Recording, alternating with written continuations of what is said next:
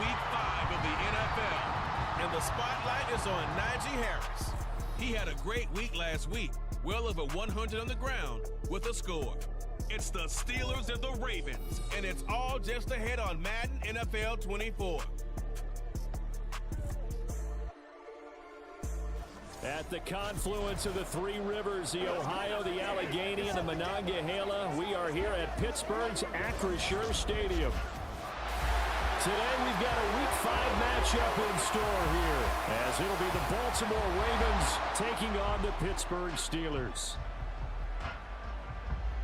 With Charles Davis, I'm Brandon Gaudin. Charles, we look at this Steeler ball club entering play. They're hitting their stride of late. Winners of 3 of their last 4. And the key for them, tightening things up on defense. They got involved in a shootout in their last game, and that's entertaining for the fans, but not so much for the team. Meanwhile, for the visiting Ravens, they were winners last time out, so they'll be looking, Charles, to make it 2 in a row. And what I enjoyed when I watched their game tape and their victory last week is they put it together in every phase. Good offense, good defense, and some key plays on special teams. Let's see if they can get that second win in a row. And we will not see a run back on the opening kickoff. This will be a touchback. The Ravens offense going to work, and as usual, it's Lamar Jackson, the former MVP of the league, at the helm. And he remains the league's premier rushing threat and one of the biggest playmakers among quarterbacks. His goal each and every season, continue to expand his game as a passer and become well-rounded. All those highlight reel plays you see, they come off the fact that he can run it, throw it, and scares defenses every time he takes a snap. And holding it may be the wrong decision as he stopped in the backfield. Now it appears we have a Steeler here slow to get up. Well, now they're going to come out and take a look at this injury, and we'll be back in a moment. A loss of a yard there to start out. That leads to a 2nd and 11. The NFL's leading rusher in 2019 and 2020, Derrick Henry. That'll wind up as a loss on the play, so now they're staring at a 3rd down and 12. You look at this Steeler defense.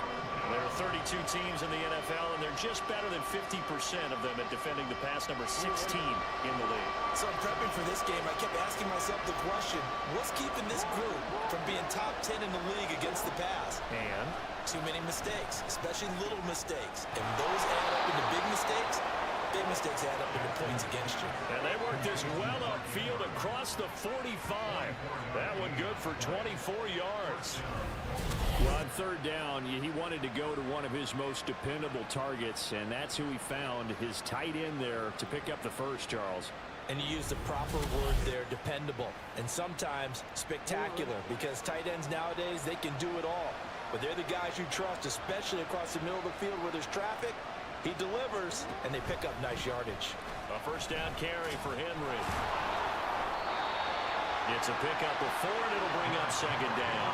Not a run that you're going to write home about, but still a good 1st down run. That's what an offense calls staying on schedule. 3 to 4 yards on 1st down, you're set up very well for the rest of the drive. Now Jackson on 2nd down.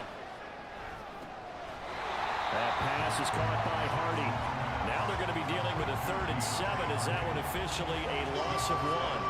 Heck of a play there to get to him quickly and get him down for a loss. I think they did a really nice job getting ready for this game, scouting, watching film, and understanding defensively what the play design was.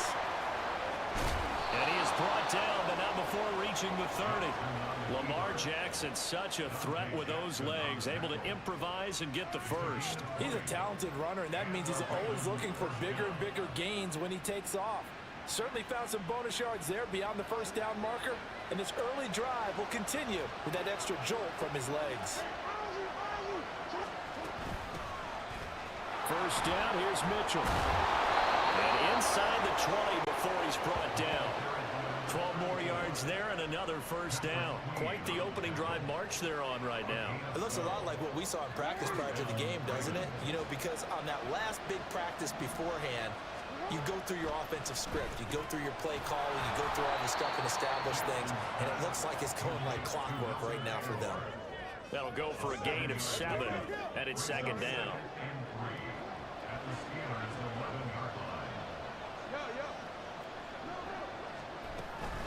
Up the middle, here's Mitchell. And here he'll get it down to the 7. 4 yards on the play, and that leads to the 1st and goal. So there the defense denies the rookie of his potential first career touchdown. And his first NFL touchdown celebration. I wonder if he's thought about it, if he has something cooked up in his head as he worked on with his team, and think about the celebration back home when he finally scores his first touchdown. You don't get a second chance to make a first impression. We'll see what he does. Well said, sir. Well said. It's a gain of a couple, and it'll be 2nd and goal. Here's where we need to see some tenacity from this defense, because they've been pushed right down the field on this opening drive. They've got to find some way to push back, and that's a good first step. Under pressure, down he goes. Sacked at the 10.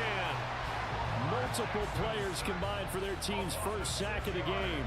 Second goal, last thing you need to do is get pushed backwards to take a sack.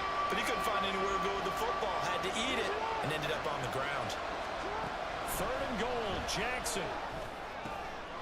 And it'll be intercepted.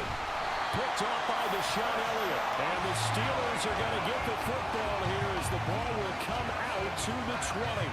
Not something you see very often from a quarterback of his caliber, an opening drive interception. Oh, there's no doubt in my mind that even he's surprised at how that one played out. But we know this guy is not going to stop him from continuing to fire as this game goes along. Probably give a little nod of respect across the field for that one and let him know he'll be back the very next series. So out come the Steelers now for their first drive. They're led by the #1 overall pick in the 2021 draft, Trevor Lawrence. He had the numbers of a game last week that if you win, you talk about him being a gritty guy, managing the game, getting it done. But they lost. So obviously 2 interceptions, 1 touchdown pass, that's not going to be good enough. Got to get that changed around. In motion, Patterson. They'll start out here with a jet sweep. And they'll get 8 out of this before being stopped at the 28. And that's something you have to get ready for defensively, because in today's NFL, teams will use their wide receivers on jet sweeps, end arounds. They'll move them back in the backfield and make them running backs. Partner, this was much more of a tap pass, but effective nonetheless. And I think both guys love it. If you're a quarterback, it's an easy completion. If you're a wide receiver, you get the easy reception and also a chance to try to make a play with your feet. Now a pause, and there's an injured Raven in need of some assistance. Well, hopefully, obviously nothing serious here. Medical staff, though, going to take a peek, and we'll take a break. They stay on the ground. Again, it's Harris. And he will have the Steelers first down, at least at first glance, as they spot the football just beyond the marker. They find a way to convert on 3rd and inches.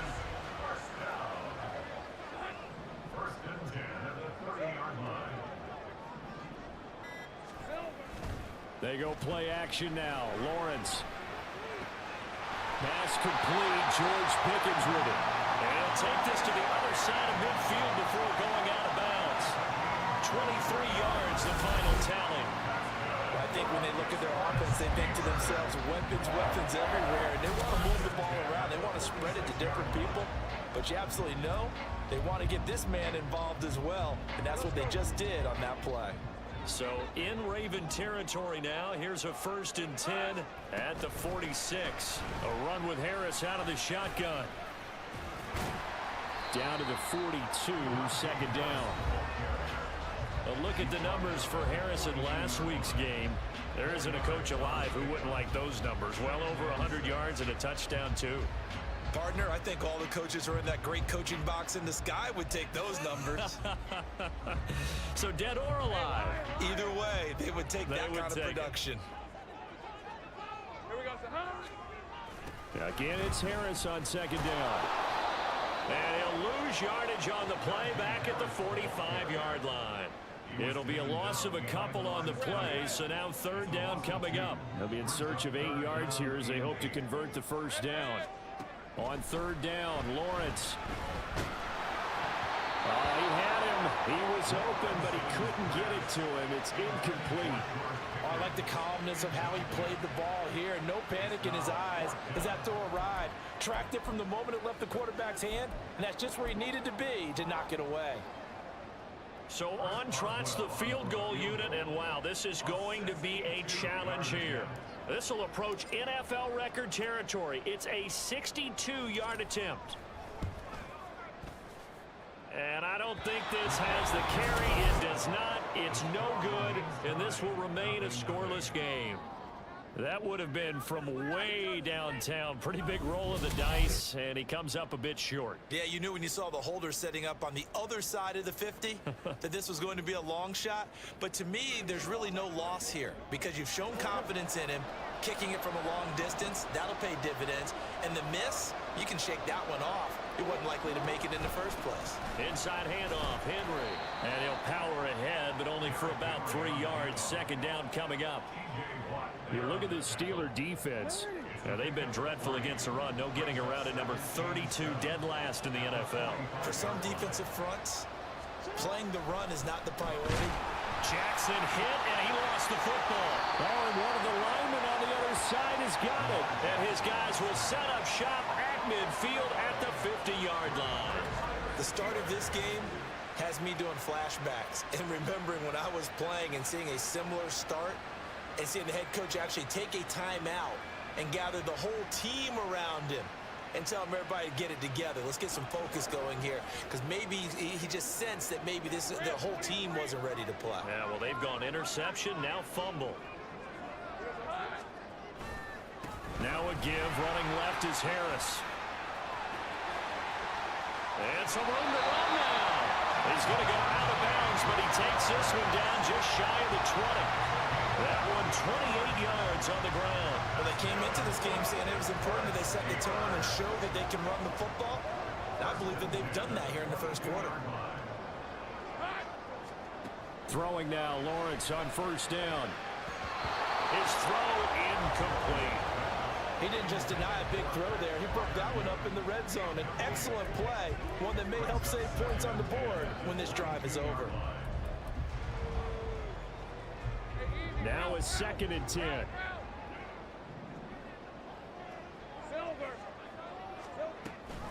An option handoff given to Harris. And they'll get him down right about the 20. They do get a couple, but they'll be left staring at a 3rd and 8 coming up. Well, this defense for the Ravens, they were very strong last week in that win over Cleveland. It was a little bit enlightening talking with the defensive coordinator about their performance last week because the feeling was that it was a good, solid performance. They did what they needed. Touchdown! Cordell Patterson. His first touchdown on the year. And the Steelers use the only turnover to get on the board first here in this one. Week after week, Charles, when we see this offense operate, I don't know, they just seem to get more impressive. They certainly do, and let's face it, it's no surprise they're the best in the NFL in scoring. This team designs things well and executes even better. And here, it only takes a few snaps before they're in the end zone. That's how they demoralize teams. That's how they put them on notice. Extra point put through by Boswell, and it's now a 7-0 game.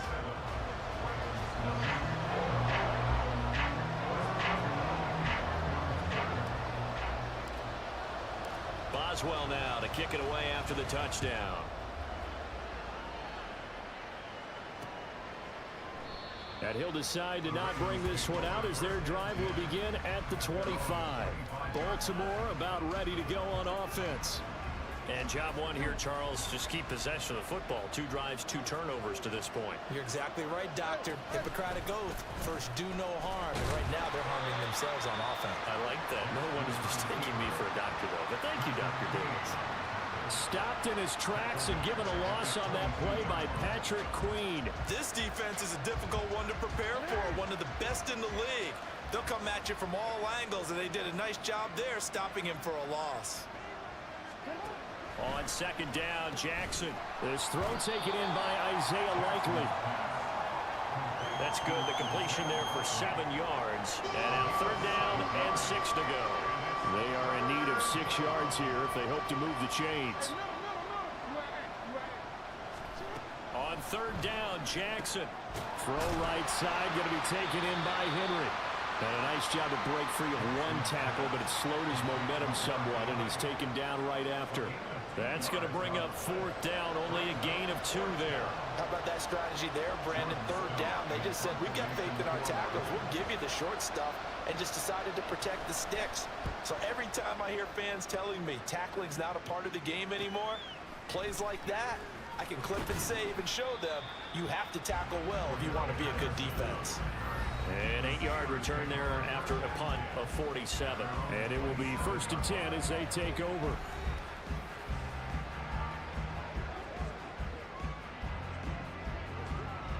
The Steeler offense here about ready for their next drive.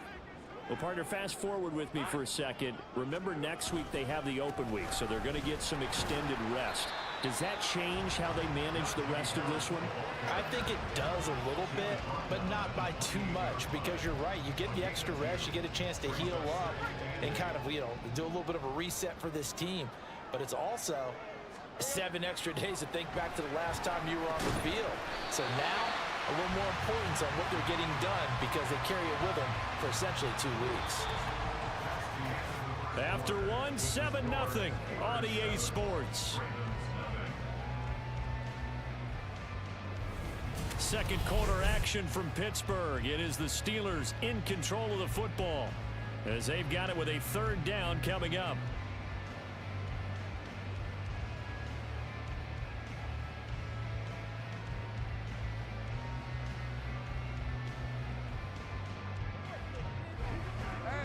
So they just need 1 yard here to pick up the 1st down.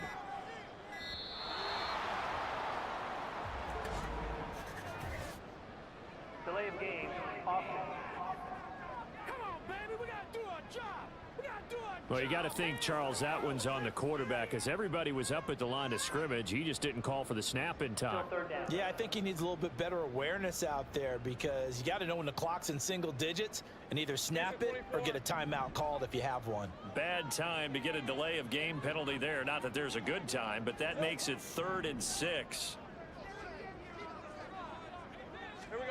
Now Lawrence. Oh, he tries to force it in, and it's intercepted. Picked off by Trenton Simpson.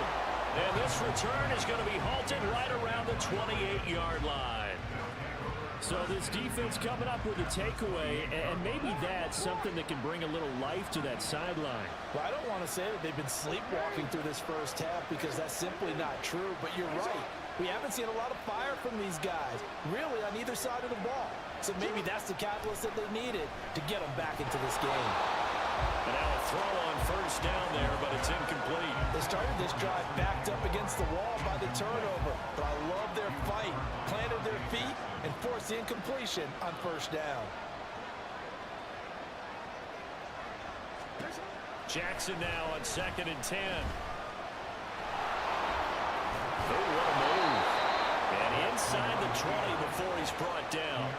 Give him 10 that time, escaping the danger, running with it, and picking up a 1st down.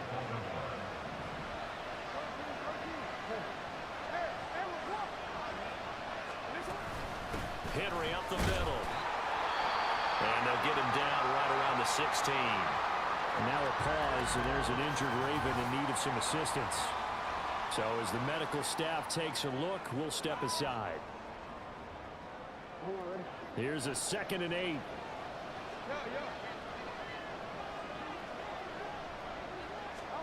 Here's Jackson. And this is going to be intercepted. Picked off by Patrick Queen.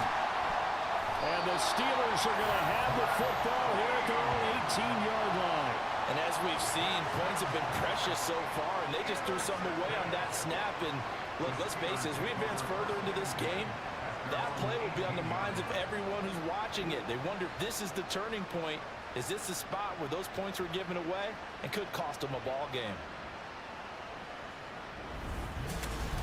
Here comes the Pittsburgh Steelers and running back Najee Harris. Whatever he was doing in September, they're hoping that that carries over now to October because he was sensational last month. He absolutely was, and we all know where it started at the end of last season, right? All the offseason preparation, the weight workouts, the sprints. right? The vision that he had, what he was going to do this season, and of course it all came together with the rest of the team. Those big fellas up front, leverage, and boy are they getting downfield and creating extra blocks for them. They really are. Everyone's been doing their job so far to create those holes. From the 20, here's a 2nd down and 9. Here we go, Now Lawrence to throw. He's got this to Pickens. Down the sideline he goes. George Pickens. And into the end zone. Touchdown, Pittsburgh. George Pickens. His 3rd touchdown now on the year. And the Steelers are able to strike quickly to add on to their lead. Boy, Charles, this offense is just so explosive. They lead the league in scoring, and another example of just how good they are right there on that play. Yeah, we often overstate about how explosive teams are, but this team is truly a threat to score on every snap, especially on the first few plays of any series. And a big strike like that only adds to their reputation as the league's best offense.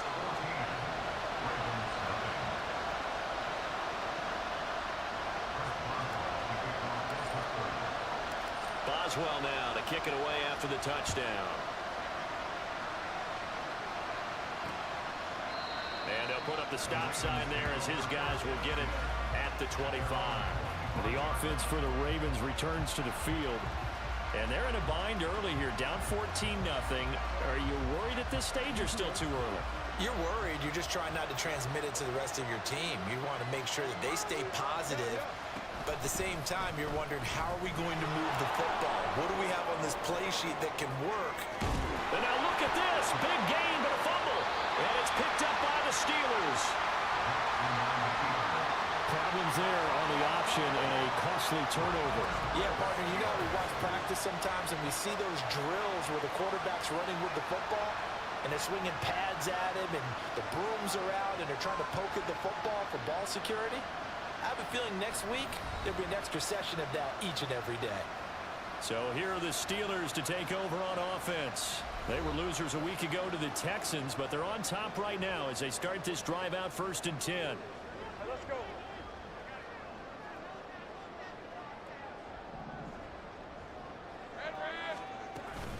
A handoff to Harris to begin the drive. And a lane slow and materializing there as he'll get maybe a yard up to the 45. No doubt about it. A really nice job there by the defense, not allowing him to get to the perimeter. But that means your defensive ends, your outside linebackers, the guys that you pay big money to sack the quarterback, they also have to have interest in the running game as well. And they did a nice job there of holding the point of attack and not giving ground. Will go down as a gain of 6. And now we've got a 3rd and 3.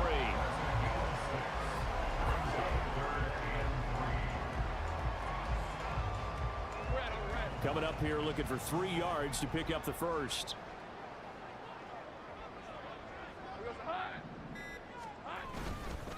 On the give, this is Harris.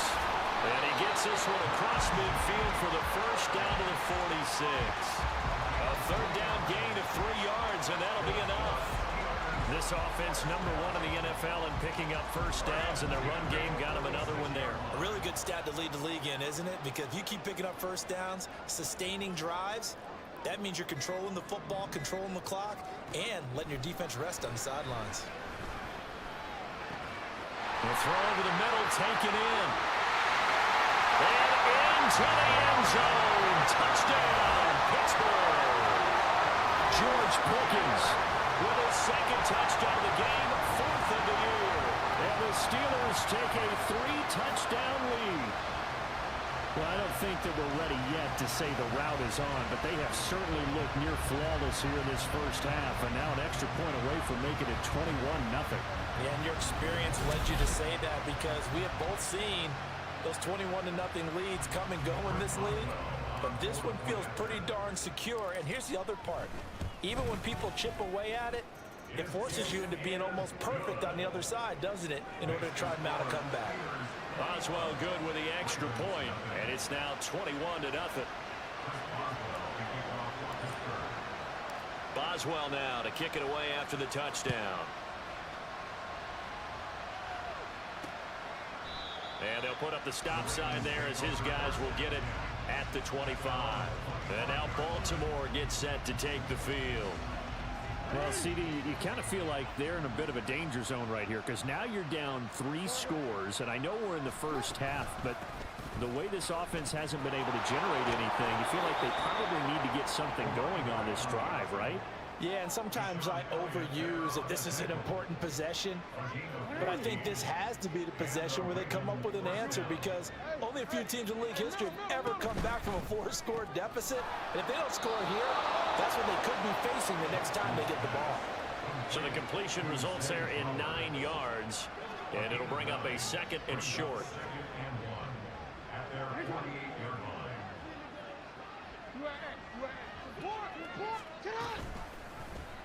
Jackson, option right.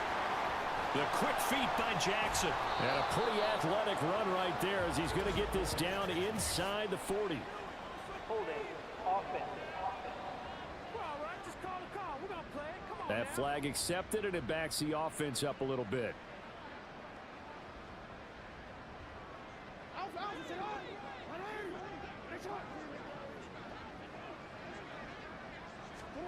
On 2nd down, here's Jackson. The quick feet by Jackson. And they're going to have themselves another 1st down as the tackle's made at the Steelers' 35. Turns out to be a great idea to tuck that one. Good for 24 yards. Well, we've seen Jackson already have success in the first half running the football, and he gets good yardage on the ground again there. I mean, I know it's a $64,000 question, CD, but how do they contain him better? You have to win against the blockers ahead of you. If those guys even occupy a defender for even a half a second, then Lamar Jackson is gone. You've got to take those blockers. And down he goes. They sack him back right around the 41-yard line. He couldn't get rid of it. He takes a sack for a loss of 6 to bring up 2nd down. Well, that was their 3rd sack of the ball game. 2nd in the league in sacks coming into this one. They're planning on making it a race to the top, aren't they? Absolutely. They're looking up at that top spot, but they might be looking down at the 2nd. And all the way in for a Ravens touchdown. Mark Andrews, 41 yards. And the Ravens get a bit closer. Down 3 scores already. This game was really in danger of getting away from them. They needed a drive like that, especially on the road. Not only to calm themselves, but maybe tamp down the crowd a little bit because everything was against them. As you noted, this game could have gotten away from them very easily, but instead, the calming drive, now they have a little bit more confidence. Okay, we're back in it. All right, we're ready to go. That was impressive. And the defense now needs to reciprocate. Tucker able to connect on the extra point, and they'll cut the lead to 21-7. Tucker now to kick it away following the touchdown. Austin elects to bring this out of the end zone. And he'll get it up past the 20 to about the 22. George Pickens back out now with the rest of the offense. Well, September sure treated him kindly. Now we flip over to October. Any reason to think that those numbers drop, or can he keep the pace up? Well, he can keep the pace up, but it's going to get a lot more difficult now. To me, it's a lot like baseball, all right? When guys, when they first hit the league, whether it's a pitcher or a hitter, and they go through the league the first time and they're hot, they're going, wow, what a phenom. Then they get tape on them, they get scouting reports, they start to do different things. Let's see if he's going to adapt and expand his game in order to keep up that type of production. That's a good call because he's a known entity. See how they defend him going forward. Now the throw right sideline here is complete. Now loose football. The ball comes out. Oh, and one of the linemen on the other side has got it. And his guys are going to take over at the 34-yard line. A lot of talk this week about ball security. In fact, they added an extra period in practice to be more secure with the ball. It didn't work out there. Well, sometimes you just get overexcited during the game. You may all of a sudden make your catch, see some open field, and decide you're going for it, and not realizing the danger lurks while you're doing so. And there's your end result right there. It's a gain of 34. 1st and goal, and they got to be thinking a chance to get right back into this football game. False start. Offense. Maybe anticipating a blitz, and they jumped. Yeah, and if we saw it, you know that they saw it. The bad guys might have been coming on that play. Had to pick them up, and they jumped. After the penalty, it's Henry. And he gets him a little bit closer and takes it from the 6 inside the 5 to the 4. This is a critical sequence here for this offense. Things really haven't gone their way so far. This could be their chance to get back into it, but they've got to find a way to punch this ball in. Mitchell. Touchdown, Baltimore. And that moment we just saw, always so special for any rookie, the first touchdown of his career.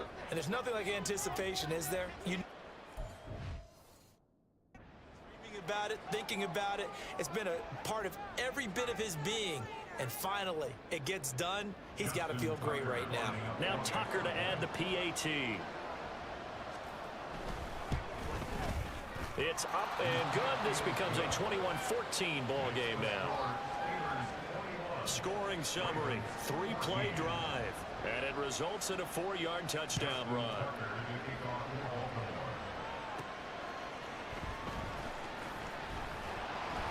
And he'll get it up just past the 20 as his guys will go to work at the 21-yard line. Najee Harris and the rest of this offense work their way back onto the field. He's over 40 yards here in the second quarter. Been nice and effective for them, hasn't he? He has definitely been dependable, and really shouldn't underestimate what he's getting done here, because anytime you're on a pace that's going to approach 100 yards, you've really done some damage in an NFL game. And now he's looking just to add to his totals. Trying to keep those big legs churning, but he's going to go down in the backfield. Sometimes you just sit back and marvel at what he can do defensively. Speed, strength, quickness, he's the whole package. And that package just wrapped up the runner for a loss. Now a quick throw into the hands of Jefferson. And he's going to get this one across the 30-yard line. Second catch for him today, and it'll wind up a first down. So many times in my career, I've heard coaches talk about completions are one thing. But as long as we're there at the catch and we get guys on the ground, we can live with that. But if you're going to give up 10, 12, 15 yards after the catch, then your defense is going to be in a lot of trouble. Now he's into the clear again. And in for the Steelers touchdown. George Pickens on his way to a monster game. 3 first-half touchdowns. And the Steelers have taken a 2-touchdown lead now. That's a pretty quick response to that last touchdown drive. And it seemed like they may be giving up momentum. Not so fast. No, not at all, because they end up pushing the lead up once again. And you're exactly right. Thought momentum might have been shifting. Instead, they grabbed old Mo, didn't let him get to the opposite sideline. Boswell for the extra point. He's got it as they double up the lead. This one's now 28-14. So they only needed 3 plays on that drive. And it was finished off by a George Pickens touchdown grab.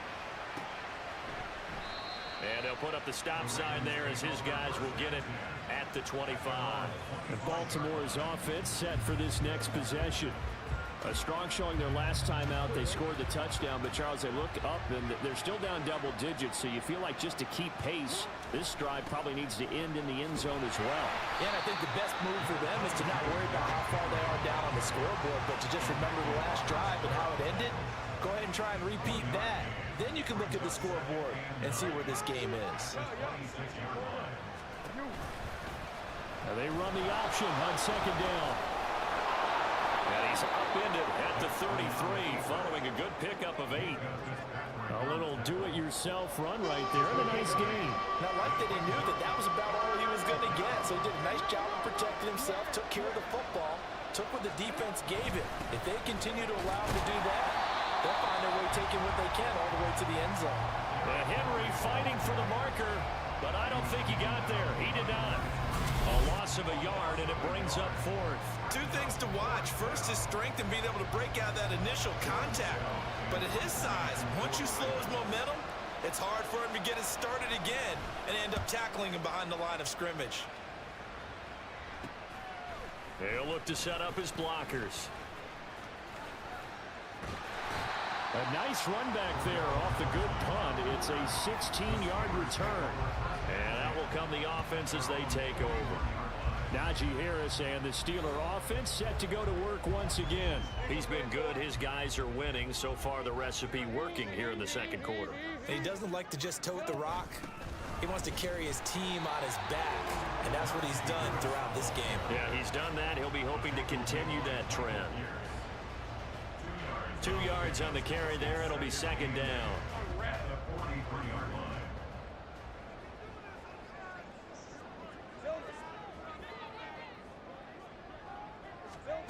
Here's Lawrence. This one brought in by Jefferson. And just 3 yards on the catch there. He couldn't get away. And it brings up 3rd and 5 now. Oh, it's time to give a little credit there to the defense. They played that very well because it was a drag route, and he ran a little shallower than normal as he worked straight across the field. He was hoping he'd get lost behind the defensive line. But once he made the catch, nowhere to turn upfield and gain any yardage. And he will have a Steelers first down as they're able to get the 3rd down conversion. And when you have success throwing the football, the old cliche becomes true. The playbook opens up wide, and these screen passes, they become even more difficult to stop. Hey, Lion! Here we go, son. This is Harris on the draw. And to the 36-yard line, taken down there after getting 8 yards. You know what really fires up offensive linemen? When the guy that is carrying the ball behind them can create his own space and break a tackle along the way. 2nd and a couple.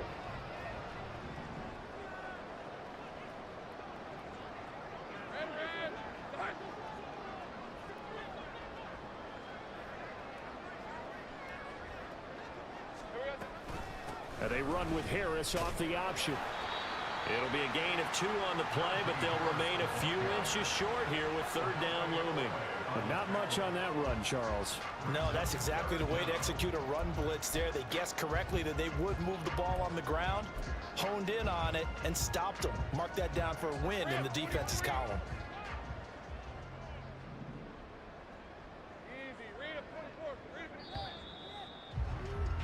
So we reach halftime here in the Steel City with the Steelers on top. As we'll send you down to Orlando, and we check in with Jonathan Coachman for our EA Sports Halftime Report. Coach.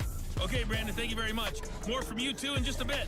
But first, let's get everybody caught up with what's going on around the NFL here in Week 5. We'll get started over at Mercedes-Benz Stadium in downtown Atlanta. And it's the Texans out in front as that one is just about to halftime.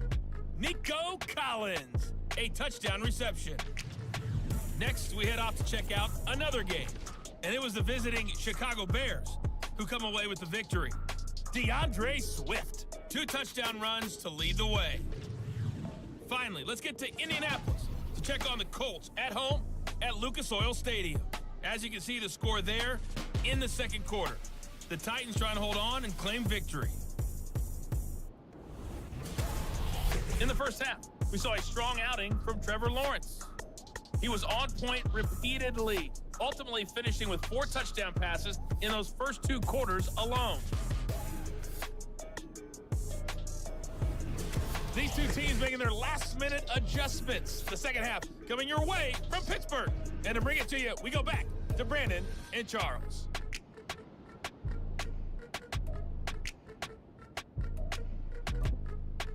All right, Coach, thank you very much as we welcome you back for quarter number 3. So time for the second half as the Steelers have the lead, and they will also be receiving the football here to start the third quarter. Austin elects to bring this out of the end zone, and he will make it to the 20-yard line and no further.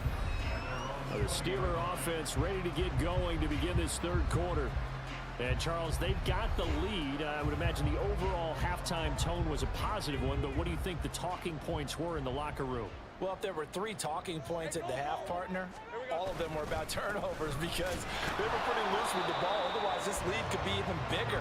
Now, I don't think that they overly harped on it, but I think they told them, guys, if you want us to keep calling those plays that are exciting, you've got to take care of the ball. Otherwise, we may have to dial things back a little bit. Lawrence will throw.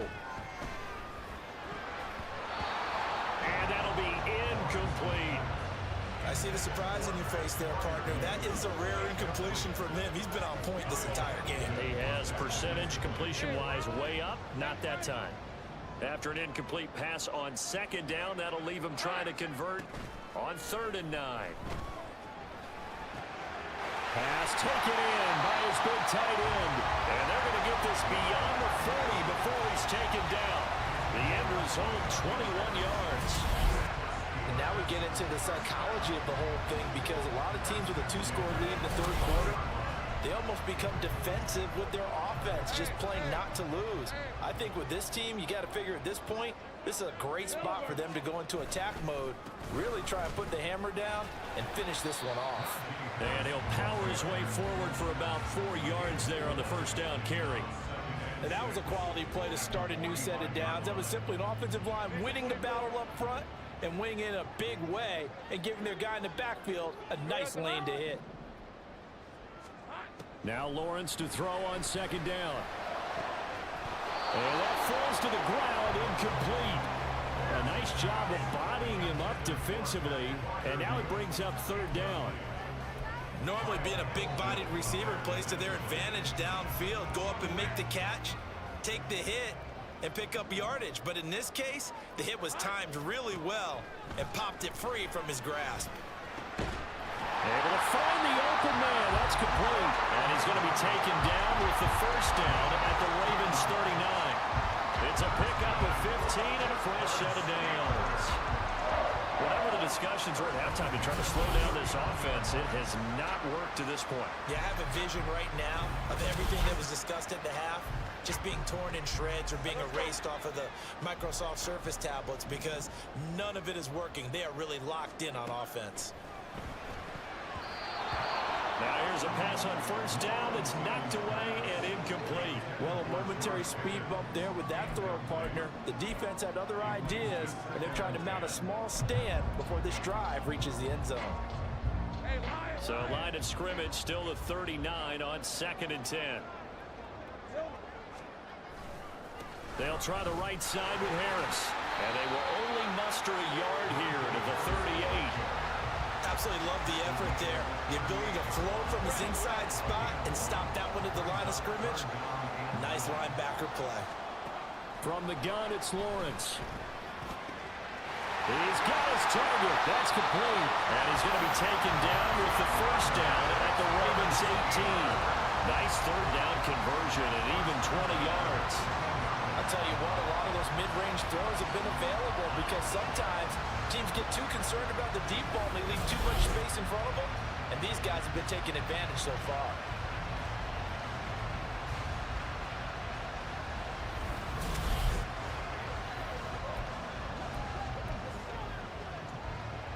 So from inside the 20, here's 1st and 10 at the 18. Lawrence. Toward the end zone, but that's going to wind up incomplete. Certainly looked like someone was very confident in his ability to fit that one in. I would say he was overconfident, because there wasn't a whole lot of separation there. Had that one covered pretty well downfield and knocked it away. On 2nd down, this is Harris. Looking for a crease, can't find one. Stopped at the line of scrimmage. Calling no gain on the run there, and now they'll be looking at a 3rd down. Still needing 10 yards. Now it's 3rd down. From the shotgun, Lawrence working the middle of the field, and he's got a man complete. And the Steelers are going to have 1st and goal as they try to finish off this drive with 6 points. I'll tell you what, this offense has been a little bit of keep away right now. They've come out here in the 3rd quarter, possessed the ball for quite a while, and they keep on converting. Nice pitch and catch there to set up the 1st and goal. False start's going to push them back, but these days, how hard must it be to be an offensive lineman? It's very hard, Brandon. You've got defensive linemen flinching, trying to draw you off sides. You've got the loud crowds, and there are just so many super athletic players on defense now that you have to deal with each week. But through it all, these guys just sit in there for 4 quarters and slug it out. Harris running straight ahead. And he'll fight his way down right around the 12. It's a gain of a yard, and it'll set up 2nd and goal. They're in a pretty good spot right now with a convincing lead. I think this is where they put on the boxing gloves, start to try and pound them into submission. And the offensive line, they've controlled this game. I don't see why that trend would change now. And a pickup of about 4 down inside the 10 to the 8-yard line. Partner, I know we're in a goal-to-go situation, but my goodness, think about running the ball here. Not even a thought, is it? Defensively, they're in a prime spot. And I think the defensive guys are probably expressing themselves to them as well.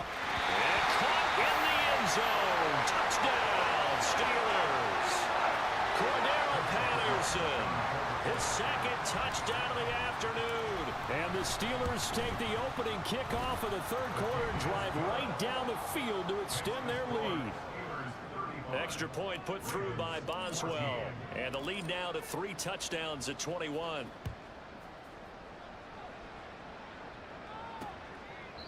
And they'll put up the stop sign there as his guys will get it at the 25. The Ravens offense getting ready now for their first possession of the 2nd half. Jackson and the Ravens come up now 1st and 10 at their 25-yard line.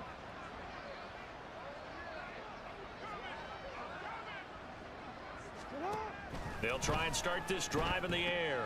It's hauled in by Hardy. And he'll be out of bounds across the 30-yard line. So the completion good for 6 yards. And that'll bring up 2nd down.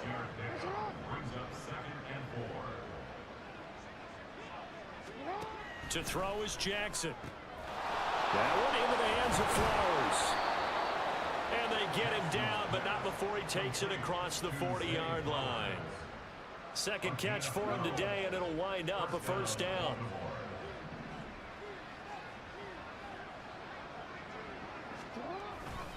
Now a handoff to Henry.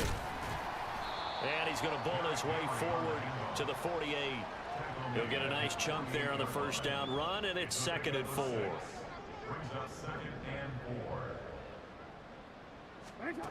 Now it's Jackson. A short throw caught by Andrews. And Andrews going to have a Ravens 1st down as he'll get this down to the 47-yard line.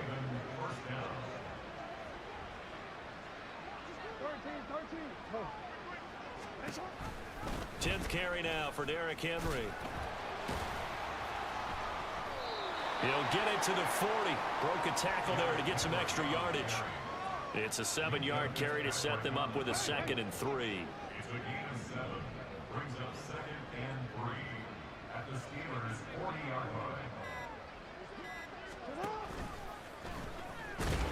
And this won't be enough to pick up the 1st. A gain of 2, 3rd and 1. Not too many offenses want to turn down long drives, but when you're down what they are, they've got to pay it off with some points.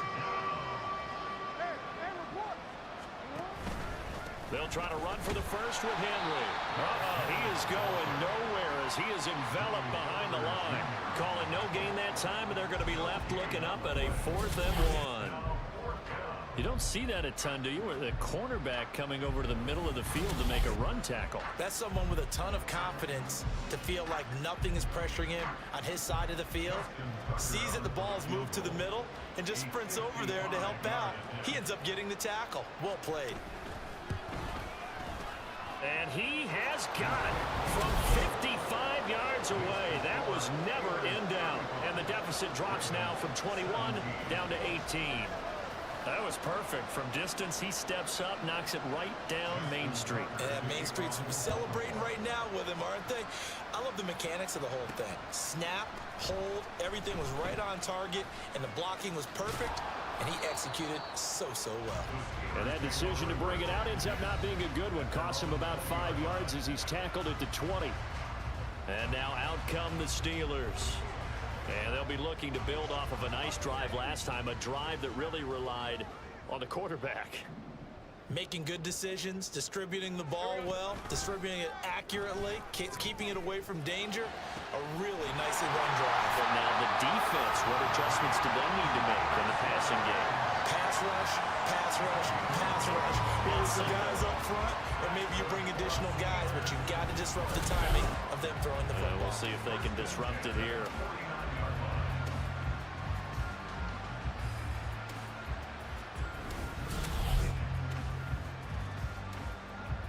So the line of scrimmage moves all the way across the 50 now as they come up 1st and 10. Here's Lawrence to throw. It's brought in by Harris. Short completion, just 4 yards, and it's 2nd down. Well, offensively, that's the mismatch that you want. You want to force a linebacker to try and cover your back out of the backfield, out in some open space. But linebackers nowadays, they run like backs, and they take a lot of pride in covering. What a nice play he made there in the open field. And a good job of finding the open space to run as he's down close to the 30 here. 77 yards for him on the ground now as he has been terrific here this afternoon. They had 3 tight ends in on that set, and they were really good at blocking for their running back. And give them a lot of credit because in football nowadays, tight ends coming out of college often don't block very often. These guys have really developed into superior blockers, and that's why they use them in this formation so often. They go play action now. Lawrence. Oh, the turnover fest continues. Here's another interception. Picked off by Marlon Humphrey. And the Ravens are going to get the football here as he gets this up past the 20-yard line. Well, still down quite a bit here, several scores, but yeah, at least that's a start, Charles, getting the interception here. And look, we're still in the 3rd quarter, so this thing not done yet. You're right about that, Brandon. This defense, they haven't quit on this game. They stayed with it and got an interception and handed the ball back to their offense. And what you wonder about is the team that just threw that interception, they've got to be careful about developing a sense of complacency and thinking this game is over.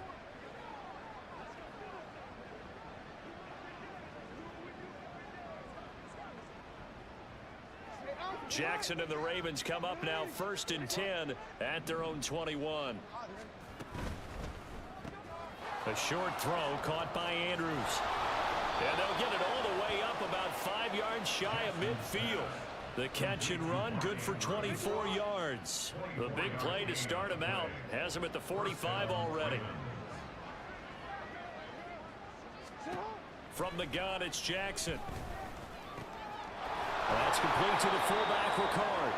And taking it across midfield and inside the 45. Operating out of Steeler territory now. Here's 1st and 10 at the 44-yard line.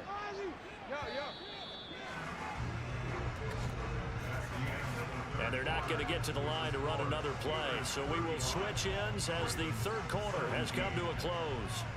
We'll return with more after this break. You're watching the NFL on EA Sports. Back-to-back good plays have them on the move on 1st down. Now it's Jackson. And that throw behind his man. He missed him. Incomplete. That incompletion is not a surprise with the way that this one has gone, and the frustration of body language is evident everywhere. This team, they've really been put through the ringer in this one. On 2nd down, here's Henry. 5 yards, now it's 3rd and 5. That 2nd down play call was not to pick up the 1st down. It was to accomplish what they did to get them into a manageable 3rd down because they had the incompletion on 1st down, so they were behind the sticks, so to speak. They need to make up some ground, and they did. And they're going to have themselves another 1st down as the tackle's made at the Steelers' 21. A big one there for the Ravens. It goes for 18.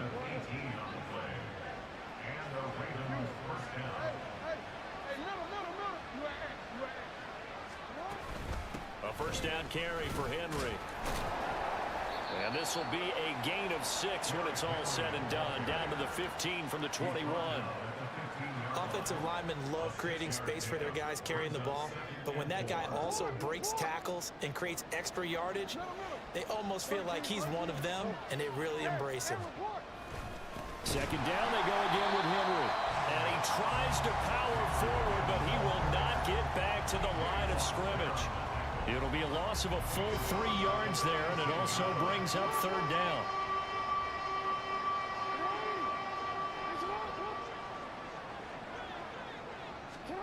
Jackson from the shotgun.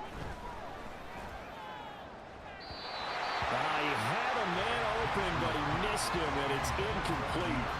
At this point, down big, you'd have to imagine this defense are just going to sit back, blanket the field as best they can. Yeah, this is actually the easy part of the game for them because, just as you noted, they can sit back, keep everything in front of them. But they've blanketed the field the entire game using a variety of coverages. Tucker's kick is good, and that'll get the deficit down to 15. Well, with that field goal, you can argue they needed to get back within 2 scores, and they did indeed do that, but still a pretty uphill battle. Still going to take 2 fourth-quarter touchdowns to get back into it. And as you and I know, that's a tall order against any NFL defense. They're going to need their own defense to make some plays as well to give them an opportunity. The lane opens here. He's past the 30. It's a foot race. Oh, he's hit. The ball's out. And will they call it a touchback? No, it's out at the 1-yard line. They were inches there from blowing a golden scoring opportunity. Thankfully for the offense, a fortuitous bounce there on the fumble goes out of bounds because they're down here in the red zone. You don't want to lose one there. You don't want to lose one, and the best part, because it went out of bounds, they retain possession, still have an opportunity to put points on the board. But George Pickens and the Steelers headed back out for another series. This defense, they wouldn't mind not seeing him again for a while. 3 trips to the end zone. How about that? I think right now they would happily go to their general manager and say, is there any way you can... And he's here. Touchdown, Pittsburgh. Darnell Washington, his second rushing touchdown on the year. And the Steelers are closing in on a 4-1 start as they extend their 4th-quarter lead. Well, the big play prior to this one got him down there, and they're able to stick it in on the very next snap. And I think those last 2 plays, that's what you're talking about, balance, right? Big pass play, puts them in position, turn right around and hand it off, and you've got a running play that finishes it off in the end zone. Boswell now to kick it away after the touchdown. And he'll just sit on this one as their drive will start at the 25. Baltimore about ready to go on offense. Where we stand right now in the 4th quarter, this one pretty much out of reach. And, Charles, I know they're going to be disappointed about several things with this ball game, but the self-inflicted wounds, they've had several turnovers. You would have to think that's going to be something they're going to discuss heavily in the film session in the coming days. You're absolutely right about that, partner, because they're going to have to sit in that film room and watch every error that they made and figure out how to not do it in the future. And mentally, I think a lot of the guys are already starting to think about, okay, how do we put this behind us and get better for the next time out?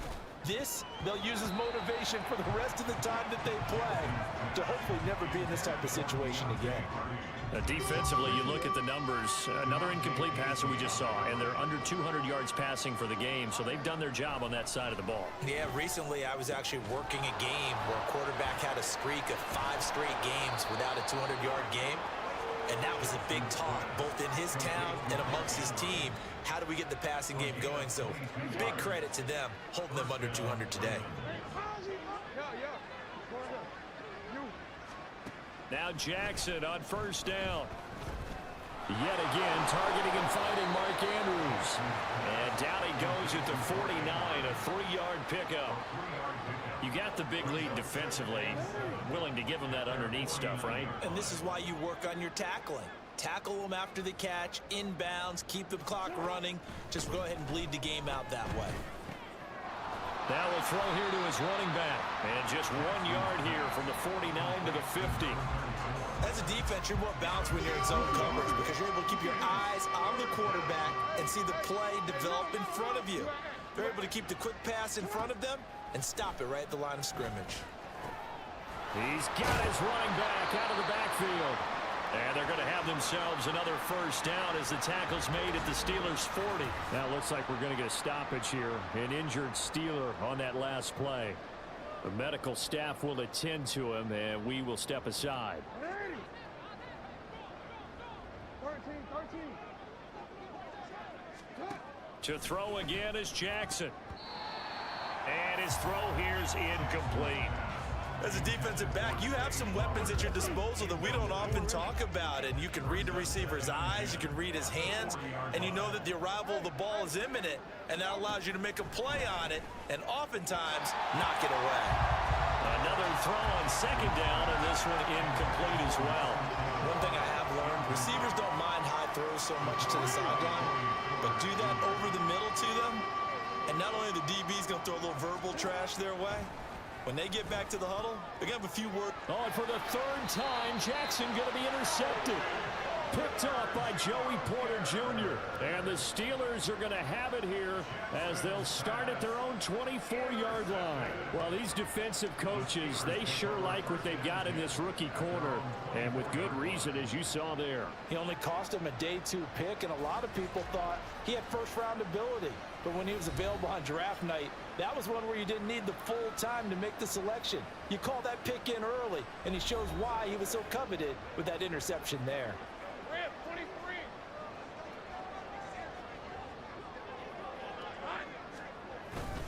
They'll start on the ground with Harris.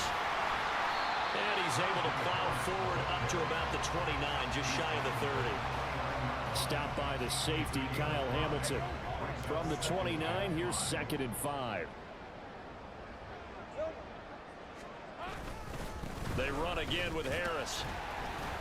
And he'll earn a couple of tough yards past the 30 to the 31. Well, now hang on here because he appears to be shaken up.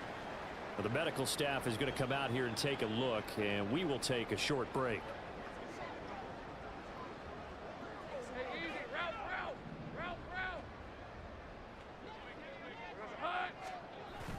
On 3rd and short to give to the tight end. And he'll be tackled about 2 yards shy of the line to gain. A 1-yard pickup leads to 4th down. The Steelers send out their punter now. Always a good sign when your first punt comes in the 4th quarter. And just a single punt for him in the loss last week as he sends this one away. It'll be a net of 40 yards there following a 43-yard punt, 3-yard return, and the Ravens, they'll take over. Now the Baltimore offense heading back out onto the field. Well, this game, it has had no shortage of offense. They've been able to put up a decent amount of points on this side, Charles. They just have not been able to keep pace with the other offense they're going against here. Yeah, that's a good way of pointing things out because now it's not a total loss because, as you said, they've scored some points, so there's some plays they can build on, moments where the game plan actually worked. But overall, though, they were just out-personnel. They were going up against a team that's playing at an elite level. They'll throw on 1st down with Jackson. Completes it to Aguilar. And he'll work it across midfield inside the 45. He's been a one-man wrecking crew these last couple of plays. This time 18 more and a 1st down.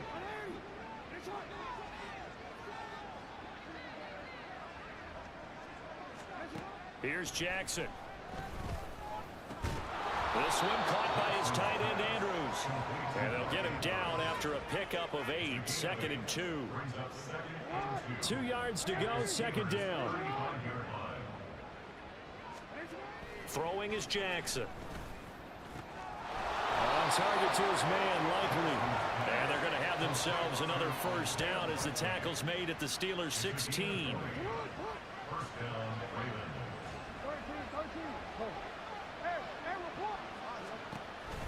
Off the option, here's Henry. Busts through the tackle. And he's able to get this inside the 10 now to the 9. 40 yards rushing for him now in the ball game. Well, partner, I know this type of running back. I mean, this size, this intensity usually gets better as the game goes on. I can just tell you from experience, the first few... And he is into the end zone for a Baltimore touchdown. A great effort there with his 2nd touchdown of the afternoon. And the Ravens have got it back to a 2-score game here in the 4th. So a little bit of a letdown there defensively. I mean, look, you're still 2 scores to the good, CD, but things may be a little more uncomfortable than they had hoped. Yeah, if you'd kept him out of the end zone there, this game's over. You've locked the door on him. Instead, it's still open a little bit, and they've got a puncher's chance. Jackson here, he's going to look to throw. This is caught. Was he in? Yes. 2 points. So they go with a pass, and it works there on the 2-point try. Charles, just in general, what are your thoughts passing versus running on 2-point conversion? Situational? It is situational, and you have to know your team. What is your strength? Because so many people think you have to throw the ball in a 2-point conversion, but the stats will tell you that running it is about as proficient. So know your team and go to your strength. 2 scores down, 3 timeouts left. Still a chance if they can somehow get this one back. And this doesn't work. The Steelers recover it. Fourth quarter, they felt like they needed the football back. Unfortunately, they couldn't get it. And I know we brought analytics into the game, and someone has said here that the data says that when a team's expecting an onside kick, 80% of the time, the team expecting it, they do actually recover the ball, which is what we saw here. I just wonder if that number is much more of a anecdotal type of a number. Kind of like when the coaches tell us, well, when you score on special teams, 93% of the time you win the game. I'm still waiting to see that number is empirical. A gain of 3, second down.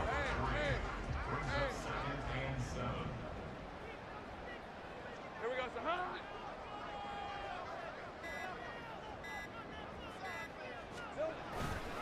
Again, here's P-Ryan. And a good push up front, and he's able to navigate his way down inside the 30. A Steeler first down on the pickup of 11 yards. I don't think there's any question, Brandon, at this stage, the stop troops, the defensive guys, they got to use their 3 timeouts here. They've got to stop them and get the ball back. Yeah, if you're in that 2 to 3 score deficit window that they're in now, you got to get it ASAP.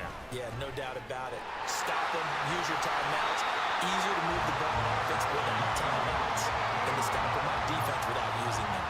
A 14-yard gain there as they look to improve this 14-point lead. I have to chuckle to myself a little bit, Brandon, because right now I can be in that huddle with that offensive line, and I know exactly what they're saying. If you call a pass play here, we're going to call a timeout. Run the football. We've got control of this thing. Get in behind us and let's go. Their time to shine. 5 points of contact necessary at this stage as they'll run on first down. So fresh out of the 2-minute warning, and here's another timeout taken with 1:55 remaining. P-Ryan trying to get to the goal line, but he's going to be stopped just short at the 1. The Ravens going to use the second of their timeouts. That'll leave them with just 1 remaining in this fourth quarter. And he's going to take it in for a Steeler touchdown. His second rushing touchdown on the campaign and 4th overall. And the Steelers look like they're going to get back in the win column as they extend their lead here in this fourth quarter. Boswell good with the extra point, and the lead now to 3 touchdowns at 21. Boswell now to kick it away after the touchdown. And he'll elect not to return this one, so they'll bring it out to the 25 on the touchback. And now Baltimore gets set to take the field. Well, probably not much that they can do at this point, CD. Down 3 scores late in the fourth quarter. This is going to be a little too much to overcome, you would think. Yeah, they'll go down swinging, but in the end, I think we saw the writing on the wall a while back because one team was clearly better than the other in this one. And while it didn't quite reach blowout status, I think we knew who was going to win this one well before we got to this stage. Throwing again on second down, but this time it's incomplete. An incomplete pass on that last play, and that means they'll need to come up with something here on third down. Now Jackson. And that's incomplete. How about the coverage we just saw break out on third down? Dime defense, blanketed the field with extra defensive backs and speed, unable to find an open hole to complete that pass. A short throw caught by Andrews. And he gets this one just shy of the 40. They'll mark him down at the 39. Throwing on first down, it's Jackson. And his throw is incomplete. A lot of times it's that first read that you have. Maybe you get it in pre-snap, and he locked in on his target, but he was covered quite well, and that one's incomplete. And Jackson throwing once more. Then his pass is intercepted for the 4th time today. Picked up by Patrick Queen. And his guys are going to take over at the 39-yard line. Well, it wasn't always pretty, but the interception there, that means that they should get out of here with a victory. Yeah, this is not a game that they're going to preserve for posterity on defense, but they did finish it off, didn't they? They did make the winning play to close things out. They'll take that one and head to the locker room. George Pickens back out now with the rest of the offense. And I think we both agreed he could have a really good game with this matchup, but over 200 yards now. I don't think we saw it as that good. And I think what really makes it special is when games like this are occurring, it's not just getting locked in and in the zone and on a roll. It's continuing to adjust throughout the game because, you know, the defense is kicking coverages towards him, trying their best to slow him down, and he keeps getting the better of them. Yeah, whatever they've done, it hasn't worked. 2nd and 11 at the 41.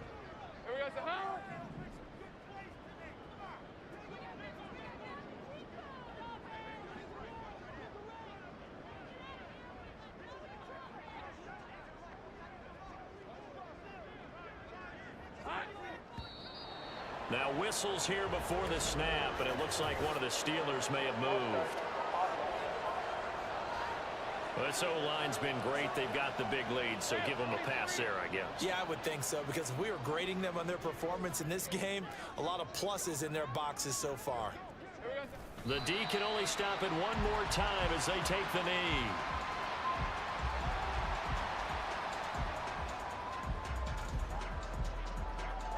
So time to start going in the other direction as they come up now 3rd and long.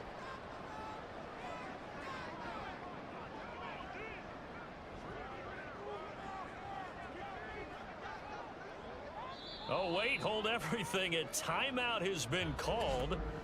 Seemingly silly with 1 second remaining in this game. Hey, easy. Route.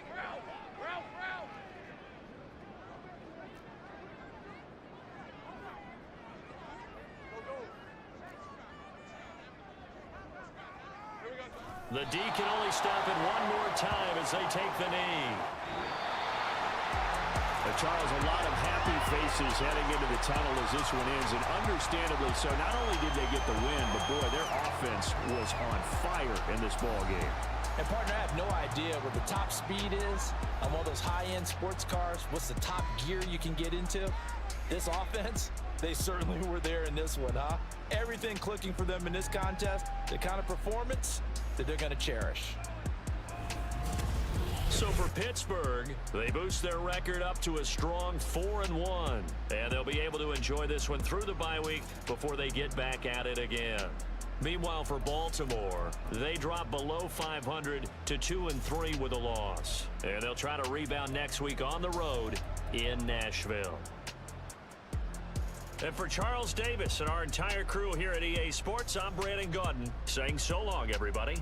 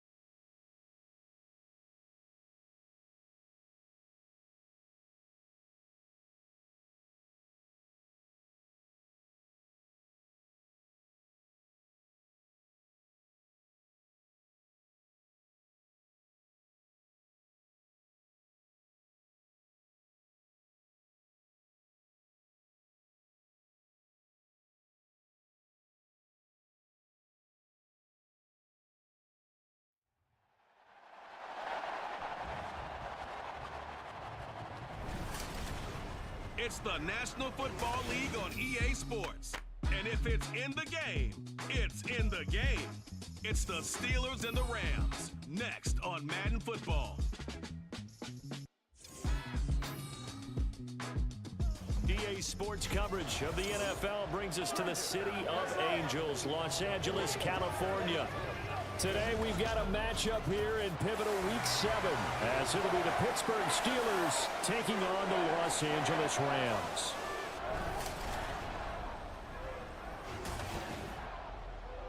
Along with Charles Davis, I'm Brandon Gaudin. And Charles, you look at this Rams team as they interplay. We're in October now, so everybody should be coming into form, shouldn't they? They really should, and what you have now is a full routine established about what you want to get done and full focus on the season. Meanwhile, for the visiting Steelers, they come in with some fresh legs as they got the week off last week thanks to the early season bye. And usually you hope your bye comes a little bit later in the year, but when you get a chance to get fresh legs back, you take that time and you run with it. Getting toward the halfway point of the NFL season, Week 7 is underway on EA Sports. And no run back on the opening kickoff. It'll come out to the 25. So here the Rams set to go to work on offense. And they're led by a man who topped the 50,000-yard mark in passing for his career a season ago. In year 15 now, here's Matthew Stafford. And the numbers were not pretty. I mean, they don't look right. When you throw 2 interceptions, no touchdown passes, there's no way to really make that work. But I thought there were a lot of positives in watching his game tape. I think he's close to putting out a good performance. Let's see if he can flip those numbers around in this game. And, of course, rally his team to a win. The game's first play produces 6 yards, brings up second down.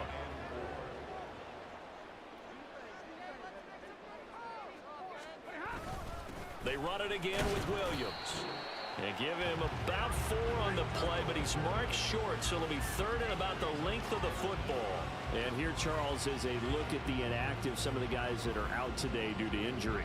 Yeah, and this is where the preseason work comes into play for some of those backups. It's not just them getting some experience on the field, but preparing each week in practice as if they were going to play. And when you have guys like that on your team, you've got a chance for success when the injury bug hits. A loss of a yard, and it brings up 4th. This defense is a difficult one to prepare for, one of the best in the league. They'll come at you from all angles, and they did a nice job there stopping him for a loss. So on 4th down, on is Ethan Evans to punt for the Rams. He punted 3 times in the loss last week as he sends this one away. They'll score that a 36-yard punt, and the Steelers will go on offense here, 1st and 10. So now we'll get a look at the other offensive unit as they come out for their first possession. They're led by the number 1 overall pick in the 2021 draft, Trevor Lawrence. And coming off of an early season open week. And in this situation, what he told us when we sat down with him was he spent a lot of time working on fundamentals, kind of getting back to basics during that time, as opposed to having to worry about healing up or resting up. It was too early in the season. Get back to the basics, get his game going again. And he'll have a gain of 3 to the 33. You talk about this Rams defense. And they've been excellent against the pass, the number 6 unit in the NFL. Yeah, defending the pass hasn't been an issue for them. It's been stopping the run. And if they don't stop the run, they can't get back to their strength, which is guarding against the air attack. And he'll be taken down, but not before he works it past the 50. 19 yards to pick up there. Move the chains. Well, I think when they look at their offense, they think to themselves, weapons everywhere, and they want to move the ball around. They want to spread it to different people, but you absolutely know they want to get this man involved as well, and that's what they just did on that play.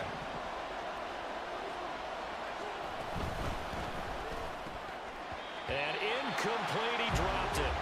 Maybe a rookie mistake there, 2nd down. The Steelers at a very solid 4-1 here in the early part of the year. And they come in with fresh legs. They got the extra time off thanks to an early season open week. And usually your hope is that your open week comes a little bit later in the year. But when you get a chance to get your fresh legs back, you have to take that time and run with it. And that's what they're trying to get done here. And the line to gain here is the 37 on 3rd down. Now Lawrence to throw. It's incomplete. Took a shot, couldn't connect. Zone coverage there, and they were playing deep. That makes it obviously a little bit harder to run by guys. And that time, there's not much of a window to get the ball in there, and it winds up incomplete.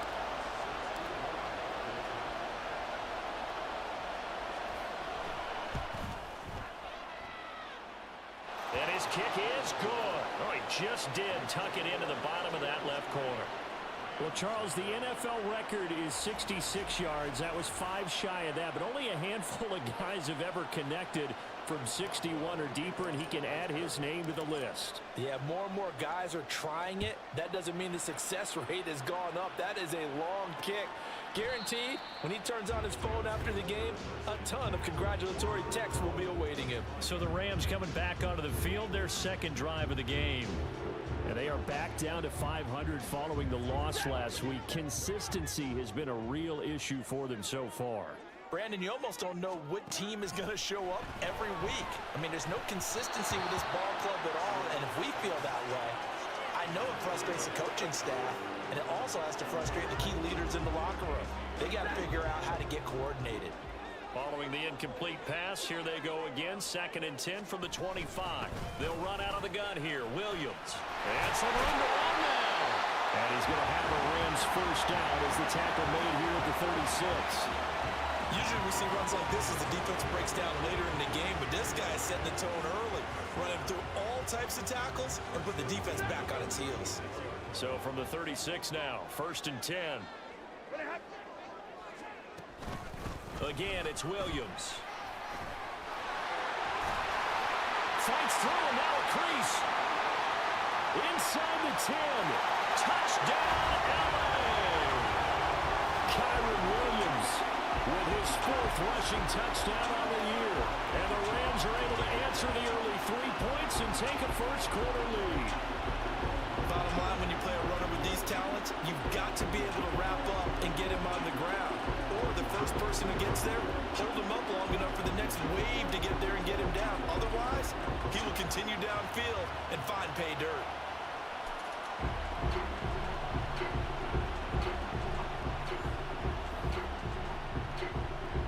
Now for the point after.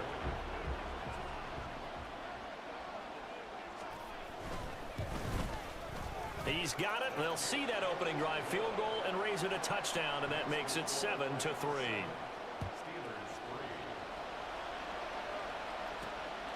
Cordero Patterson to return it, bringing it out of the end zone.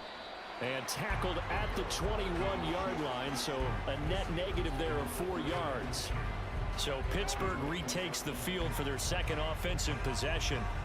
And they were winners the last time they took the field, which was 2 weeks ago. They had the open week last week, so this is a squad that should be really refreshed and ready to roll. I would agree, because when you get that open week after a victory, it does wonders for everyone. Obviously, your body, get a chance to heal up, but your mind as well.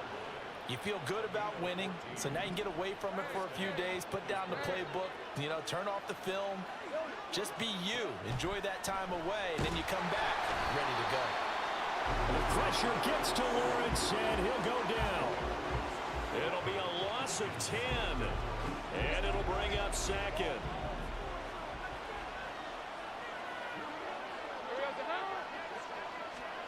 Now Lawrence. His throw incomplete.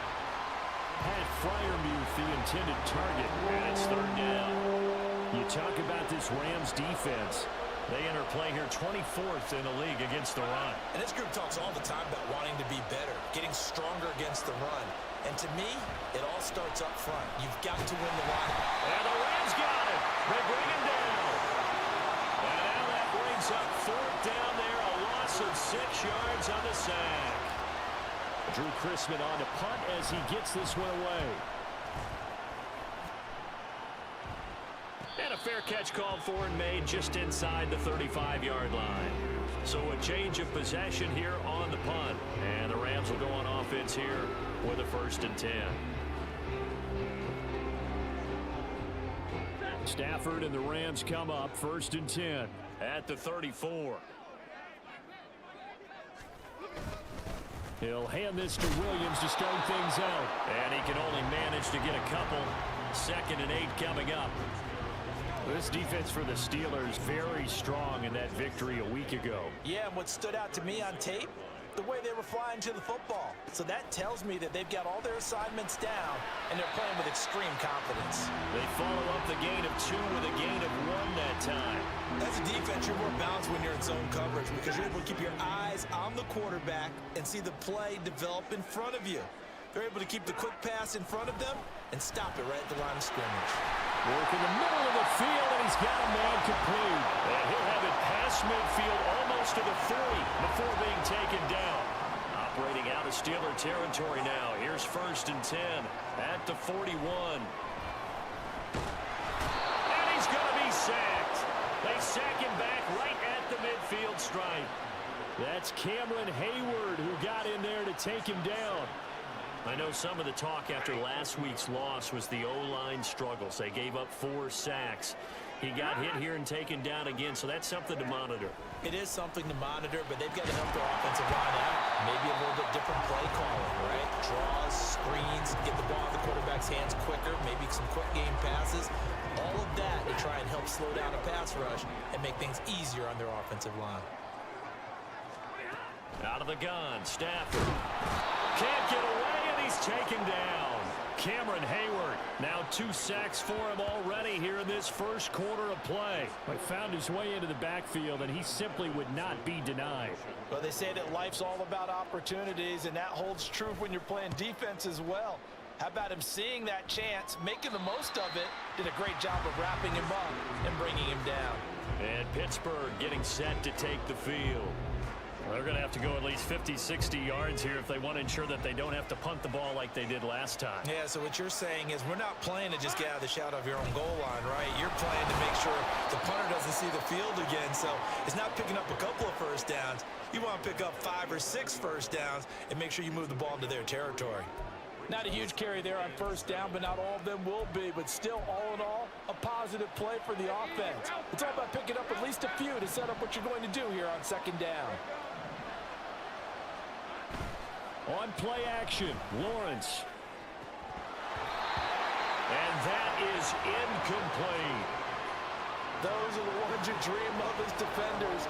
I think if he gets eyes on the ball a little bit earlier, he might come away with it. Instead, it's going to wind up as just an incomplete pass. On third down, Lawrence. And the tackle made at the 13. He is well short of the first. He opted to go with a scramble, gets 2 yards, and now it's 4th. Here's Drew Chrisman now.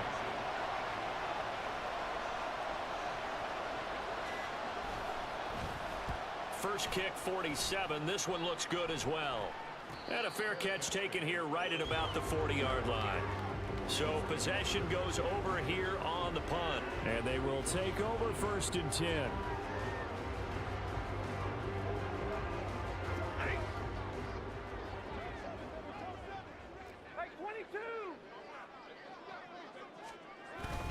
They begin the drive with Williams. And he'll be taken down at about the 45. Well, on every play call, you realize it's not going to go for a touchdown. So a lot of your calls are setting things up for maybe later in the game, trying to establish the inside run with toughness now, hopefully get to the perimeter later. And let's face it, you could do worse than a 4-yard run on first down. Stafford's pass complete. He's got caught. And he takes this one down almost all the way to the 30. Operating out of Steeler territory now. Here's 1st and 10. Down at the 31. From the gun, here's Stafford. And his throw is going to be incomplete. Well, they certainly did a nice job there, picking him up out of the backfield and then running stride for stride with him. That's good coverage, and it led to an incompletion. On second down, Williams. Heck of a broken tackle and able to work this down near the 23. 97 yards rushing for him as he's got the afternoon off to a great start. Stafford on third down. That is caught. And he is going to have a Rams first down. They needed 3. He doubled that. He got 6. Stafford to his #1 guy count for a Los Angeles first.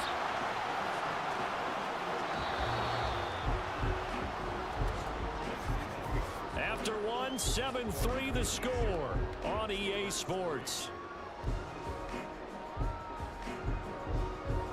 The Rams with the football here to begin the second quarter, as they've got it with a 1st and 10.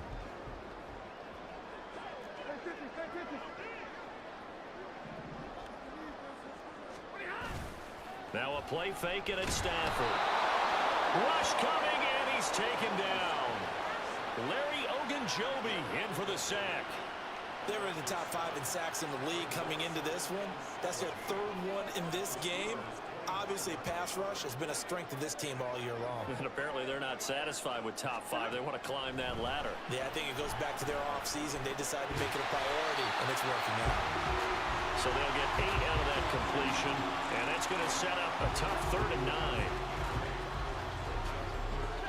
They'll come to the line here needing 9 yards to pick up the first. Throwing on 3rd down, Stafford. And that is incomplete. The Steeler defense locked in, forcing an upcoming 4th down.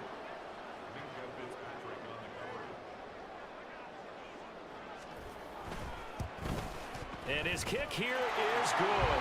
And they push the lead up to a touchdown now at 10-3. So a nice kick there as they add 3 to the lead. And from what I've seen so far, Brandon, I think they've been the better of the 2 teams here in the first half. So even though you want the touchdown, I think that's a nice job there to put 3 points on the board.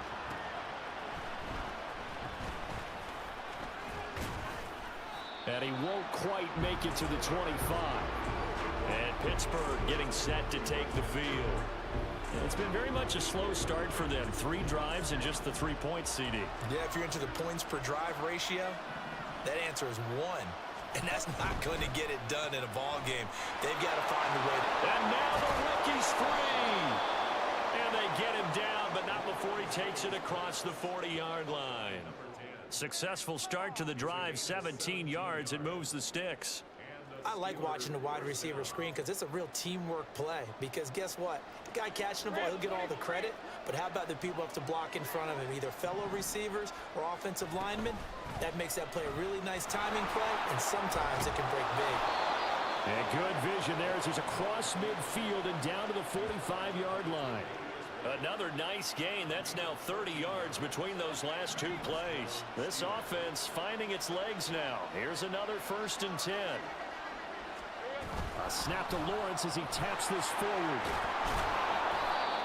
That's a nice job there defensively, being able to diagnose that little touch pass. They saw it coming, converged on him before he could get much out of it. Ball at the 40 here for 2nd and 5.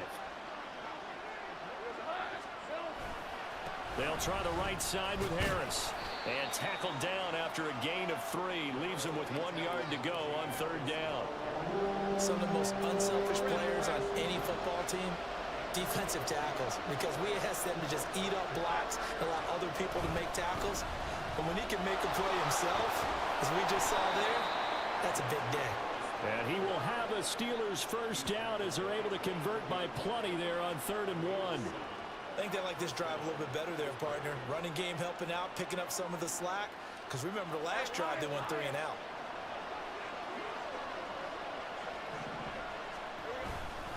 Now a 1st down carry for Harris. And he'll manage to pick up about 4. It's 2nd down. And that was a quality play to start a new set of downs. That was simply an offensive line winning the battle up front and winning in a big way and giving their guy in the backfield a nice lane to hit. And now they'll throw it with Lawrence. Oh, he rifles one, and that's going to be intercepted. And the Rams are going to have the football here at their own 18-yard line. And, Brandon, this is a real nice job defensively, getting inside the quarterback's head and figuring out, okay, where's he going with the football? Because you can make an educated guess defensively, not all the time, but sometimes. And when you're right, you've got a decent chance of coming away with the football. The tackle made by Landon Roberts. They work now on 2nd and 9. They'll fake the give. Now Stafford. Blitz coming, and down he goes. The safety blitz turns out to be a great call defensively as they sack him for a loss of 9. So that now 4 first-half sacks. This pass rush has been unrelenting. And partner, you hear that sound of paper being ripped to shreds? That's the game plan that they've had so far because they've got to say to themselves right now, we have to do something differently. Now a shot taken on 3rd down, but it's going to wind up incomplete. Here comes the Rams punter now. As the drive goes backwards, so he's on to punt it away. He's been a busy man here in this first half as he gets it away.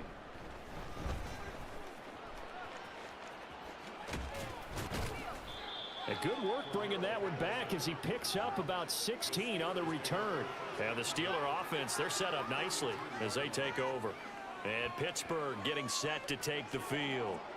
And we'll see if they can bounce back from that last drive, in particular if they can bounce back at the quarterback position, Charles, after throwing their first interception of the ball game.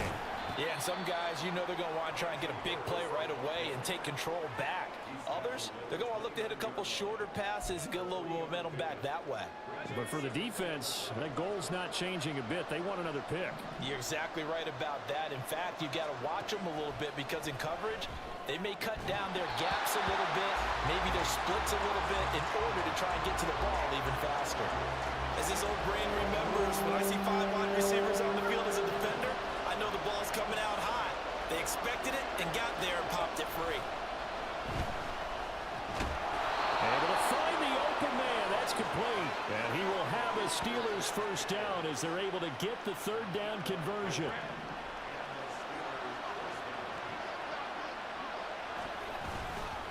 Harris running straight ahead. And he'll fight forward on the straight ahead running for just a couple of yards. 2nd down. And the big fella stuffed that one up in a big way. I think doubling him has to be a priority because you can't move up to the next level if you don't take care of him first. Meanwhile, Lawrence's throw completes a Freiermuth. And the Steelers are going to have a 1st and goal as he's taken down at about the 8-yard line.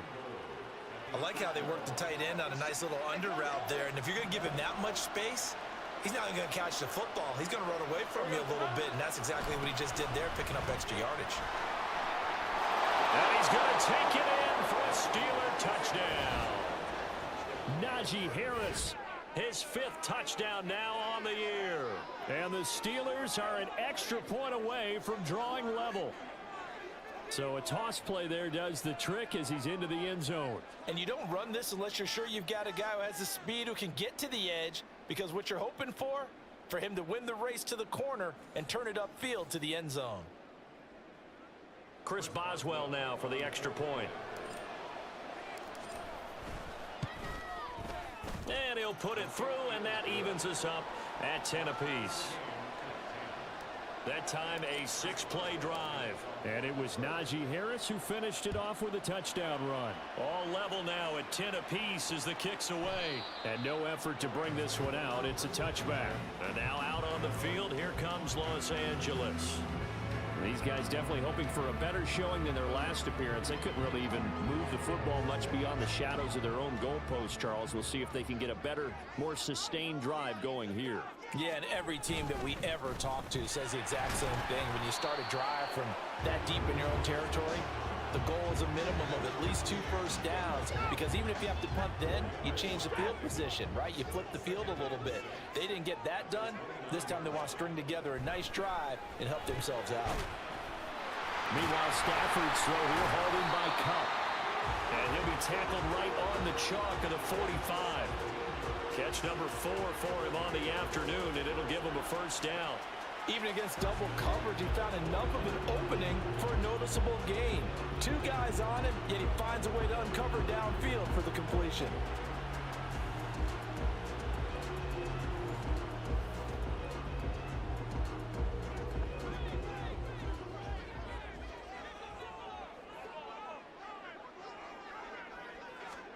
On 1st and 10, Stafford. And incomplete, a drop there in the middle third of the field. That'll bring up 2nd down. On any passes in the middle of the field, anyone who's going after the football is going to be conscious that it's probably going to be contested, and often physically. Sometimes that leads to drops. And a reinforcement Reinforcements come in as they're going to stop him behind the line. It'll go as a loss of a yard, so now they deal with 3rd and 11. They're backed up here. Tough spot, needing 11 yards to pick up the first. From the gun on 3rd down, Stafford. Well, he tries to force it in, and it's intercepted. Picked off by Joey Porter Jr. And the Steelers are going to take over here at their own 22-yard line.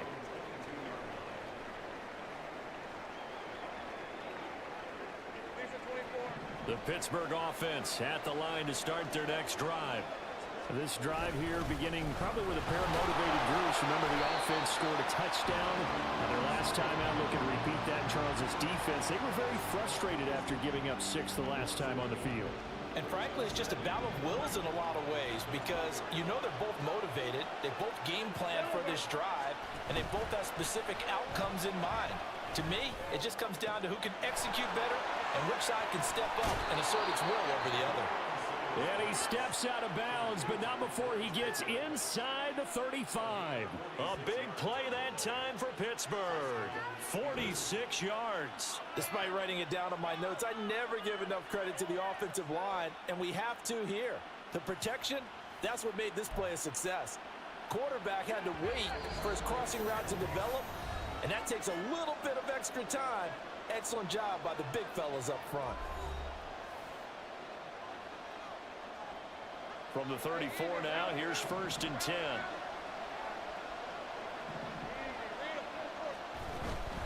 A run with Harris out of the shotgun. Oh, able to avoid him. And inside the 20 before he's brought down. 61 yards rushing for him as he has been tough to stop here this first half. And that's the big fella's MO right there. Running through tackles, keeping the sticks moving forward.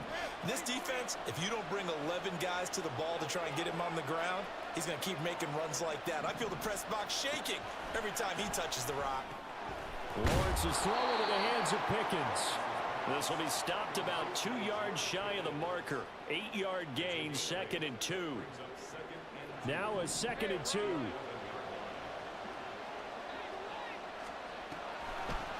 On the draw, it's Harris. And he'll only get a yard to bring up 3rd and 1. Haven't been a defensive coordinator yet. But think 2nd and 2 is a fun situation to try and defend. Playbook is wide open for an offense, partner. Nice job holding to 1 after that 8-yard pickup on 1st down. That throw finds Pickens in the end zone. Touchdown Steelers. 10 yards on the touchdown pass. And the Steelers will take the lead here in the final minute of the first half. And that touchdown gives them a touchdown lead before they attempt the extra point. What a great way to end the half. Yeah, great job to put themselves in front. And now, see on the sideline, special teams defense scrambling, saying we want to preserve this for the final moments of this second quarter. Boswell for the extra point. He's got it as they go up by a total of 17-10. So the drive there took 6 plays. And it was finished off by a George Pickens touchdown grab. Boswell now to kick it away after the touchdown. And he'll be set up with good field position here as he gets this up past the 40-yard line. Well, the Rams going to take over late in this first half. And with good starting field position and 3 timeouts as well in their pocket, no reason not to try and put a late scoring drive together. At some point, we're going to get it through our heads. Special teams, special teams, special teams. The spark that often wins games. So good starting field position for him here as they come up 1st and 10 at the 41-yard line. Hey, 70! Let's go, D!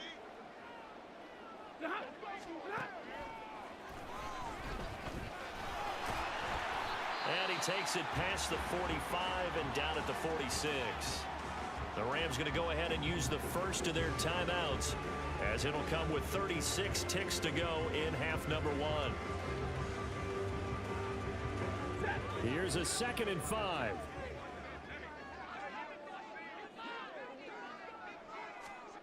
Stafford. They'll find a man over the middle. 2-2 Atwell. Now the Rams will signal for a timeout, their second, as they'll stop it with a little over 30 seconds to go in the first half of play. On first down, Stafford here. Open man is Higbee, the tight end. Still fighting for more. Touchdown, LA! Tyler Higbee, his first touchdown on the year. And the Rams are an extra point away from tying the ball game here in the final minute of the first half. And what a weapon he is at the tight end spot, because when they throw him the football downfield, they count on him getting additional yardage almost every time. And that's exactly what he did there. Caught that, ran with it, all the way to the end zone. Out comes the kicking team here for the extra point. And he gets it to go, and we're all even, 17 apiece. So they only needed 3 plays on that drive. And it winds up with a touchdown for Los Angeles. This taken in at the goal line. And he will be brought down here inside the 20. Good coverage as he's dropped at the 17. George Pickens back out now with the rest of the offense. Sitting right around the midpoint of the season, on pace for 1,000 yards. Good year so far, and I'm sure film study being devoted to him a little bit more on the other side. They have to, because the pace that he's carrying right now, if you're pushing 1,000-yard pace as a receiver, that means he warrants your attention. And right now, precision is going on with their offense. Kind of like that timepiece you wear on your wrist. You know, the good stuff. You got to knock that off somehow. Chip away at that timing. Change things up a little bit and make them go to other things. He rifles one, and that's going to be intercepted. And a potential turning point as he'll get the football in very good field position late in this first half. Well, Charles, so close to halftime there. You throw the interception. Not only that, you do give it to them in plus territory as well. Yeah, they were pushing real hard to try and get something more on the board on their side of the ledger right before the half. Looking at it with 20/20 hindsight, though, might have been better to hand it off a few times, hoping to get something to break instead of putting the ball in the air and, of course, putting the ball in jeopardy.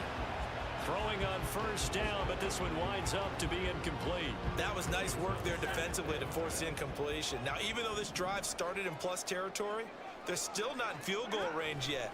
So they can work towards another couple of stops and not allowing that turnover to hurt.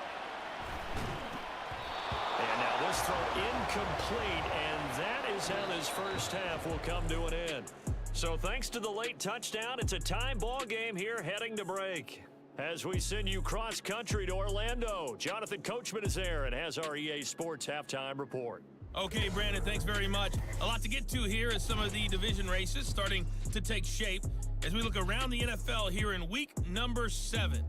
We'll get started up at Lucas Oil Stadium in the capital city of Indianapolis, where it was definitely a game with some intrigue, as you can see by the scoreline. Michael Pittman, 2 touchdown catches in the victory. From there, let's get over to the Rockies and check out the Broncos at home in Denver. And you can see, currently they trail in that ball game. The Packers trying to hold on and claim victory. Finally, let's get you to Baltimore and check on the Ravens at home at M&T Bank Stadium. And they were winners in that game over the visiting Detroit Lions. Derrick Henry, 2 touchdown runs to lead the way. We thought this one would be a close battle coming in, and we have not been disappointed. They're all even to this point. This has the feeling of a game that could go right down to the wire. One mistake or one big play could turn out to be the difference.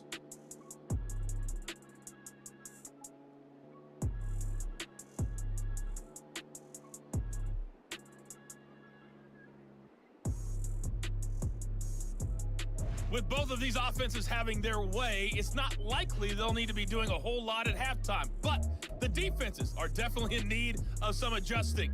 And for the call of the second half, let's go back out to Brandon and Charles. All right, Coach, thanks. Yeah, both teams likely to make some changes in what's been a closely fought battle to this point. On the return, here's the dangerous Cordero Patterson. Fighting through at the 25. And they'll get him down inside the 30 at the 27. Well, the Steeler offense ready to get going to begin this third quarter. This offense ready for the first drive of the third quarter. Well, quarters number 1 and 2 entertaining. We saw some good offense points put up, Charles, and All tied on the scoreboard. And it sets us up for what could be a really fun second half because we've seen both sides score almost at will here in the first half.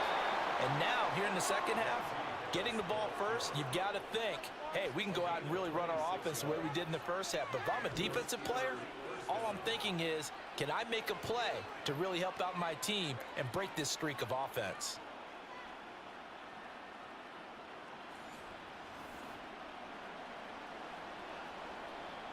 So from Rams territory now, it's 1st and 10 at the 47.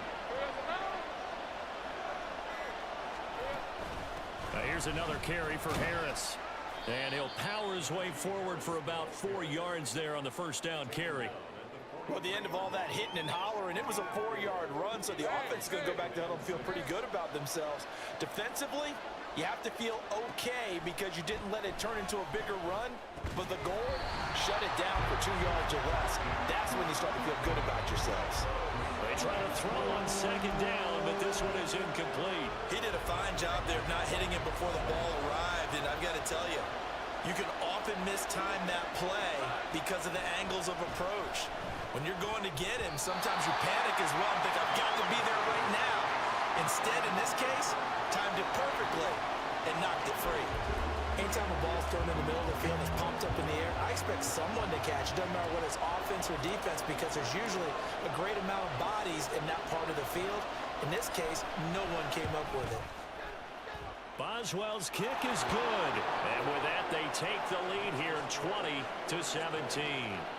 Charles, even as long field goals become more and more common, this is still very rarefied air. Only just over 20 field goals have been kicked from 60 yards or further, and you can add his name to the list now. And as calm as he tried to present himself, there's no doubt there were some nerves as he lined up to attempt that kick. But once the ball was snapped, he just swept the leg, and boom, over the crossbar. Now the attention turns back to the Rams offense as they get ready for their first possession of the second half. And they find themselves down on the scoreboard following the field goal a moment ago. And I think even though they trail in the game now, I would consider that a win for their defense, and that's probably what they're telling the offense when they get to the bench. Hey, the onus is on you guys now. Get back out there and get us the lead back. Maybe a good spot to take a shot. Here's 2nd and a yard from the 34. From the gun, it's a run for Williams. And he's able to take this one up to the 35-yard line. 2 yards on the pickup, and that's all they needed to move the sticks.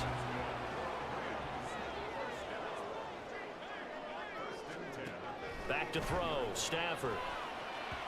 And that one going to be off target and incomplete.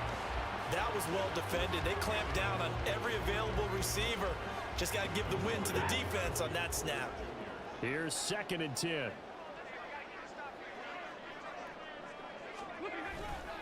Up the middle, it's Williams. And maybe a measure of revenge there. He's had his way in this one, but this time they get him behind the line. 2 yards the loss, and now 3rd and 12. And they have just not been able to block him at all throughout this game. Seems like every other play, he's doing something in the backfield. Already got 2 sacks, and now here's a tackle behind the line. He's got his target. That's complete. And they're going to have themselves another first down as the tackle's made at the Steelers'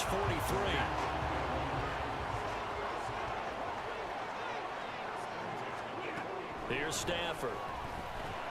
He gets this into the hands of Kupp once again.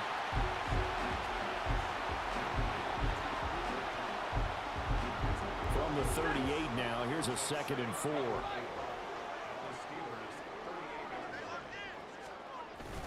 They'll fake it. Now Stafford. And that one complete downfield to Kupp. And they're going to have themselves another first down as the tackle's made at the Steelers' 17-yard line.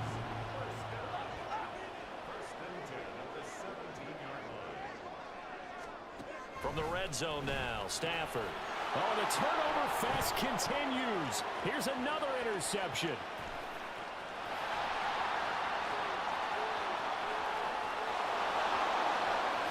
And he brings this one back. It's a pick 6 for a Steeler touchdown. So what a turn of events there. You're driving to take the lead in this 3rd quarter, but then one mistake, and you're watching the ball being returned for a touchdown. Certainly a great example of how focus has to be there on every play, doesn't it, partner? You can't get complacent, and I think that he did.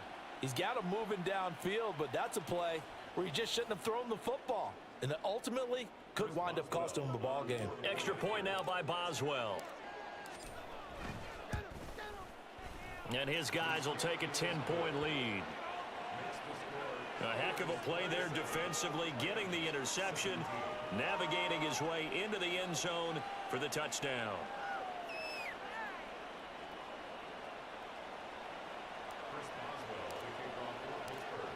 So they throw the pick six. They'll get another shot at it now as this one's in the air.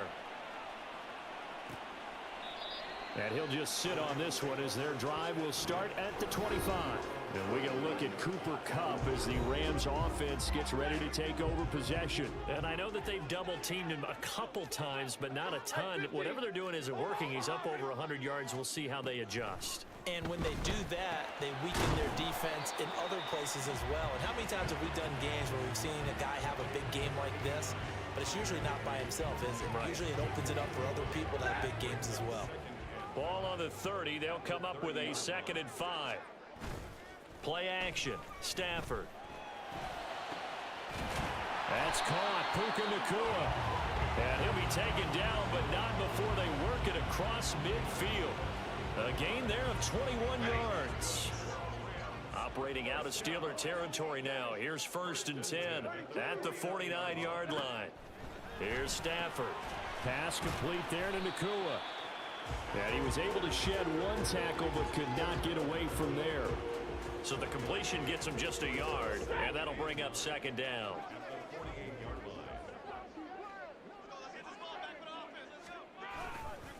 Now a give up the middle to Williams. And they'll get this just to the 47, 1-yard gain. Watching that play unfold and watching him complete it brought back memories of doing all those pursuit drills to make sure you don't over-pursue and let a guy get a cutback lane on you. He did that very well. You praised him on tape yesterday for the angles that he takes to the... And the pressure gets to him and brings him down. Stafford is sacked. He couldn't get away there on 3rd down. The pressure too much, and he's sacked for a loss of 12. This defense, they just continue to feast. 5 sacks now as a unit. It's been quite an afternoon getting to the quarterback.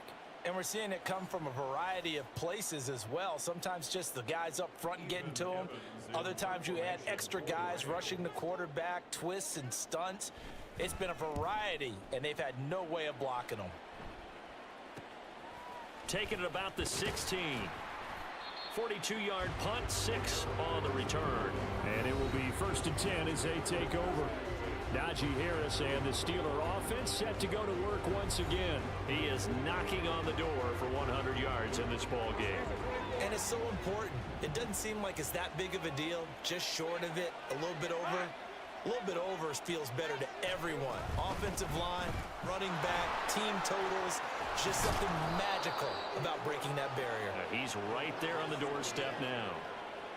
And a lot of times these plays, they either go for nothing or they go for big yardage. And here, they got to the outside, turned it upfield, and ended up getting a nice little gain out of it. On 2nd down, this is Harris. And able to get this one across the 45 before he's brought down. 116 yards rushing for him so far as his terrific season continues here. Yeah, another good run there. He's been such a big part of their success here this afternoon. And that last carry, it puts him over 100 yards now for the day. Back-to-back good plays have him on the move on 1st down. They run again with Harris. On a determined run there as he's going to take this all the way down near the 40. Back-to-back nice plays, 12 yards that time and a 1st down.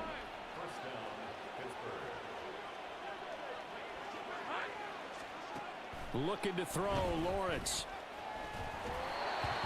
And this one too low.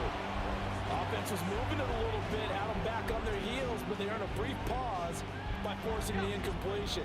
That gives them a quick chance to regroup and try and mount a stand before they're backed up even further. Throw left side, taken in by Jefferson. That'll leave them with a 3rd and 2 coming up. They got 8 yards there. They'll come to the line, needing only 2 yards to gain the first here. Trying to pick it up on the ground with Harris. And he works his way free all the way down to the outskirts of the red zone. 12 yards that time, and a Pittsburgh first. A lot to praise on this drive, obviously. I know you're seeing what I'm seeing. Those guys up front, they're getting it done. Doesn't matter what play is called.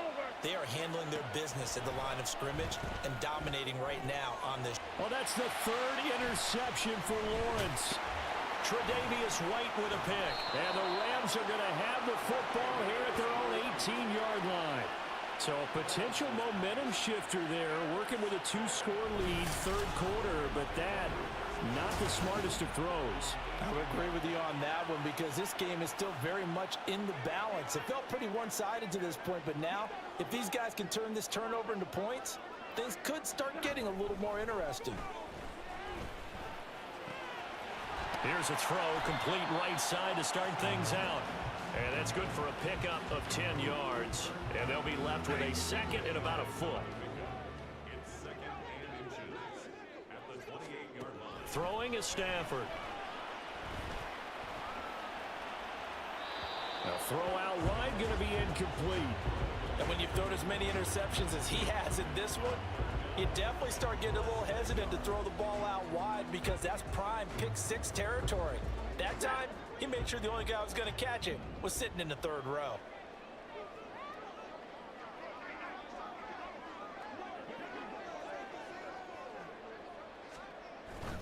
Now a play fake it at Stafford. Pressure comes and the Steelers take him down. Looks like a 9-yard loss, and it also brings up 4th. I don't know what else can be said about this pass rush. They have been sensational, CD. That is now 6 sacks for them. And how many times do we talk to offensive coordinators and they say a sack is a result of everyone on offense not doing their job? But let's be honest about this one. This is the offensive line unable to counter the pass rush. They've been teeing off all game long. It's a 44-yard punt, just 3 on the return. And out will come the offense as they take over. Good starting field position for them here as they come up 1st and 10 at their own 37. And they'll run the option to start the drive. Loose inside the 30. Inside the 10. And he's in. Touchdown, Steelers. Trevor Lawrence. 63 yards. And the Steelers will add on to their lead here in the final minute of the 3rd. Brandon, you and I have called a lot of college football in our day, but on Sundays here in the NFL, doesn't it look a lot like what we used to see on Saturdays when we called those games? Yeah, option plays just like we saw, and that was a long touchdown of the option. What you taught me, though, defensively, you get your eyes in the wrong place on a play like that, you're in trouble. What's the term that's in vogue in the NFL? Eye violations. The offense wants you to put your eyes in the wrong spot so that they can appear in others. Boswell now to kick it away after the touchdown. And this will be a touchback, so they'll bring it out to the 25. Here's a Los Angeles offense as they get set to take possession. I kind of feel like they've reached a do-or-die point in this game, Charles. If they're going to try to pull off an impressive comeback, it has to start right here, right now. Yeah, now they've got a final chance to get out of this situation, but they also understand they've got to move the ball and move it fast. In addition, they need to save as much time so they can get 2 more possessions. Give them 3 on 1st down. It'll set up a 2nd and 7. Defenses always talk about earning the right to rush the passer on 3rd down. And you know what offenses want? Win 1st down so they can set things up for themselves better. And that wasn't helpful there. Not a big impact on 1st down. Williams going to get it again on 2nd down. 4 yards on the pickup there as it'll leave them with a 3rd and about 4 more for a 1st. So they'll get a little extra time to come up with his 3rd down play as we've played 3 quarters. We'll return with more after this break. You're watching the NFL on EA Sports. Back now in Los Angeles. The Rams on 3rd down. They're hitting at just 30%, 3 for 10. This is 3rd and 4. A throw there, but that's going to wind up incomplete. This has obviously been a bad loss, but one of the few things they can still do is try and throw the ball all the way to the end zone and get some points on the board so they're not shut out over the final 2 quarters of this game. And that's going to be incomplete.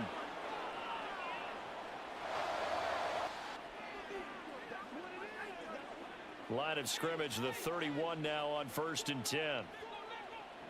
Let's go. They'll start by running the option to the right. And he'll be brought down at the 27-yard line.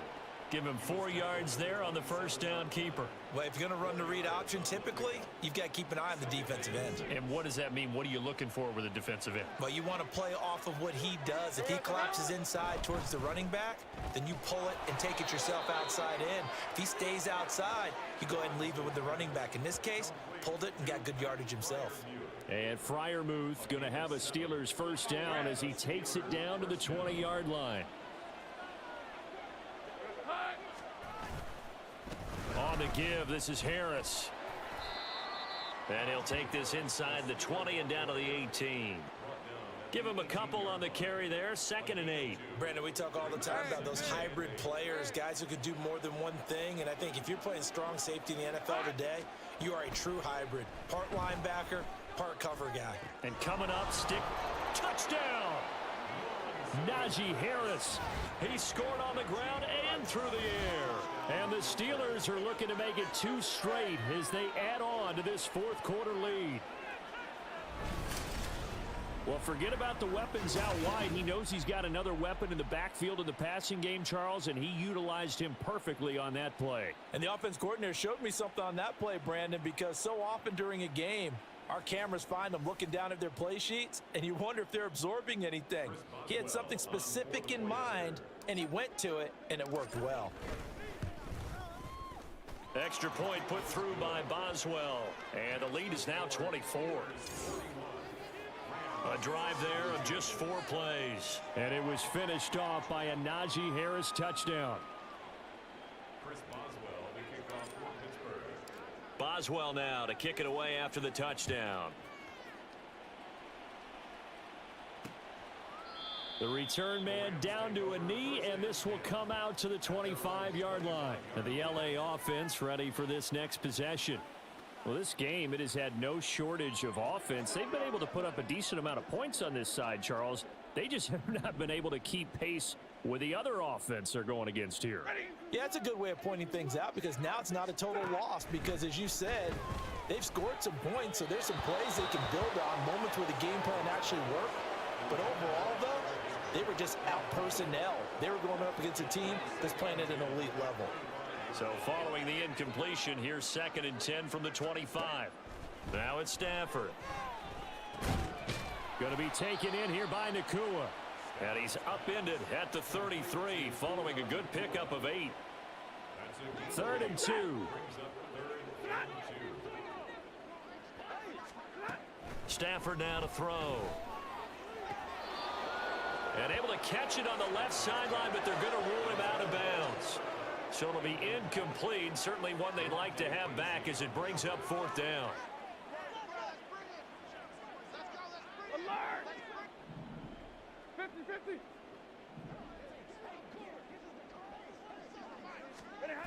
They snap it to Stafford. That's into the hands of Parkinson, the tight end. And he'll be out of bounds, but able to get it up past the 45. And it appears we've got a member of the Rams shaken up on that last play. So signs of life in what's been a dormant offense in this second half. Here's 1st and 10. Now Stafford. Throw left side, complete to Cup. And he is down at the 48. A pickup of 4 that started at 148-yard line and ended at the other. Now a 2nd and 6.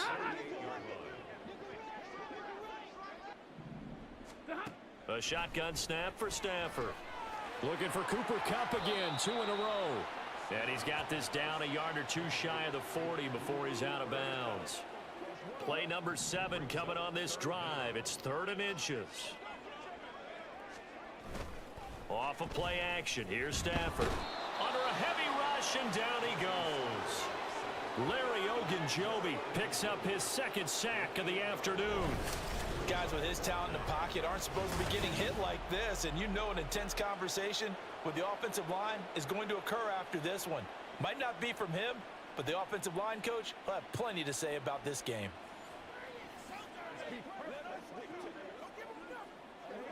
All right, they're going to try and keep hope alive here on fourth down. They're going for it.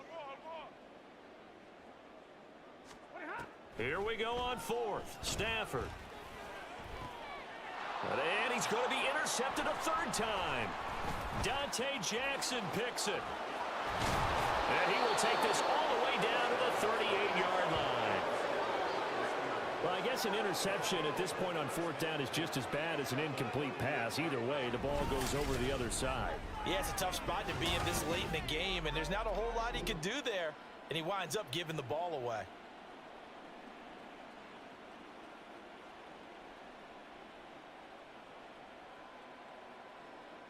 And Pittsburgh getting set to take the field. And after the interception, they are sitting in an even better spot with the ball and a comfortable fourth quarter lead. Coming out with a jumbo package to start the drive.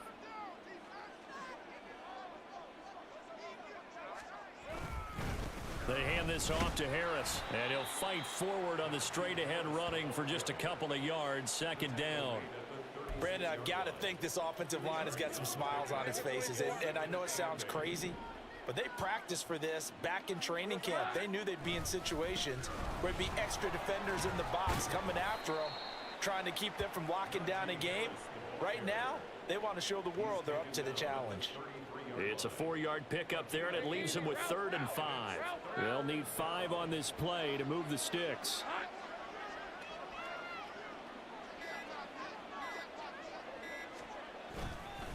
On 3rd down, here's Harris.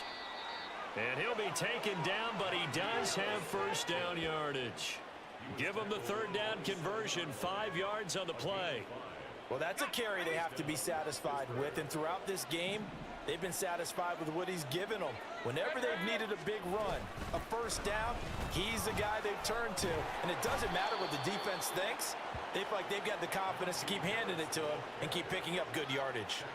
164 yards rushing for him now, as he has been tremendous all day long. And carries like that, that's how they're going to continue to salt this thing away here, Charles, in the fourth quarter. Yeah, how about that? A new set of downs. Clock continues to move. No better way to close out a game than to tap those mastodons you have up front and say, guys, keep pounding them. Let's keep the ball, keep their offense on the sidelines, and let's close this one out. Credit him with a 1-yard gain there to make it 2nd and 9.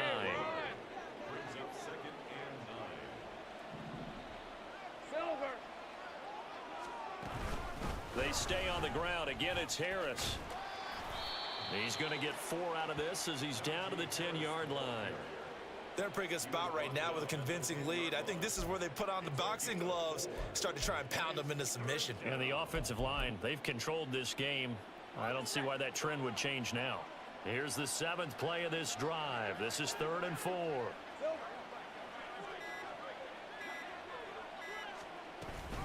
An option handoff given to Harris. Pushing and fighting his way in for a Steeler touchdown. Najee Harris with his 3rd touchdown of the game, number 7 on the year. And the Steelers are looking to run it to 5-1 on the season as they add to their fourth quarter lead.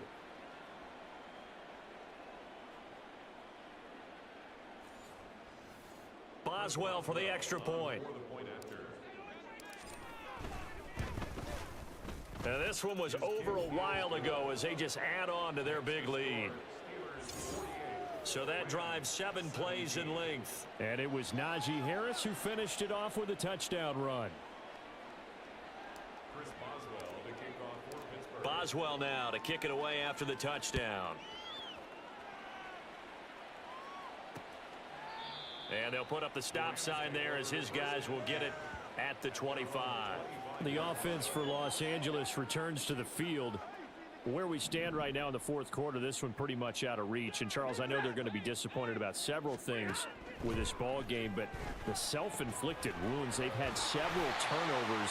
You would have to think that's going to be something they're going to discuss heavily in the film session in the coming days. You're absolutely right about that, partner, because they're going to have to sit in that film room and watch every error that they made and figure out how to not do it in the future. And mentally, I think a lot of the guys are already starting to think about, okay, how do we put this behind us and get better for the next time out? This, they'll use as motivation for the rest of the time that they play to hopefully never be in this type of situation again. 2nd and 10. From the 50, it's Stafford. Throwing quickly there, but it's incomplete. That incompletion brings us one snap closer to the end of this one. Maybe mercifully, partner. And let's face it, though, no surprise, they're still flinging it around. They have pride, too. Throwing again is Stafford. And that will be incomplete. That incompletion is not a surprise with the way that this one has gone, and the frustration of body language is evident everywhere. This team, they've really been put through the ringer in this one.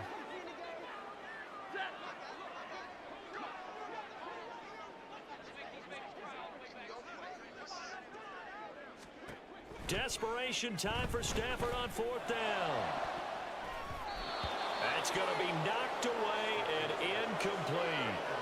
No luck for the Rams as they fail here on 4th down. And this defense will take over right at midfield.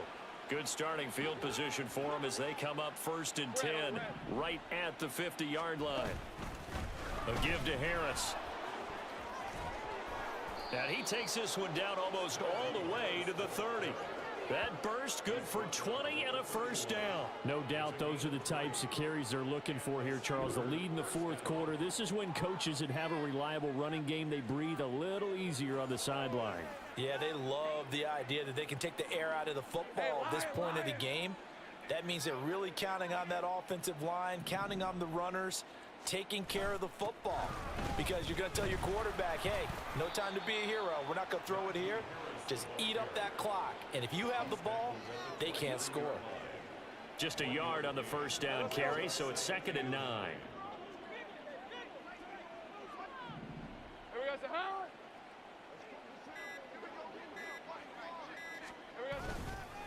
They'll run again with Harris. What a great effort there. He's going to get this inside the 15, and they'll spot it at the 13-yard line. Nice run. Pittsburgh getting 16 yards there and also a 1st down.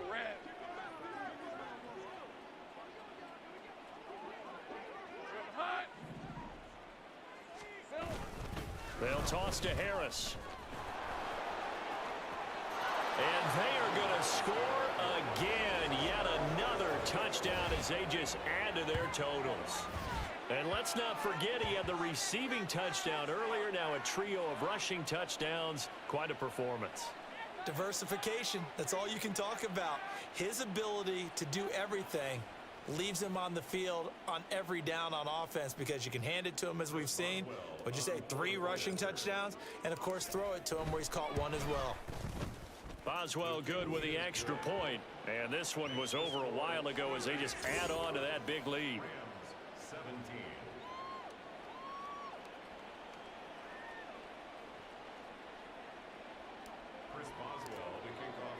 Boswell now to kick it away after the touchdown. And they'll put up the stop sign there as his guys will get it at the 25. L.A. set to take over again on offense. And last time they were stopped on 4th down. Had a drive stalled out. We'll see how they respond this go-around. I'm eager to see what their mindset is because moving the ball, feeling good, and then that abrupt stop on 4th down, do they go back to the bench and go, oh, boy, they've got something for us? Or do they go to the bench and say, we blew it ourselves. Let's get back out there and move the ball again. And is it different when you get stopped on 4th versus punt? Is that more motivation for the defense, a little more confidence? I think as a defense, you're so excited with a 4th down stop. Over the middle, and there's a diving catch. 11 yards there as they connect on the quick slant. Well, I mean, look, obviously there's no 20 or 30 point play in that playbook, but They can try to end things here on a positive note despite trailing big, and that looks like what they're trying to do here by pushing the ball downfield. Well, let me go with the heavy cliche then, partner. Just control what you can control right now, and all they can control here is how their final plays develop. On 1st and 10, Stafford. He'll get this one to Cup, complete. And he'll be out of bounds after getting this one across the 40. Call it a gain of 6 on the play, and it's 2nd down. Well, there's your leading receiver in the NFL in terms of yardage, putting on another clinic, well over 100 yards. Are we taking notes? We should be, right? Because I'm going to go back and watch this tape and really enjoy what I'm seeing. The route running, competing for the football, just breaking down a defense. And Kupp going to pick up a Rams first down as he'll take this up close to midfield. 2 first downs have him up near midfield now on 1st and 10. To the air again, Stafford. Got a man, it's Higbee, complete. And he is brought down, but not before reaching the 30. The end result, 21 yards.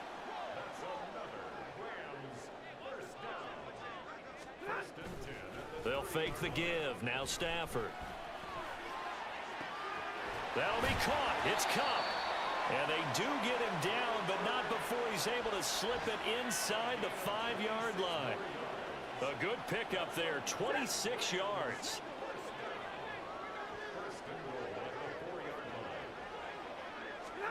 From the gun, here's Stafford. And he's across for the touchdown. Too little, too late, but he does get in for 6. No wonder you're grinning. You just beat me in our fantasy league. Indeed I did, my good man. And yeah, that touchdown counts for their team, but I think it counts more for the fantasy guys, doesn't it? Yeah, it's just something maybe positive to look at on film, but this one's over, let's be honest. Yeah, I agree with you totally on that one. Now the extra point.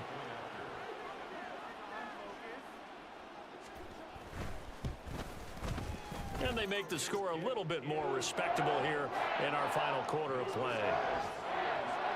So the drive winds up going 75 yards in 7 plays. And the result for the Rams, a touchdown.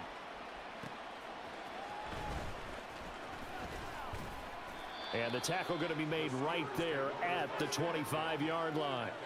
The Steeler offense here about ready for their next drive. And it would appear that the open week a week ago came just at the right time as they have dominated the proceedings here into this 4th quarter. And they'll get it up just short of the 45 at the 44. That good for 19 and a first down.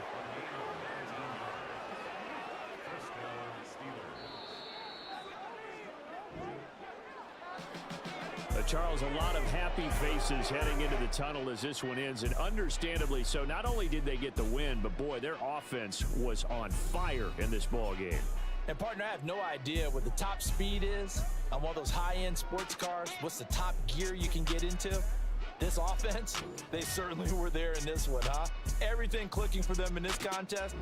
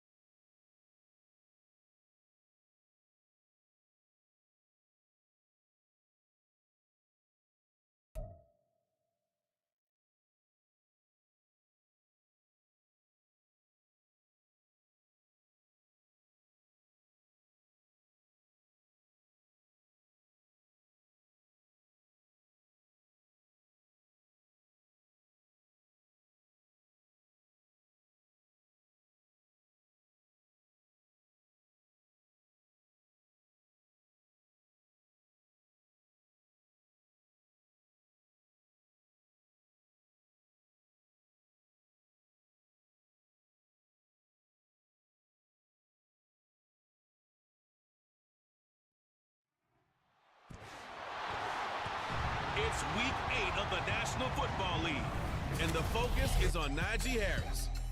He was unstoppable a week ago with 4 touchdowns. It's the Steelers and the Jaguars, and it comes your way next on EA Sports. Well, the weather not fully cooperating here in Pittsburgh, but that has not stopped Steeler Nation from filling the stands at a rain-soaked Acrisure Stadium. Today we've got a Week 8 matchup on tap here, as it'll be the Jacksonville Jaguars taking on the Pittsburgh Steelers. With Charles Davis, I'm Brandon Gaudin. Charles, we look at this Steeler ball club entering play. They come in feeling good after back-to-back victories. And the offense, my goodness, over 50 points in the win last weekend.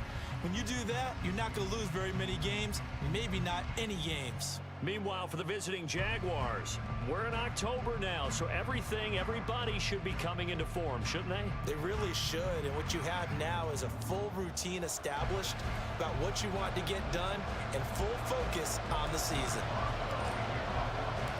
Lurching closer toward the midway point of this NFL season, and we're underway on EA Sports.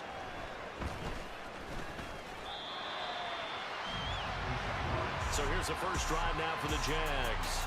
And leading them out in the 3rd year of a young career out of Alabama, it's Mac Jones. Mac Jones absolutely believed in himself coming out of high school. Went to Alabama despite the fact there are many high-profile quarterbacks already on the roster, and blossomed into a Heisman Trophy candidate in his final season with 41 touchdowns and only 4 interceptions. Steady, consistent as a passer, doesn't have the biggest cannon for an arm, but can stretch the field and lay those passes in on the deep ball. A little bit of daylight on that first down run sets him up nicely. 8 yards on the carry.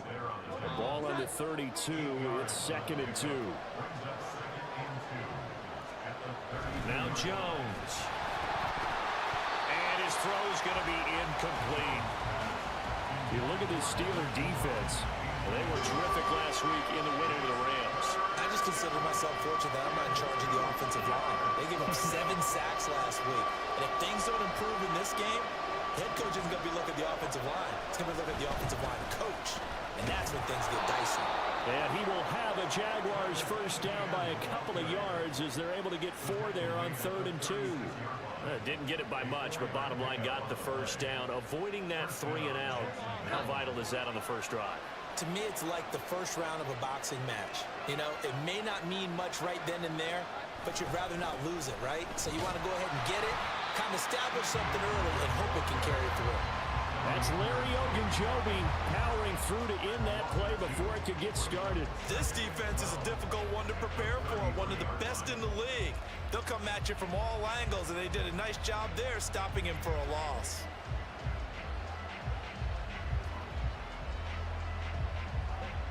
So the first down run lost a couple. Now they come up 2nd and 12. Throwing Jones. He'll get this out to the flat for ETN. They showed off the athletic juke. Good little gain there. Not a whole lot of real estate, but a nice carry.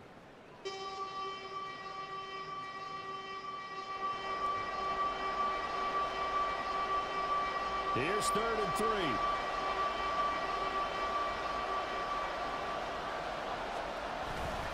They'll run with ETN. And now off to the races down the right side. Touchdown, Jaguars. Travis Etienne, his 5th rushing touchdown now on the year. And the Jaguars are on the board first here this afternoon. We see this a lot on 3rd and short yardage, especially down here in the red zone. They're going to sell out to stop the run, try and hold them to a field goal. But once the running back gets past the first wave, the resistance can evaporate after that. And he not only picks up the first, but he takes it all the way into the end zone.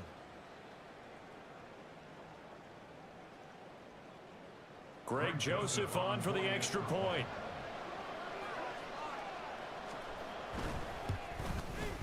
And we'll see if this rain affects the team's decisions going forward, but they kick it here, and it's good.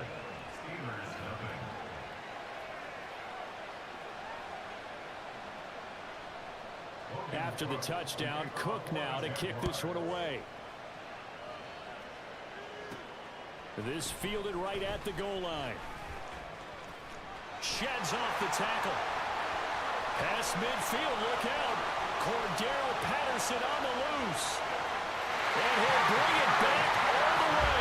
Touchdown, Steelers. Week after week, Charles, when we see this offense operate, I don't know, they just seem to get more impressive. They certainly do, and let's face it, it's no surprise they're the best in the NFL in scoring. This team designs things well and executes even better. And here, it only takes a few snaps before they're in the end zone. That's how they demoralize teams. That's how they put them on notice. Chris Boswell now for the extra point. It's good, and we're all tied at 7 apiece. And what a job there by all 11 on the kick return. The blocking excellent, the return excellent. The result, 6 points.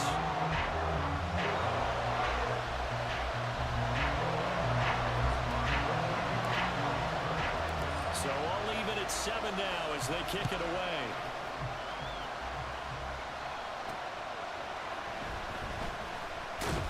And beyond the 20, but not by much. In fact, just a yard pass there to the 21.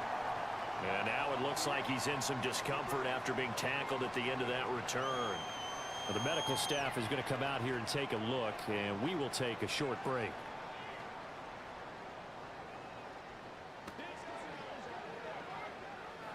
The Jacksonville offense set to begin their next drive. Now, they entered play on a 2-game win streak, and then they've got the open date on their schedule next week. So this is a group that's really looking to hit the break on a high note. And this will obviously be a tough game for them, but go ahead and pull this out with me, partner. If they win here and make it 3 in a row, they get to heal up after that. You've got to think that's an ideal setup and a worthy goal to play for in this one.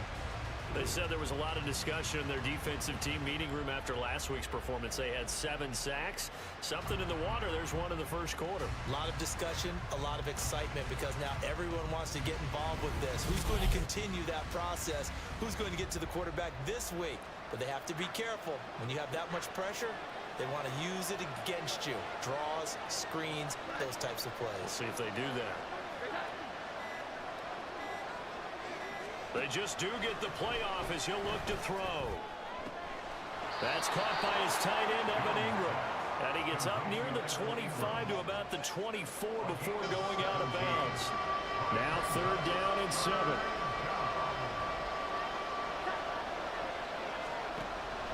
Looking to throw. Jones. And this is going to be incomplete. We've got ourselves a ball game, and those guys on defense, they came to play. Slipped up on their first series, but they're definitely settling in now and letting it be known that points won't come so easy again. The Cook now on to punt as he gets this one away. Returnable here from the 38. It'll be 37 yards there on the punt. And the Steelers will go on offense here, 1st and 10. So out comes this offense to take over for the first time. They're led by the number 1 overall pick in the 2021 draft, Trevor Lawrence. And what a performance in his last game. A couple of touchdown passes, that was positive. But more than 2 interceptions. Yeah, that's not what he's looking for. What did Vince Lombardi say, though? Winning isn't everything. It's the only thing. And that's what he hangs his hat on after last week's game. And they went the wrong way there. Losing yardage back at the 43-yard line. He was unable to shake free there. They'll cover him for a loss of a yard.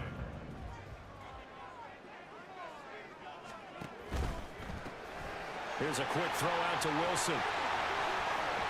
And he'll work it across midfield inside the 45. It's a Pittsburgh first down, a gain of 13. If you're these receivers, you got to be ready because when he's going to throw it quick on that RPO, he's going to throw it quick. And this is why you spend time with your guy either in the offseason, during the week, the whole bundle. Because sometimes it's just telepathy. You both see the same thing, and he knows get the ball to him right away. And this is dropped. Oh, boy. A chance for a big play early, but he could not secure it. Here's 2nd and 10.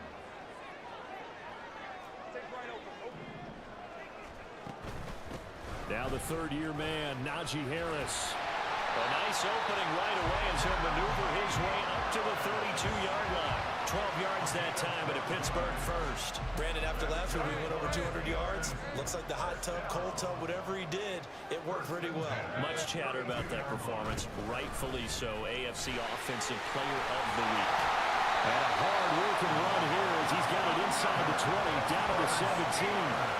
15 more there, and they're on a roll. It's another first down. So back-to-back big runs, picking apart this defense on the opening drive. I thought this was a passing league. I thought this was the era we were in where the ball was always in the air, right? They didn't get the memo. And they didn't get the memo, and I know this to be true. And he's wrapped up, taken down, back at the 25. Terrell Edmonds comes flying in from safety for the sack. So that complicates things a bit here. 18 yards to go now on second down. Harris running straight ahead. And they won't fare much better here as he maybe gets back to the line. No gain on the play this time, and it'll be a third and long situation coming up.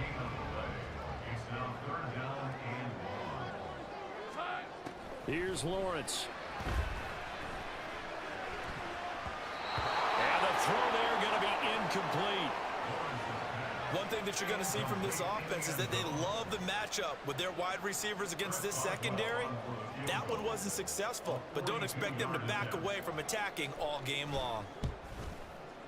Boswell's kick is good, and they take the lead here now at 10-7. So they're able to end that drive with 3 points in this one-possession ball game. And ideally, you want to end every drive with points. Most quarterbacks would tell you, let's end it with a kick, right? A PAT, that's number one. Field goal you'll take. Punts, you really don't want to do that. In this case, they'll take the field goal and get prepared for the rest of the game.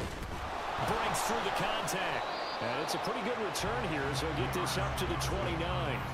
Out comes the Jacksonville offense as they get set to take over here. And they have the game here followed by the open date on their calendar next weekend. And Charles, this is a crew that you have to think really is relishing the opportunity to be on the couch for a few days. Yeah, they certainly are, but let's face it, partner.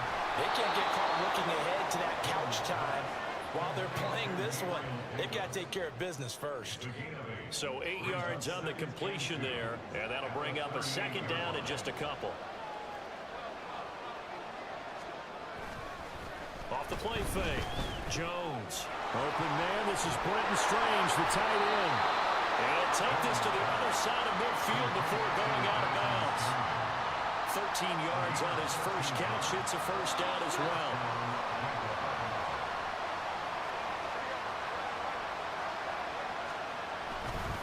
ETN up the middle. And just no chance of turning the corner. He can only get back to the line of scrimmage. 2nd and 10 coming up. Now, hang on here a second. Looks like a Jaguar in some obvious discomfort from that last play. While they come out and take a look at him, we will step aside for just a moment. A second down pass play there, but it's incomplete. He'll definitely say that that's one he should have held on to. But when you're playing in elements like this, sometimes those bullet passes, those ones with a little bit of pace on them, they can be difficult to hold on to. Jones on third down. And that is incomplete. Yeah, it's still early in the game. No sense taking a chance on third down and forcing one into traffic. So I like the wise play he made there. Get it to the sideline out of bounds where no one's going to have a chance at it. And this one sails out of bounds. I think it'll be inside the 25. It will. 24-yard line is where they'll spot it. Najee Harris and the rest of this offense work their way back onto the field. He topped the 200-yard mark a week ago. You know they're going to have a lot of eyes and hopefully for them bodies on him here in this one. You've got to expect defensively, forget 8 men in the box. 9, 10, 11. Hey, listen, they're trying to sneak you and me in there to try and slow him down. But I bet his offensive line mates are going to accept that challenge. They really like blocking for a guy who can turn up that kind of yardage. Last week, of course, the great performance, over 200 yards. He still wants to be fed. And they should. That's exactly what you should do. I have not yet met a running back that's run for over 200 yards that says the very next week, hey, let's back things up. Yeah, I don't need it as much. No, they want it more and more. They're going to be ready to go because they think that's going to happen naturally now. And trying to push forward, but he is going to be stuffed up in the backfield. Officially, it's a 1-yard loss. That's going to bring up 2nd and 11.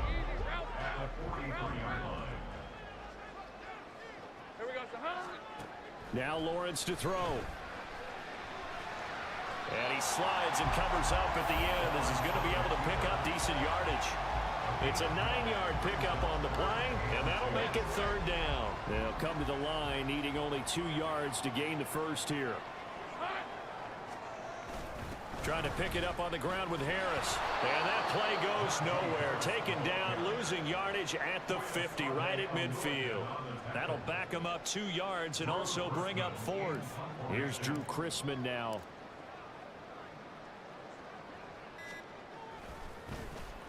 They only punted twice in the win last week as he gets this one away. And you can't do it much better than that. This ball kicks out of bounds at the 4-yard line. The Jaguars again ready to take over on offense. Well, partner, fast forward with me for a second. Remember, next week they have the open week, so they're going to get some extended rest. Does that change how they manage the rest of this one? I think it does a little bit, but not by too much, because you're right. You get the extra rest, you get a chance to heal up and kind of do a little bit of a reset for this team. But it's also 7 extra days to think back to the last time you were on the field. So now, a little more importance on what they're getting done because they carry it with them for essentially 2 weeks. 82 yards rushing for him so far as his terrific season continues here. Thanks to that last play, a little more room to operate. 1st and 10 at the 18. And they'll go again with Etienne. And this one will go to the 28-yard line. This defense for the Steelers, they were terrific last week in the win over the Rams. And the way they did it was by getting after the quarterback. Sacked him 7 times in that game. Came from all angles, created a lot of... Oh, he tried to fit it in on the slant, and it's intercepted. Picked up by Minka Fitzpatrick. So the ball changing hands on the interception, but meanwhile here, we do have an injury on the play. Hopefully, obviously nothing serious here. Medical staff, though, going to take a peek, and we'll take a break. Now a 1st down carry for Harris. And the reinforcements come in as they're going to stop him behind the line. Well, hang on here a second. Looks like a Jaguar in some obvious discomfort from that last play. Well, now they're going to come out and take a look at this injury, and we'll be back in a moment. A loss of a yard there to start out. That leads to a 2nd and 11. On the give, this is Harris. He'll be hit down at the 33, 5 yards on the play. A quick burst there, and he nicely bit off a pretty decent gain. They haven't made much of this great starting field position they had. Here's 3rd and 6. Now Lawrence. Eluding the pressure right. And he'll be taken down as that will take us to the end of the 1st quarter of play. 10-7 our score after 1 right here on EA Sports. 2nd quarter action from Pittsburgh. It is the Steelers in control of the football as they've got it with a 1st and 10. Going to run the toss here to Harris. Inside the 10 at the 8. Now they'll have it 1st and goal following that gain of 17. I'm not sure how much more evidence they need, partner, than to understand that if they don't start to slow him down, it's going to be a long afternoon here at the stadium because he is just shredding them at this. And he's going to take it in for a Steeler touchdown. Najee Harris, his 9th touchdown of the season as his guys are able to extend their lead. some good running there at the end of the drive. He had the burst that set up the 1st and goal, and then one play later, he's in the end zone. Brandon, what I liked about that sequence is, I'm not sure who made the play call, but they understood the situation, understood the momentum. A nice hard-charging run, give it right back to him, and let him cap things off. Oh, I was just about to say he hadn't missed an extra point all season, but there it is. His first miss, no good.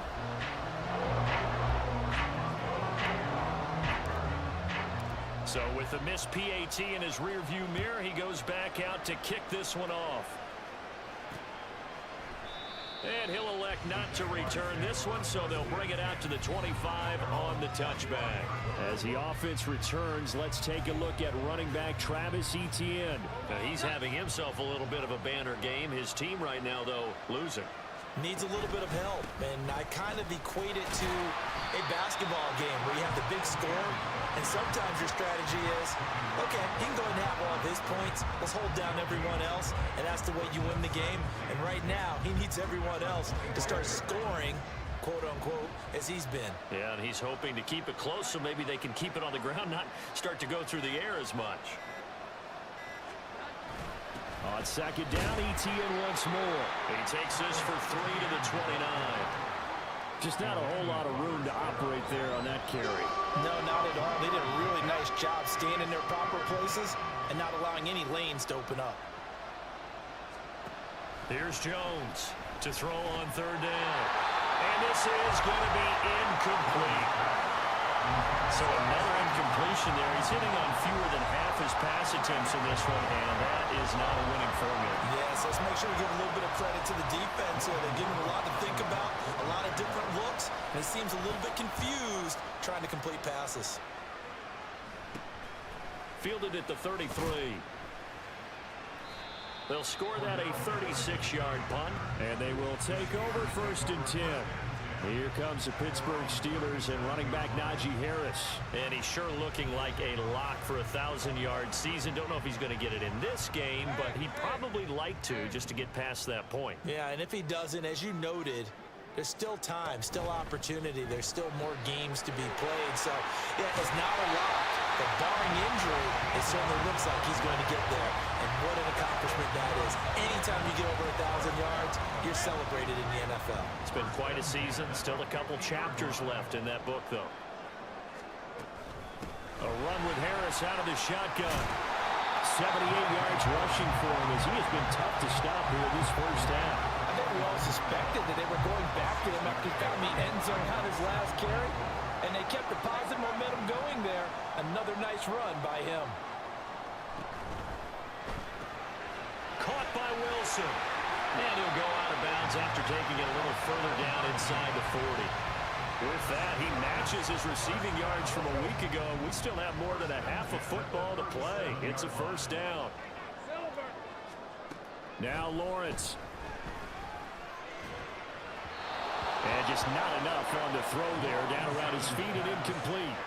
Offense was moving it a little bit, had them back on their heels, but they earn a brief pause by forcing the incompletion. That gives them a quick chance to regroup and try and mount a stand before they're backed up even further. Well, an excellent job of finding the opening as he's got this now all the way down to the 22.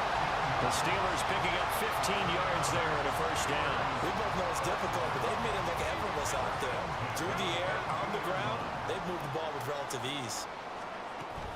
First down, and they go back to Harris. And he'll fight forward on the straight-ahead running for just a couple of yards. Second down.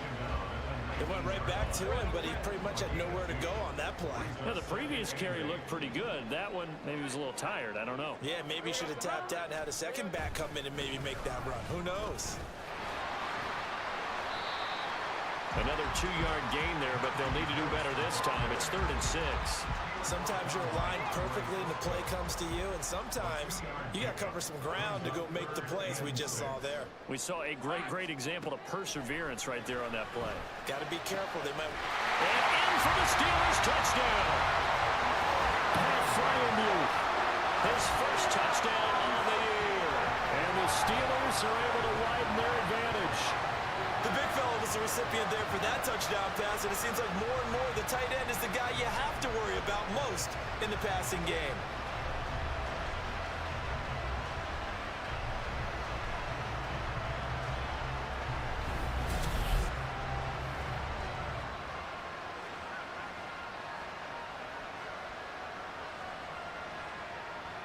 Extra point now by Boswell.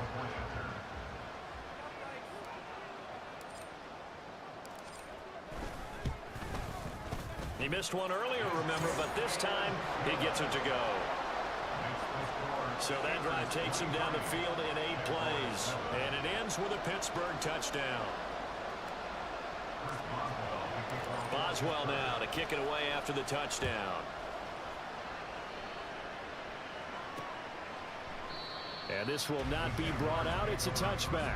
Travis Etienne and the Jags offense set to take over again here. They're behind in the first half here, CD, but it's not through any fault of their running back. He's had a strong start to this one. And you're right about that, partner, because watching him play, you would think that his team is in the lead. He has been a lot of fun in this contest. Now let's see if they can actually make something happen and put more points on the board behind his efforts. Yeah, I'm curious to see, Charles, if they can play complementary football and get that passing game going as well. Jones now throwing to start the drive. Quick slant caught by Kirk. And he's going to get a solid gain of 9 before being brought down. Second and right at a yard. They'd love to just strike back with a touchdown right here, and if it's a long play, so be it. But the main goal, get a couple of first downs, run some plays, run some clock, allow their defense to get a chance to catch their breath, settle down, and relax a little bit after they just gave up a score. They'll get 3 as the drive continues. It's a first down.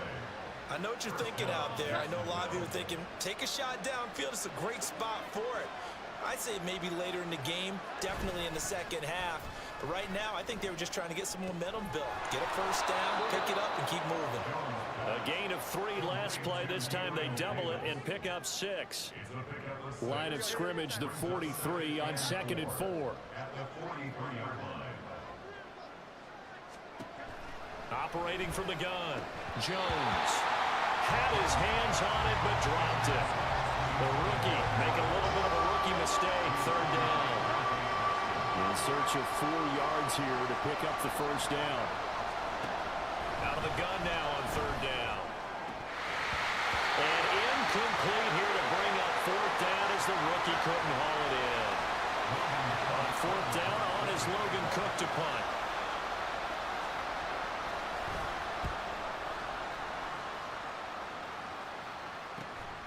This is taken around the 12. We'll call this a 41-yard punt, 7 on the return. And that will come the offense as they take over. Najee Harris and the Steeler offense set to go to work once again. And he's closing in on that number that all running backs circled beginning of the year, the number 1,000. Could do it on this drive. And you have to think to yourself that this moment, getting to this spot, it started in the offseason, right? Not just the workouts, right? Not just getting yourself physically prepared to play, but mentally, as well as your team, as well as your unit, head coach, offensive coordinator. We run the football. We give you opportunities. He's taking advantage of it. And when you get this close to the mark, you just hope things don't tighten up. Right? You probably want to get there and get it in your rearview mirror. You really do, don't you? Because now it becomes predominant, and you wonder about play calling as well. Do you want to call plays to get that out of the way, or are you still calling plays to win the game first? That becomes the burden of the play calling. Line of scrimmage, the 37 on 1st and 10. They hand this off to Harris, and he'll fight forward on the straight-ahead running for just a couple of yards. 2nd down. This guy's well on his way now to a big game on the ground. It's another good run there. Puts him over the century mark in yardage, and we're still in the second quarter. Again, it's Harris on 2nd down. And they get him behind the line, so that short gain on 1st down quickly negated. They give those 2 yards right back, and now they're looking at a 3rd and 10. Now, right where this set of downs started, they need a full 10 here to pick up the first down and move the chains. Able to find the open man. That's complete. And he's going to have another first down as the tackle's made at the Jaguars' 43. A big 3rd down pickup of 20 yards. And he's top 5 in the league in terms of receiving yardage because of plays like that. What have you seen from him on film that you like so much? Well, I'll strip away everything else and get to what we call the moment of truth. When the ball's arriving and there's a defender there, he just comes down with the ball. He competes and takes it away. Great hands, great ability to finish the catch. 113 yards rushing for him here as he starts to draw closer to a 1,000-yard campaign. Yeah, another good run there. He's been such a big part of their success here this afternoon. And that last carry, it puts him over 100 yards now for the day. They'll run again with Harris. And this time the yards won't come so easy as they'll, in fact, tackle him behind the line. A rare misstep on that last play because the drive has been strong, but now it's 2nd and 12. Looking to throw, Lawrence. And this one's incomplete. A lot of times it's that first read that you have. Maybe you get it in pre-snap, and he locked in on his target, but he was covered quite well, and that one's incomplete. On 3rd down, Lawrence. Work in the middle of the field, and he's got a man complete. And down he goes, taking it inside the 10, just shy of the 5 at the 6. Everything's going right here in this first half, and they've got a good lead, and part of that can be attributed to their success on 3rd down. This is another conversion here, and they can look to really open things up now with this 1st and goal.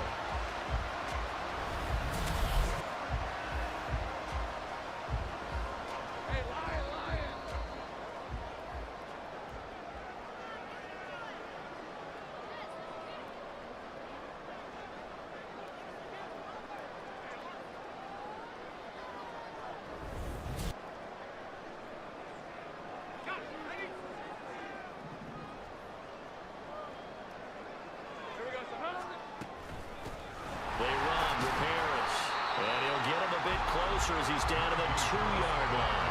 It'll be a 3-yard pickup, and it brings up 2nd and goal. Najee Harris, well built for work down here near the end zone. That's a nice job there to hold him up, but I doubt we've seen the last of him on this drive. And he's got it. Touchdown. A great effort there with his first career NFL touchdown. And the Steelers are able to add on to their first half lead.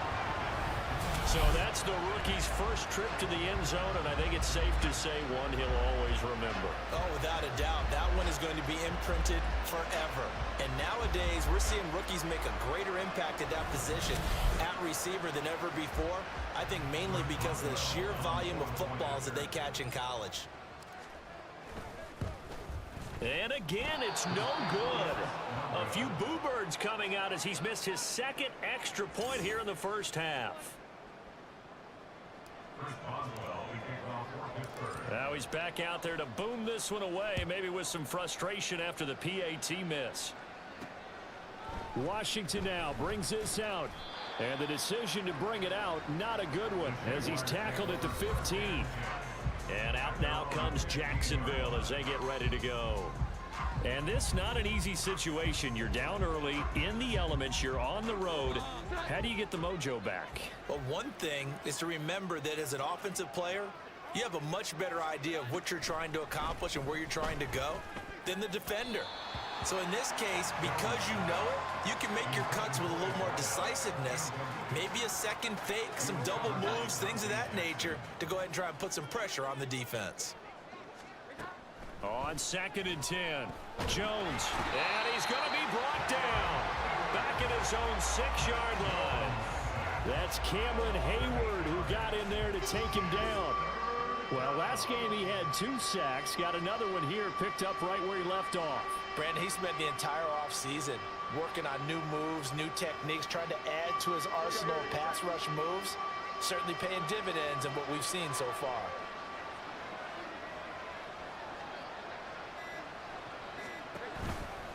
On 3rd down, here's Etienne. And he will lose yardage here back to his own 6. Now the Steelers use the first of their 3 timeouts as they'll stop it with just over 40 seconds to go in the first half. Well, I think it's back to the drawing board, or should I say in today's game, the Surface tablet after this drive.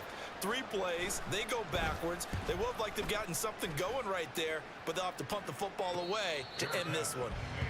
Just 34 yards on the punt there, no return. And the Steeler offense, they're set up nicely as they take over. Najee Harris and the rest of this offense work their way back onto the field. He's already cruised past the 100-yard mark. We haven't even gone away for halftime yet. He might not want halftime. All right, why cool off? Keep everybody here. Let's stay out on the field and keep going. But all that being said, everything is really working well for them. The play calling's been excellent. The blocking's been terrific. And obviously his vision and legs have hurdled him to this big number so far. We could be seeing something really special here. And we'll see how much they give him the ball here.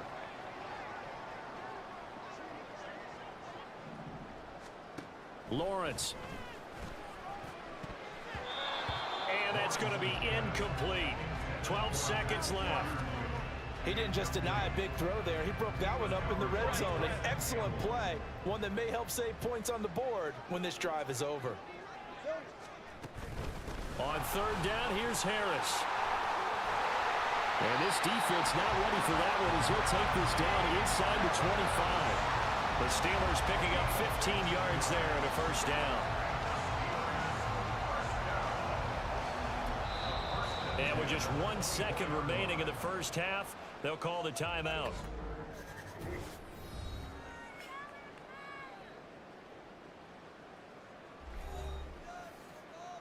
So with 1 second left in the half, on is the field goal unit.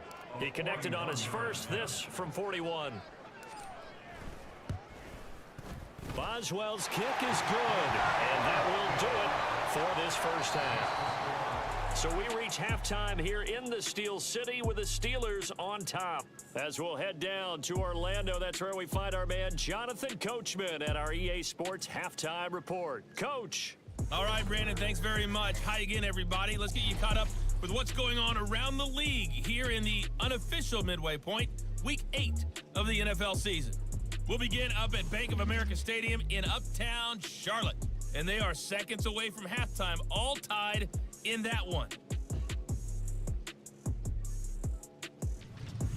From there, we'll make the trip down to Indianapolis to check on the Colts at home at Lucas Oil Stadium. And for the moment, they trail the visiting Saints in that one.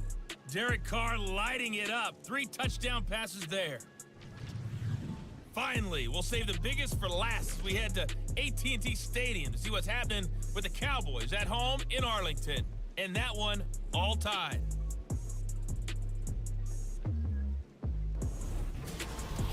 In the first half, we saw a strong outing from Trevor Lawrence. He came on after a slow start to fire 2 second-quarter touchdown passes and give his guys the lead at the intermission.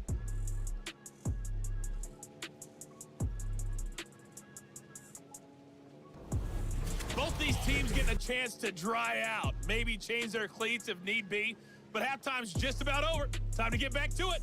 And for the call of the second half, here's Brandon Gaudin.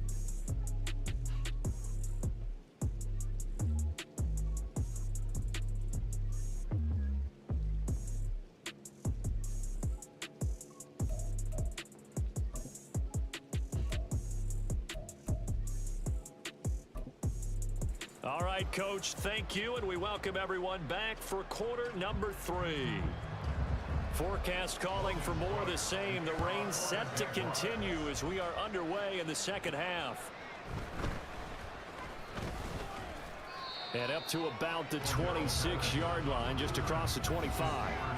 Here comes the Pittsburgh Steelers and running back Najee Harris. You start prorating these rushing numbers and looking ahead, he could be on pace for a 2,000-yard season. I don't want to jinx him, but what a year to this point. But you just did. Sorry? That's okay. No, he can overcome that, I'm not right? apologizing to you. No. Okay? I like your attitude. But you're right. What's got to happen for it to actually occur? Offensive line has continued blocking the way they've been blocking. He has to stay healthy. But also, it's not just the idea that he's going to run the football, but you got to run it against numbers that dictate you throwing the football. Sometimes when you have 6 to block and you only have 5 guys, you've got to block them anyway, and he has to make someone miss as well the rest of the year. And they'll get it up just short of the 45 at the 44. 151 yards rushing now for the NFL leader coming into this ball game. And he continues to pile up the yardage. That puts him over $150 now. And this defense has really had its problems trying to keep him contained.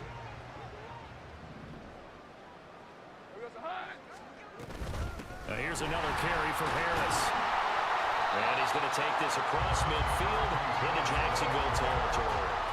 8 yards on the pickup, and now they'll have some options on second and short. Well, you certainly have to give a little credit here because they're playing this game now at their pace. This is ball control football, sustained runs, taking their time, and making it work. On second down, this is Harris. And for one of the few times here today, this run's not going to go anywhere. Call it no gain that time as it's going to leave them with a third and about 3 to go.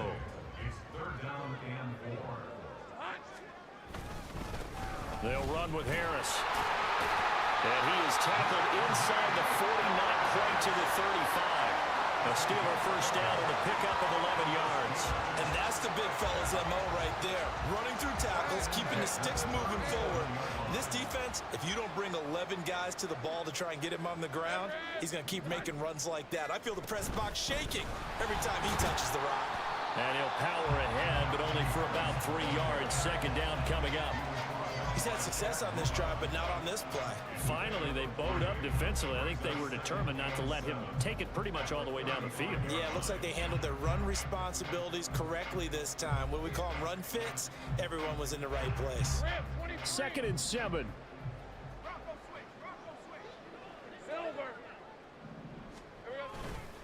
Now a give, running left is Harris. Just a couple on the pickup there, and now it's 3rd down. I know that speed is the hallmark of today's NFL game, but the key to good rushing defense is still having your linebackers set the edge. From the gun on 3rd down, Lawrence. All right, rifles one, and that's going to be intercepted. Picked off by Tyson Campbell. And the Jags are going to take over at their own 28-yard line. So it was a drive that had real promise here to begin the 3rd quarter, but ultimately derailed by the INT. And that was the position you wanted to be in. Coming out to start this 3rd quarter, get a nice drive going, looking for the end zone. Possibly got a little bit too greedy right there. 7 yards on the pickup there, and it'll leave him with a 2nd and 3.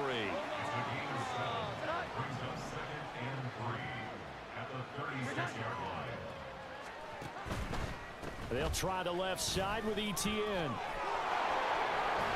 look at that. And he'll go out near midfield at the 49.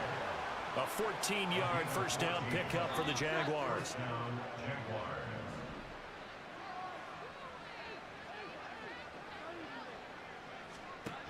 Operating from the gun, Jones. Over the middle into traffic, and that's complete. Now it appears we have a Steeler here slow to get up. The medical staff will attend to him, and we will step aside.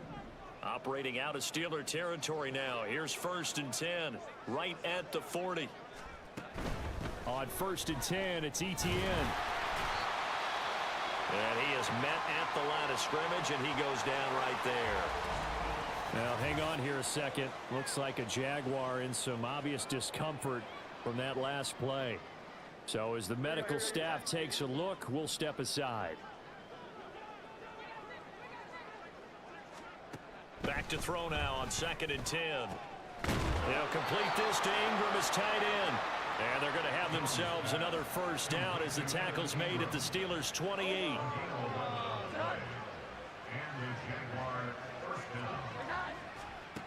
Operating from the gun, Jones. He targets Ingram for another grab.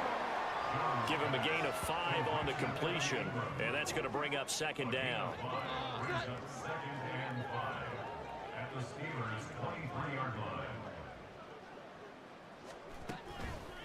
Off the bootleg, Jones. And that's complete to ETN out of the backfield. And he'll take it down here just shy of the 15 at the 16-yard line. 7 yards there and a first down.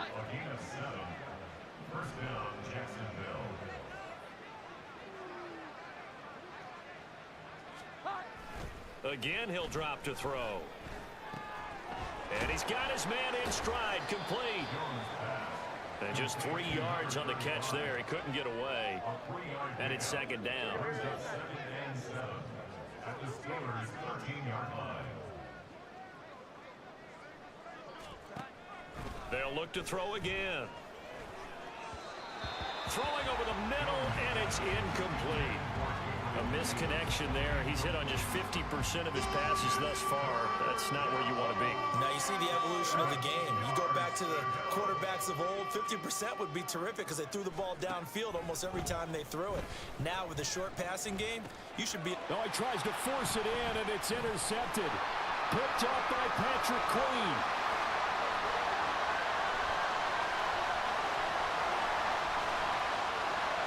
And he brings this one back. It's a pick 6 for a Steeler touchdown. They've Charles, for this offense, those interception woes they kind of had in the first half have now followed them into the second half, and for this defense, they take advantage, turn that into a pick six. And that defense is in a spot now where they're thinking about ways to close this game out, and as confidently as they've been playing, I expect him to do exactly that. And he missed it again. The fourth time now in this game alone, and that has to be great cause for concern over on that sideline. So they throw the pick six. They'll get another shot at it now as this one's in the air. And he'll just take a seat, and the drive will begin at the 25-yard line. Jacksonville offense gets the ball back. Travis Etienne and company head back out there. He's been a good workhorse. I know we use the word workhorse a lot, but he's been a good workhorse for him in this one. No doubt about it, and there's nothing wrong with that. That's what you're looking for if you're a back, because that means everything's coming together for you. The big guys up front have created space. You've run through it. You've probably gotten some help even from the wide receivers who want to catch passes as opposed to block, but they're helping out too. Yeah, everyone's pitching in. He's had a good game.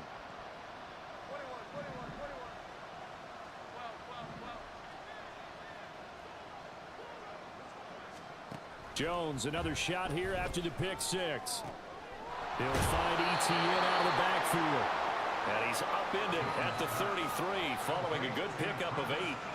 Just about every quarterback is trained to really look downfield first before you come back and make a nice, safe throw. And in this case, that's exactly what he did. Found his running back, let him create some space, and it turned out to be a nice play for the offense. Uncorks one for Davis. And that's going to be incomplete. Good effort there trying to take a shot, but it's third down.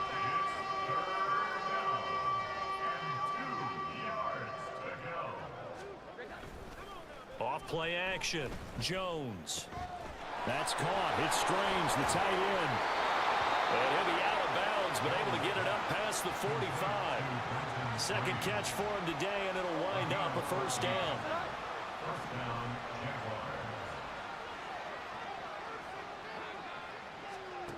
They'll stick with the passing game as he looks to throw.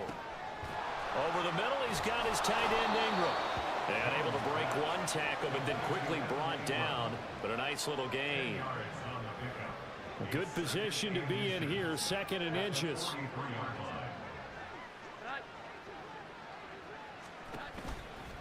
A give, running right, Etienne. And maybe a measure of revenge there. He's had his way in this one, but this time they get him behind the line. Here now, third and a yard.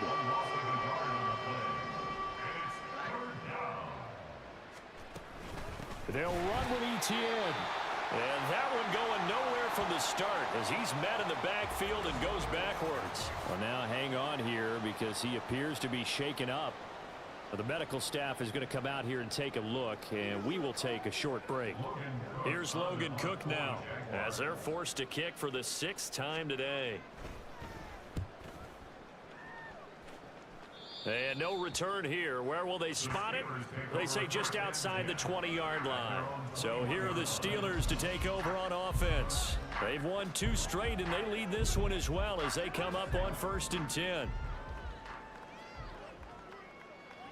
Here we go, They'll start the drive with Harris.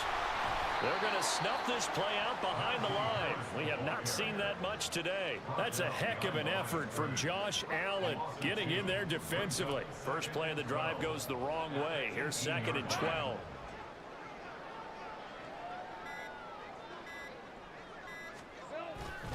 They run again with Harris. Only able to get it to his own 20 after breaking through the contact. After getting stuffed on 1st down, not much better there. 2-yard gain. 3rd down and 10. Here's Lawrence to throw. That is caught. And he will have a Steelers 1st down as they're able to get the 3rd down conversion. Well, I certainly don't want to pile on, but this defense has just not been up to the challenge in this game, and this continues as we see here. Coverage, not been very good, soft in spots. And there's an easy throw and catch for another 1st down. So here's a 1st and 10 at the 38. Harris running straight ahead. And that'll be good for 8 yards to the 45. So where'd all that running room that he had in the first half go? Because it looks like it's drying up a little bit here. Someone made some adjustments, it appears, at least on this drive. Now a 2nd and 2. Now a toss play. It's Harris. And he'll only get a yard to bring up 3rd and 1. Only a yard on the gain there as time will run out on this 3rd quarter of play. 3 quarters have come and gone. You are watching the NFL on EA Sports. Back now in Pittsburgh. And this is a blowout so far as we get set for the 4th quarter. A very one-sided affair. Trying to pick it up on the ground with Harris. Boy, no chance as he was met and dropped behind the line there. That'll make it 4th down after a loss of 1. The Steelers send out their punter now as he'll punt it away for the 2nd time.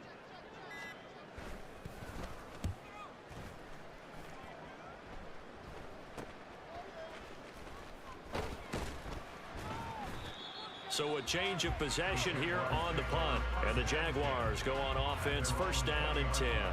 And now out come the Jags. And just looking ahead, it would appear that that bye week is coming at the right time. They'll have 2 weeks to chew on this one, though probably not one that they want to chew on. A poor performance from start to finish. Here's a throw to his running back. It's complete. And he stopped right at the 25 after a gain of 5. Here's a 2nd and 5 now from the 25. Throwing Jones. Looking left side. It's complete. He's got it. And down he goes, but he takes it up to the 40.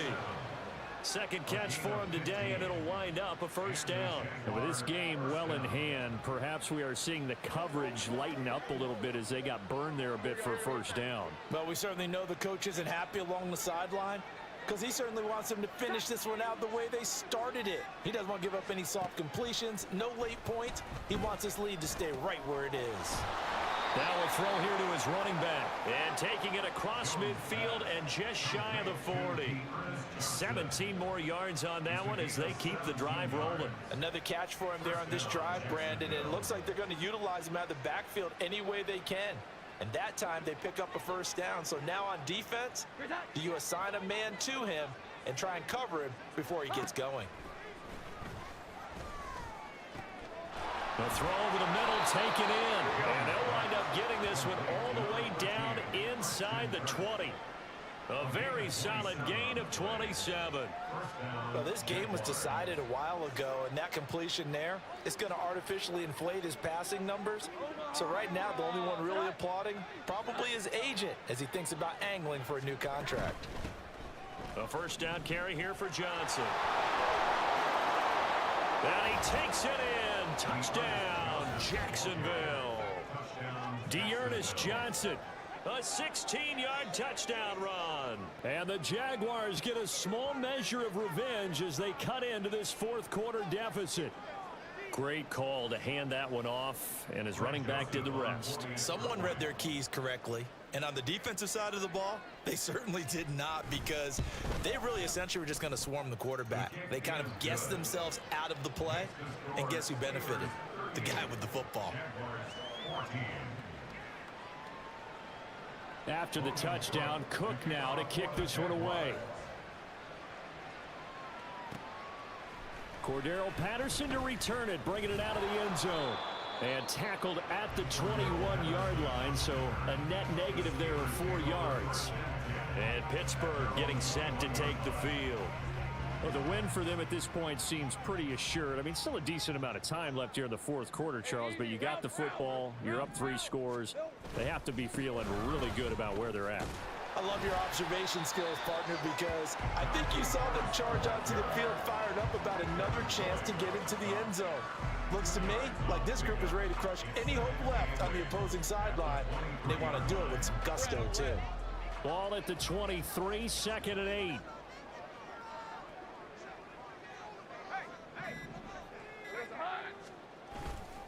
They'll run again with Harris. Across midfield. And he's going to get this down inside the 40 before he's finally ridden out of bounds. A big hitter. That one goes for 40 yards. So how about that for a chain mover? They're all the way down inside the 40 now for 1st and 10. On the give, this is Harris. And maybe a little over pursuit there as he's able to take this down to the 25-yard line. 11 more on that one and another 1st down. It carries like that. That's how they're going to continue to salt this thing away here, Charles, in the 4th quarter. Yeah, how about that? A new set of downs. Clock continues to move. No better way to close out a game than to tap those mastodons you have up front and say, guys, keep pounding them. Let's keep the ball, keep their offense on the sidelines, and let's close this one out. 2nd down and a yard.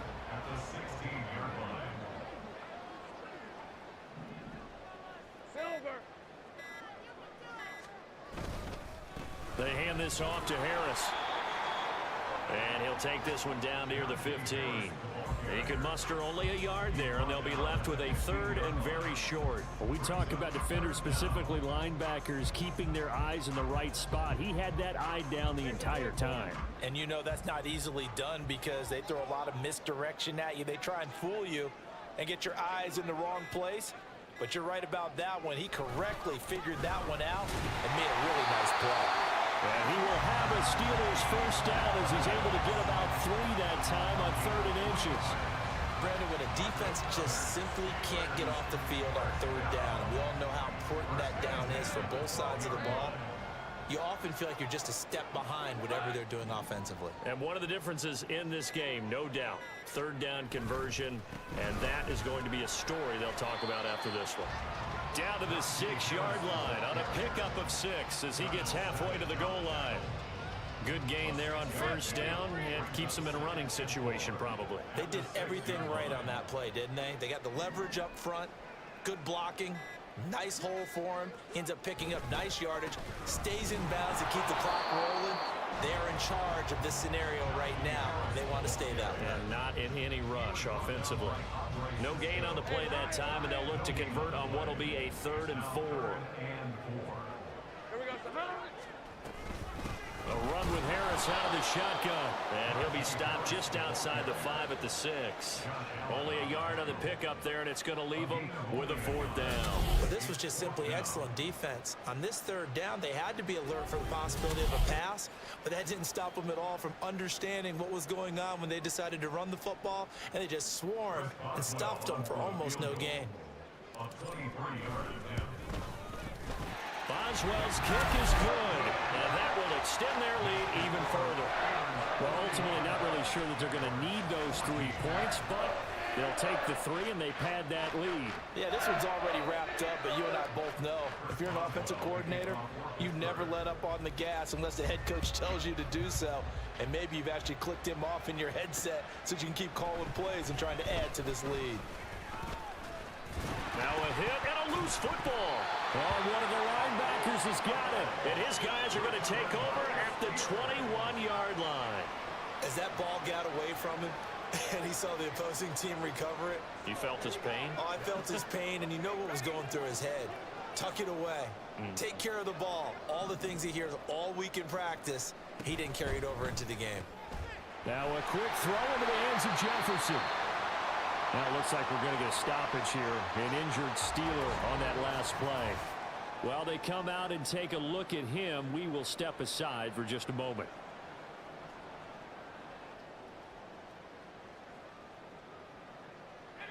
Second down and 3.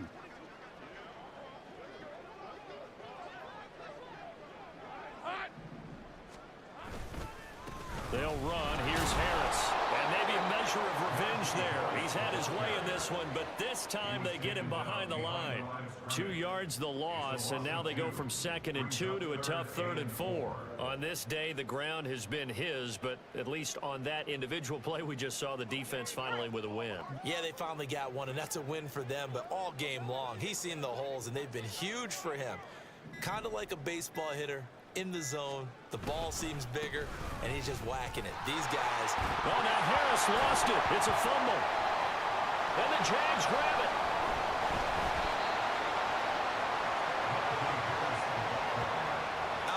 scoreboard says, partner? You know who's winning this game right now? Mother Nature? Yes, indeed. Precipitation's winning in a big way. Sloppy, sloppy. All these turnovers right now. Yeah, well, this was the forecast. We got what was forecasted, and we've gotten a lot of turnovers. Out comes the Jacksonville offense as they get set to take over here. Their mini two-game win streak appears it might be going by the wayside unless they can pull a rabbit out of their hat.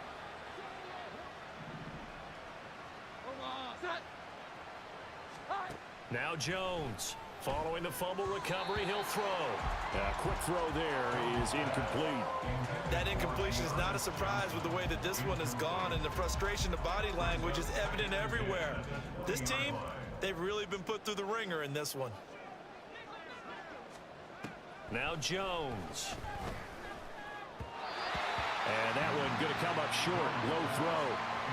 Well, they approached this drive with a lot of confidence after their last one ended up as a touchdown. But incompletions on their first two throws has them huddling up and trying to figure out a big play here on third down to get their momentum going again. And they will stop him short. They get him to the ground at the 27. No first down. It's a 7-yard run, but it does bring up fourth down. That was a good run, probably right on the edge of breaking into something really big. So the defensive guys right now are talking about, okay, what can we do to slow him down before he truly gets started? And he won't get there. They stop him a few yards short of the line to gain. The Jags come up empty on fourth down. And the Steelers, they're going to take over an excellent field position. And defensively, they were ready for that, a full-on blitz on fourth down, and they stop them short of the marker. Oh, and someone's got to feel really good about that, and that's the defensive coordinator. He dialed up a great run blitz defense, and they hit it just right. Stack that thing up. They're going to feel awesome going to the bench after that big play. He'll lose a yard there, and it's 2nd and 11. Well, the offense has had a big day. He's been great running the football, but I don't think anybody liked that last result. No, they didn't like the last result at all, but they have to look at it in total, don't they? They've had a big day running the football. You take an occasional loss or an occasional bad play along the way, but all in all, they have to like what they've done. He lost 2 there, and it's third down.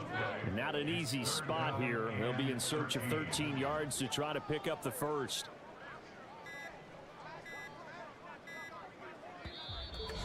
Just 2 minutes remaining here in the fourth quarter of what has been a one-sided affair. So the Steelers with the football as we get you reset.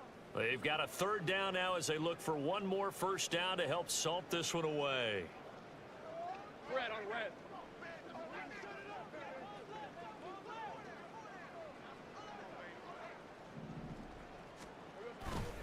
They'll keep it on the ground. Harris again. And he will cross the 30 down to the 29-yard line. Just a gain of 2 there, and it's going to bring up a fourth down. Boswell on for the field goal. A 46-yard attempt. Boswell's kick is good. So the starting field position was terrific following the surprising turnover on downs, but the end result, only 3 points. Simply stated, I think you have to look at that as a missed opportunity. After the successful field goal try, here's Boswell to send it away.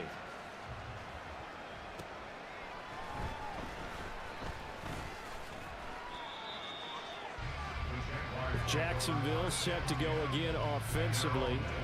Where we stand right now in the fourth quarter, this one pretty much out of reach. And Charles, I know they're going to be disappointed about several things with this ball game, but the self-inflicted wounds, they've had several turnovers. You would have to think that's going to be something they're going to discuss heavily in the films. Over the middle, and there's a diving catch. And he'll be taken down, but not before they work it across midfield.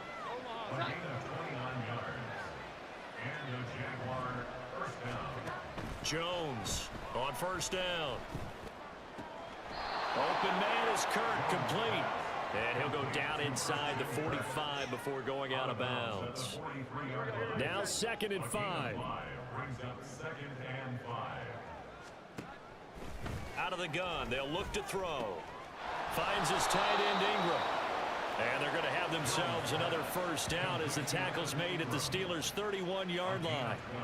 12 yards there as they move the chains.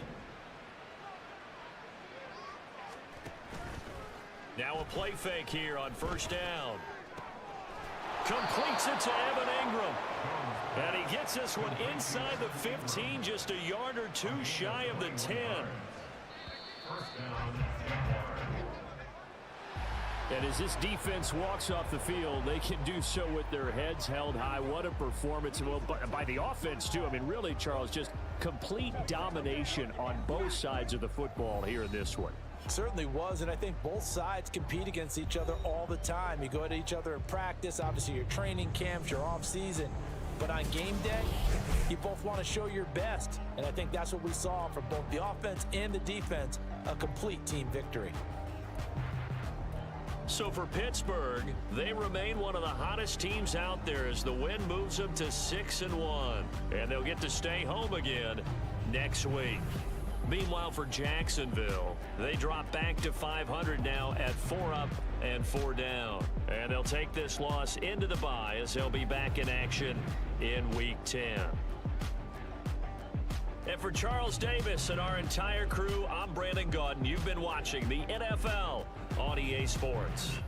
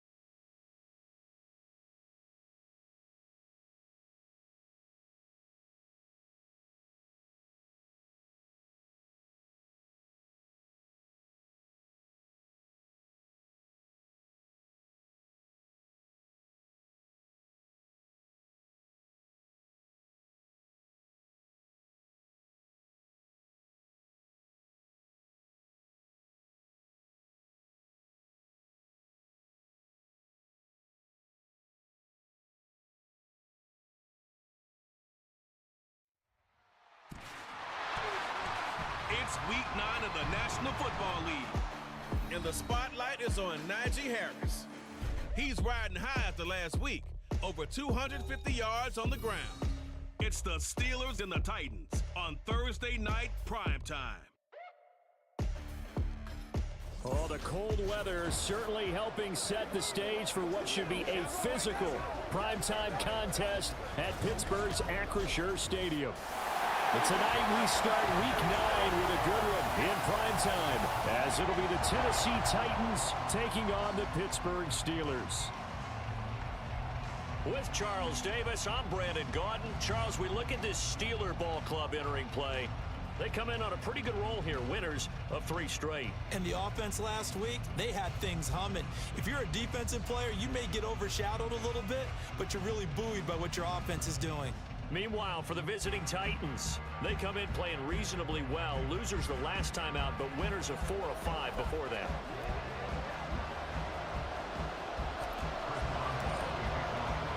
The first 2 months of the regular season down. What will the final 2 bring us as we're off in Week 9? And no run back on the opening kickoff. It'll come out to the 25. So a new face at quarterback for the Titans in 2023. It's the 24-year-old rookie out of Kentucky, Charles, Will Levis. As if this motivated young man needed an extra chip on his shoulder. He certainly got one more when he slipped to the second round of this year's draft. This, after he was discussed as a possible top 5 pick. As he likes to tell everyone, I've got a cannon for an arm, and I'd love to show it off. And this will be a gain of 5 as he gets it to the 30. The rushing numbers for Pollard last week. 12 carries, 57 yards. And now that he's playing a Thursday night game short week, you know he spent a lot of time in the trainer's room in the cold tub trying to get his legs back for this game. Second down, here's Levis. And his throw's going to be incomplete. This defense for the Steelers, they were very good in the win last week against Jacksonville. This defense certainly has a lot to be proud of coming off of last week's game, because when you only give up 14 points in a contest, you give your team a great chance to win. The best defense in the league is usually going to average giving up 18, 19 points a game. So to be under that, a terrific achievement. And he will have a Titans first down as he's able to get 8 yards there on 3rd and 5. I haven't met a quarterback yet that didn't enter the league with a massive chip on his shoulder if he wasn't a first-round pick. They want to show the league that they made a big mistake. Determined to get the first down there, no hesitation at all to tuck it and go. I bet he would have tried running through their entire defense if it meant reaching that marker. And he'll have it past midfield almost to the 40 before being taken down. A good pickup there, 21 yards. Operating out of Steeler territory now. Here's 1st and 10 at the 41. Back to throw, it's Levis. And his throw's going to be incomplete.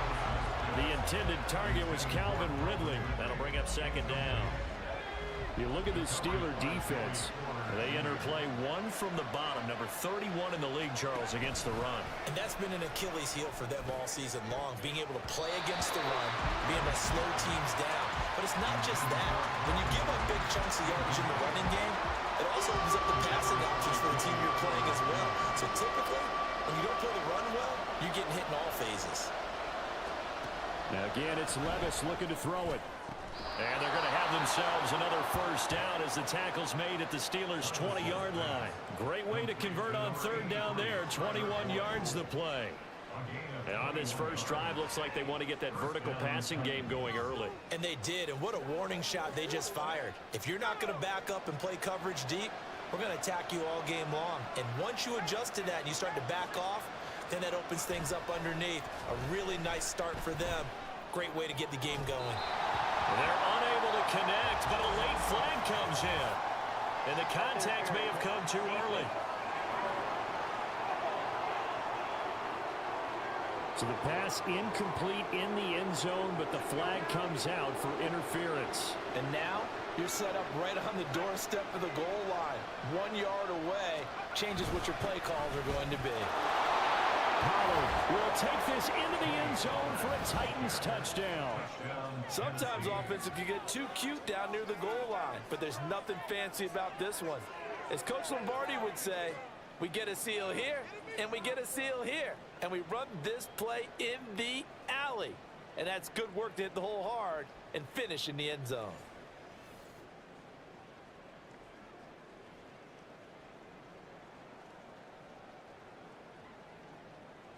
Nick Folk for the point after.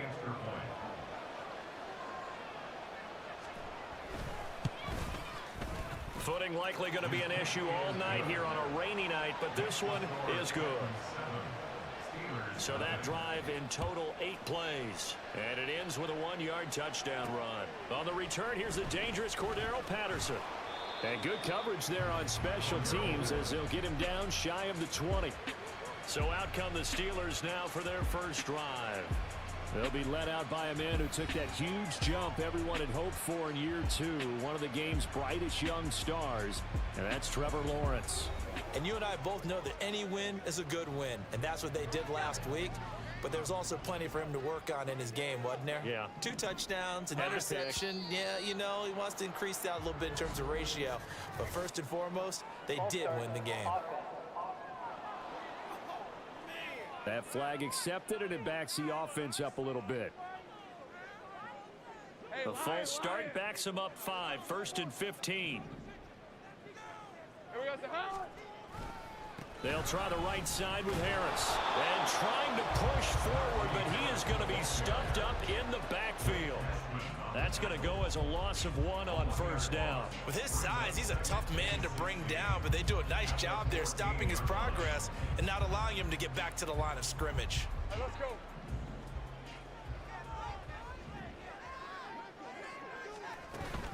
They'll keep it on the ground. Harris again. A nice move gets him a few extra. Down just shy of his 20. It's a 6-yard pickup to get him back to the original line of scrimmage with 3rd down coming up. Right where this set of downs started, they need a full 10 here to pick up the first down and move the chains. On 3rd down, Lawrence. And that's going to be incomplete. The coverage too good there. The contact popped the ball free, and it's 4th down. On 4th down, Drew Chrisman on to punt. They only punted twice in the win last week as he gets this one away. A 40-yard punt, no return, and it'll be Titan football. The Titans coming back onto the field for their 2nd drive.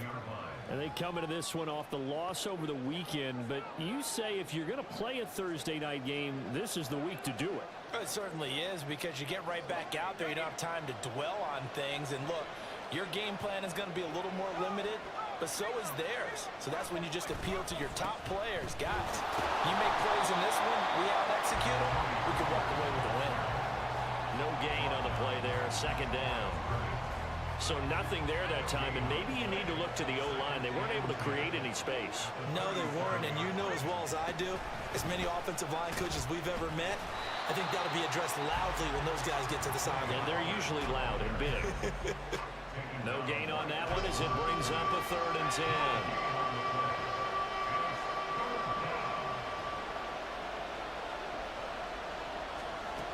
Levis. Eluding the pressure right. And able to get this one across the 45 before he's brought down. Nothing open downfield. He keeps it himself for 11 and a 1st down.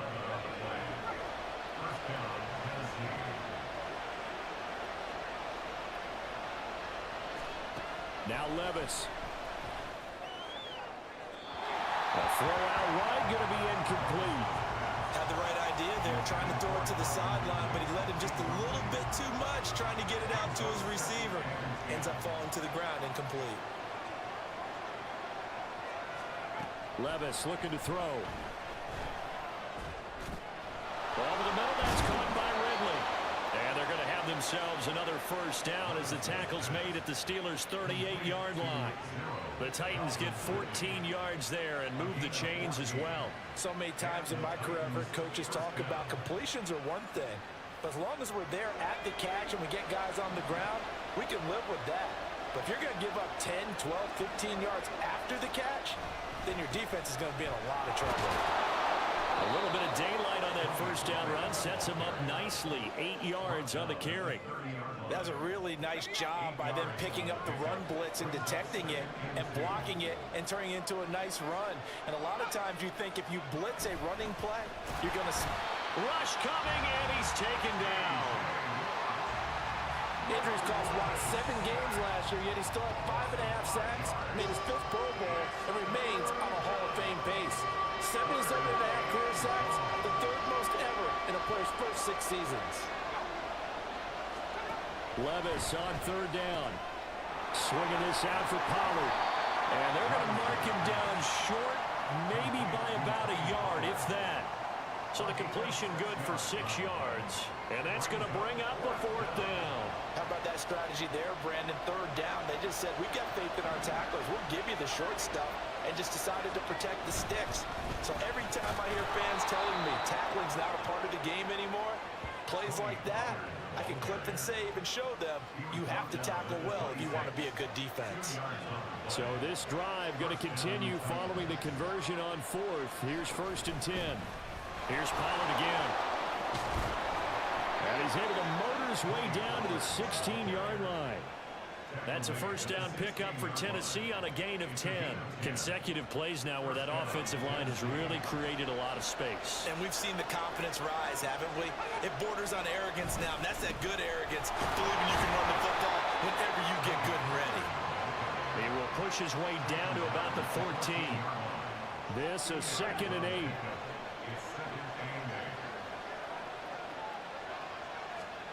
Levis back to throw. And he will find Ridley on the left side. That'll go for a gain of 7. And they'll be faced with a 3rd and inches. Charles, Thursday night game, I think a lot of teams probably say shrink the playbook somewhat. Is that correct? I think you're right about that because you just don't have the amount of time that you have in a normal week to put in a full playbook. So, as you said, you... Touchdown! Chigakonkwo. His 3rd touchdown now on the year. And the Titans have taken a 13-0 first quarter lead. Another impressive drive, so they're 2 for 2, 2 touchdowns. Charles, a great start to this ball game for them. And one of the words that's really worked its way into our lexicon is stacking. They've stacked momentum each time out, and not only on offense. Between those touchdowns, defense held, forced a punt to get the ball back, and they've played awfully well in this one. Both sides playing at optimum level. Footing always a concern, but the extra point's up and good. And that'll make the score 14-0.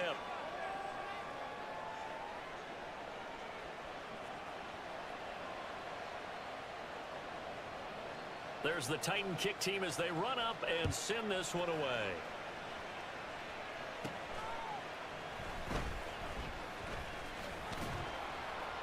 And up to about the 26-yard line, just across the 25.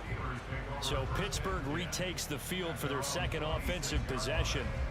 As mentioned, this one of the hottest teams in the NFL, riding that winning streak into this one, but now playing here on Thursday night. Do you think that this helps or hurts their momentum? Well, ordinarily, I'd say it hurts the momentum because now you get that short week. But when a team's playing as well as they are, it actually allows them to down focus and only worry about themselves and less about their opponent. So when you're playing well, you just worry about the things you're doing well and let the opponent deal with that. A look at the numbers for Harris in last week's game. Just downright unbelievable. I mean, when you amass that many yards, I don't know what else to say. Personally, I thought it was a game for the ages for him. Ripped off some long runs in that contest, didn't he? He did indeed. Some very long runs, and that total, scary. Lawrence is throwing into the hands of Pickens. And he's going to have another first down as the tackle's made at the Titans' 36. A good pickup there, 20 yards. And that's a more than acceptable read right there because it's zone coverage, so timing is everything. This time he waits for his man to come open, puts it right on him, and they pick up a first down. So operating from Tennessee territory now. Here's 1st and 10 at the 36. And some strong running there as he's down just shy of the 20 on the edge of the red zone. Now it appears we have a Steeler here slow to get up. Well, now they're going to come out and take a look at this injury, and we'll be back in a moment.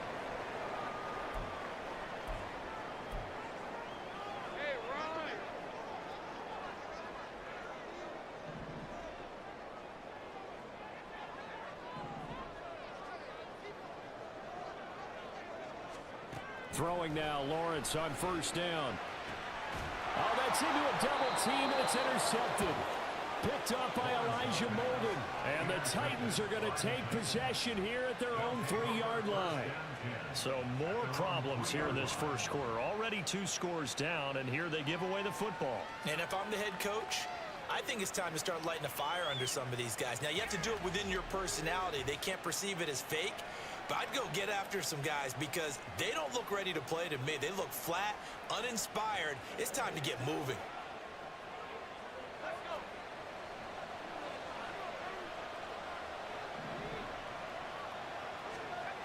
From near the goal line, here's Levis. And it's incomplete. Boy, he doesn't drop many like that one. Second down. Well, anytime he reads man coverage, I don't think it's going to be the only time he'll try and hit that route to the outside in this game. He'll test the perimeter, but that time, they were up to the challenge. On second down, it's Pollard. And he's able to get him a small cushion before being taken down at the 5, a gain of 3. Well, that's a good start to this drive on the defensive side of the ball. Force the incompletion on first down. Then you're able to shut down the running play on second. Yeah, I wouldn't be surprised now. A little bit of pressure going at the quarterback in the expected passing situation. Oh, he had a man running free, but he overshot him, and it's incomplete. Oh, boy, tough conditions out there. I don't know if the defender slipped or what, but he had a man wide open, and that's a bad one to miss on. They don't come a whole lot easier than that one right there.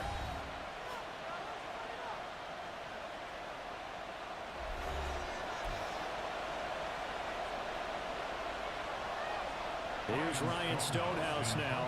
And no room for error here as his first punt comes from deep in his own end zone. And he's able to get it out quickly, and this is not a bad kick here. So a change of possession here on the punt. And the Steelers will go on offense here, 1st and 10. The Steeler offense here about ready for their next drive. And there, of course, was a lot of talk about this ball game coming into play. 2 division leaders in the AFC. Could this be a potential playoff preview down the line?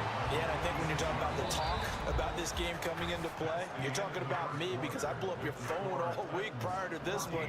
I was so excited about this game because to me, it's not out of the realm of possibility that these two teams see each other again down the road. I like this matchup. They match up very well against each other. Second quarter action from Pittsburgh. It is the Steelers in control of the football as they've got it with second down and less than a yard. They fire this one quickly to Austin. 2 yards, good enough for a first.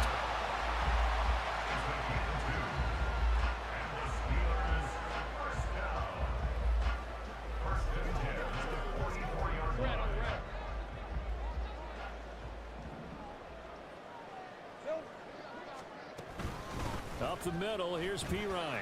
And he's going to take this ahead for right around 3 yards, but no more than that. Second down. Well, that's just a pile of bodies there, and that's when you kind of find out who's a tough guy, right? Who can stand up and make a play. It was only a 3-yard run, but for both sides, they had to walk away from that feeling like, okay, I can stand up when the going gets tough in here. 3 yards on the pickup. That's going to set up an interesting third and about 4 to go. Just not a whole lot of room to operate there on that carry. No, not at all. They did a really nice job staying in their proper places and not allowing any lanes to open up. Lawrence will throw. Able to find the open man. That's complete. And again to the end zone. Touchdown, Pittsburgh. Van Jefferson, 38 yards. And the Steelers have cut it back within a score. I think if you polled defensive backs, they would say the corner route, take that out, make it illegal, because that is so hard to recognize and so hard to adjust because your first move is to not get beat in the middle of the field.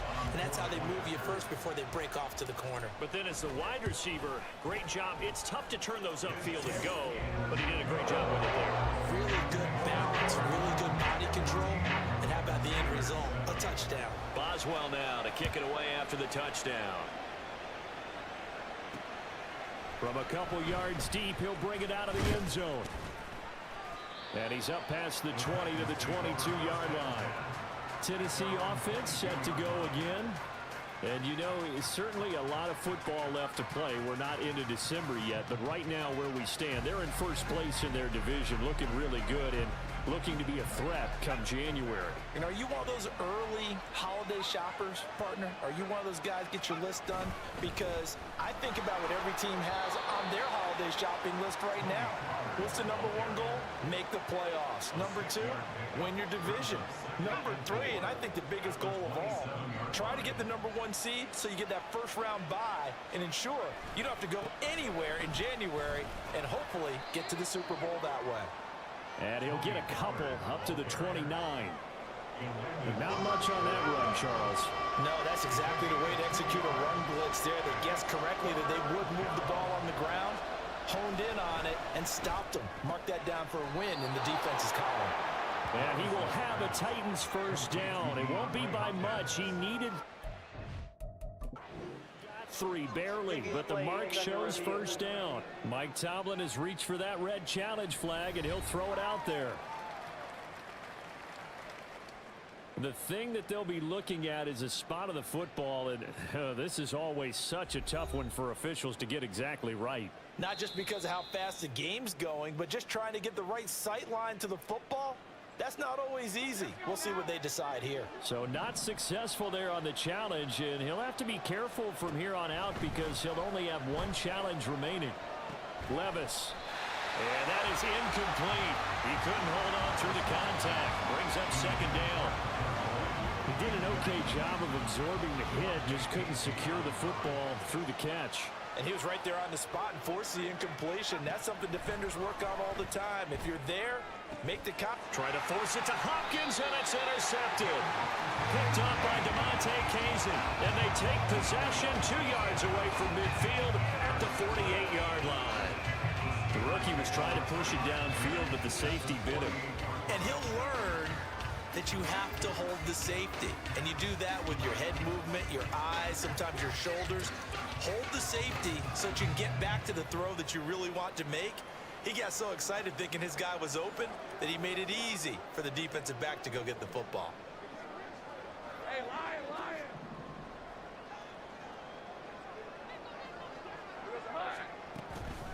They run it with P. Ryan on first down.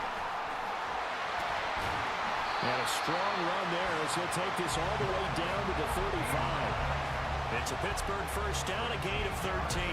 Good push up front, and that run in between the tackles. Let's play the leverage game here. Offensive line just got lower than the defensive front, and they were able to get their pads on them and move them backwards and create space for their running back to roam. And he's got this to Jefferson. And taking it to the 15-yard line before he's brought down.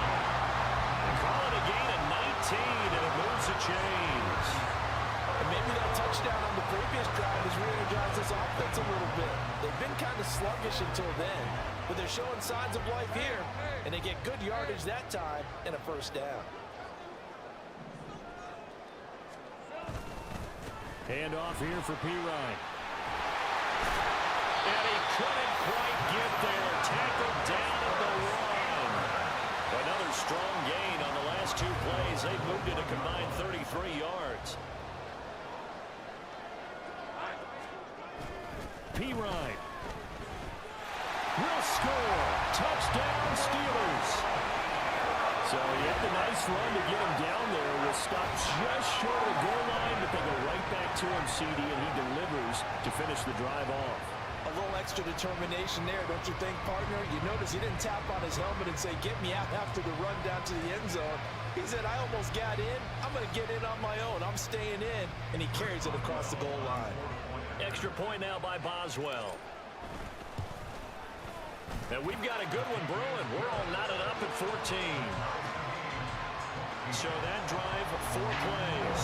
And it was Michael P. Ryan who finished it off with a touchdown run. This one tied at 14 now as he sends this one away. And he won't return this one. He'll go down to a knee, and they'll start at the 25. The Titan offense now working their way back onto the field. They start from scratch here, so to speak. 14 all following the interception last time that led to a score. Well, they've got it 1st and 10. They'll run with Pollard to begin the drive. And not much to speak of. Call it a 1-yard gain up to the 26.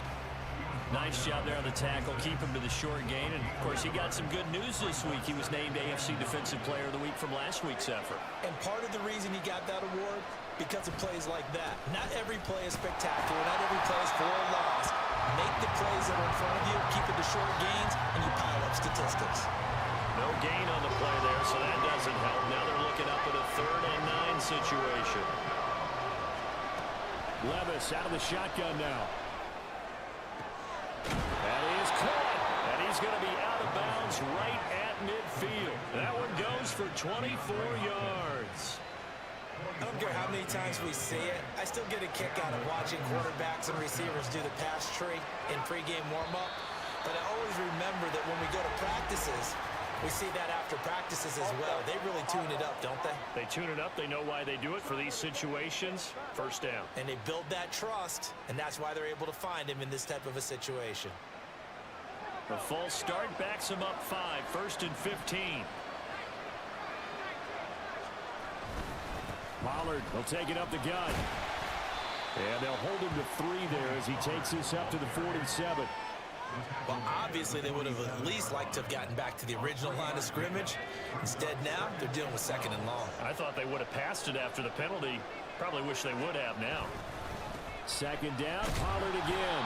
And a good push there defensively as they stop him at the 48. A gain of just 1. We talk about defenders, specifically linebackers, keeping their eyes in the right spot. He had that eye down the entire time. And you know that's not easily done because they throw a lot of misdirection at you. They try and fool you and get your eyes in the wrong place. But you're right about that one. He correctly figured that one out and made a really nice play. Operating out of Steeler territory now. Here's 1st and 10 at the 39-yard line. Out of the gun to give to Spears. And he'll work it inside the 30 to the 29-yard line. Now, that was an excellent run. And when you see that happen, that's when you're seeing guys doing their job and then some people doing a little bit more. Offensive linemen and tight ends, they're expected to block. But the wide receivers, all they want to do is catch passes. So when they block on a big-time running play and create extra space, you've got to hit the jackpot there. They'll get 3 as the drive continues. It's a 1st down.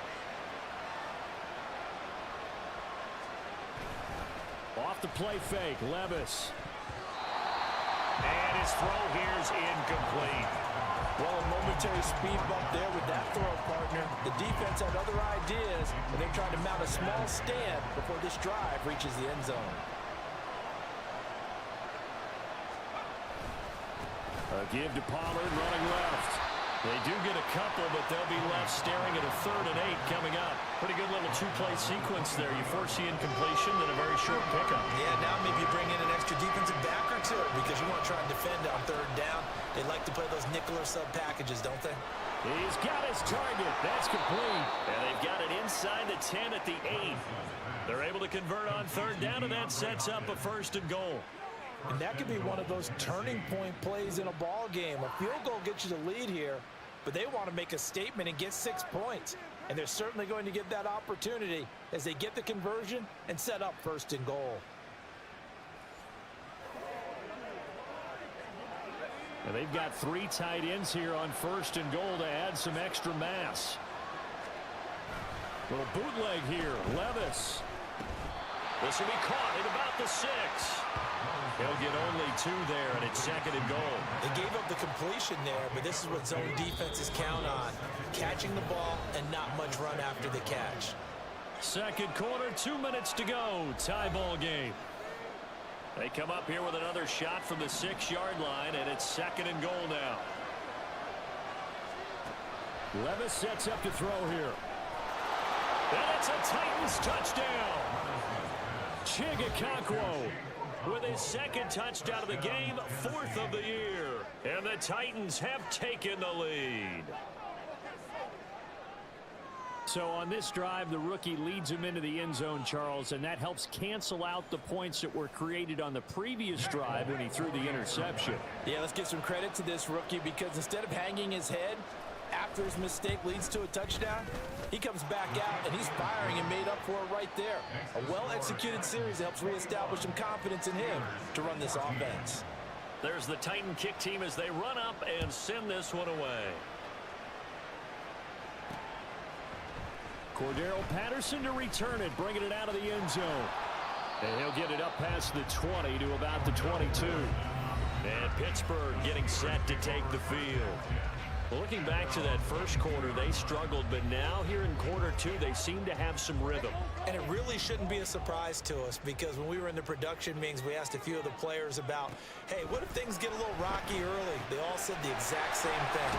We're prepared, so we're confident things will work out. And so far, they have started to do so. Those three words we hear a lot: stay the course. From the 25, here's 2nd and 6.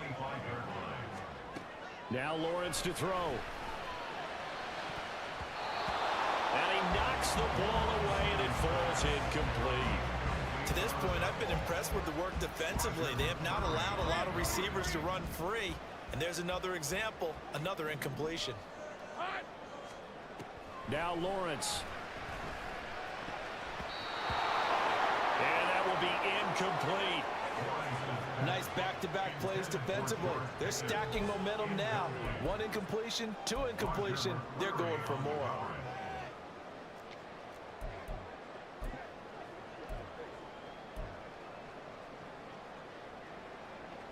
Fourth down, out comes the punter, Drew Chrisman.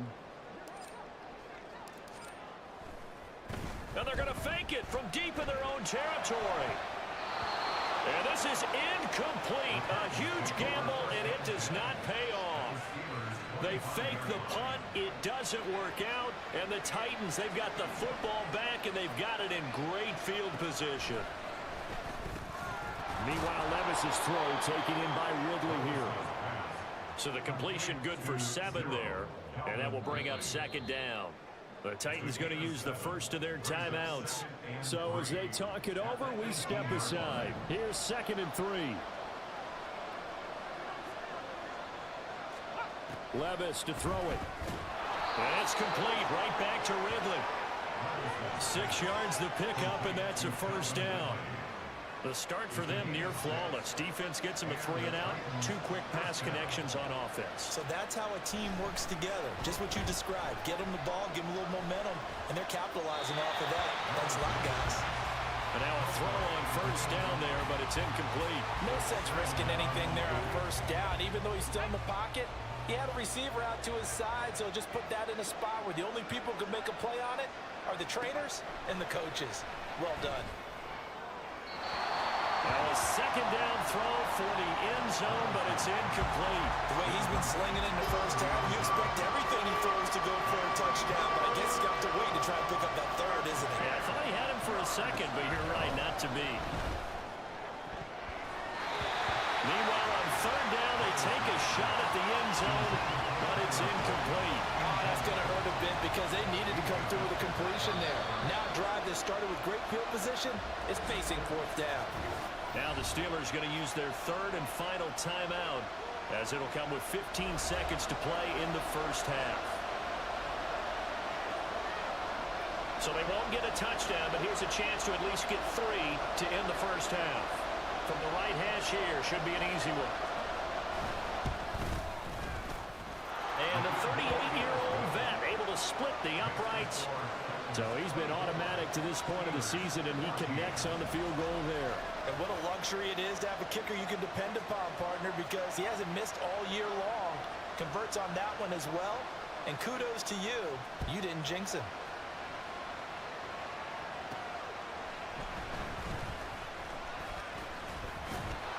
And he takes this near the 25. Just a little pass there. Call it the 26. The Pittsburgh offense at the line to start their next drive. And with Lawrence's arm, they may give him a shot to let this thing rip downfield. We'll see. He's going to find Jefferson open downfield. So we reach halftime here in a 10-point game as we send you down to Orlando, where Jonathan Coachman has our EA Sports halftime report. Coach. Okay, Brandon, thanks very much. We'll get back to you and CD in a minute. First, it's time to take a look at what we've got coming your way this weekend in the NFL. Plenty of great games coming up in this first weekend of November, starting with the first ever game in Frankfurt, Germany, the Dolphins and Chiefs. As for the 4 o'clock game, some good ones there as well. One being in Charlotte, where it'll be the Panthers taking on the Indianapolis Colts. And then finally, a good one on Sunday night between the Buffalo Bills and the Cincinnati Bengals. It was a strong first half for running back Tony Pollard. He wound up finding the end zone on a touchdown run to help give his guys the advantage here at the break. Both of these offenses had their share of high points in that first half. Each team had some big moments, and it would seem this could turn out to be a game where the last score wins. Both these teams getting a chance to dry out, maybe change their cleats if need be, but halftime's just about over. Time to get back to it. And for the call of the second half, here's Brandon Goff. Now it's Patterson. And a nice return sets him up pretty good here right at the 30-yard line. The Steeler offense ready to get going to begin this third quarter. And Charles, some things to like about that first half, ultimately trailing here, but certainly this deficit is manageable. So curious to see what adjustments they may have made at intermission. As am I, because I think things bode well for a possible comeback, because I thought a lot of their best reps in the first half came through the passing game. They were hitting the open receivers, taking whatever the coverage. Well, he tries to force it in, and it's intercepted. And he is going to bring this back inside the 20 to the 18-yard line.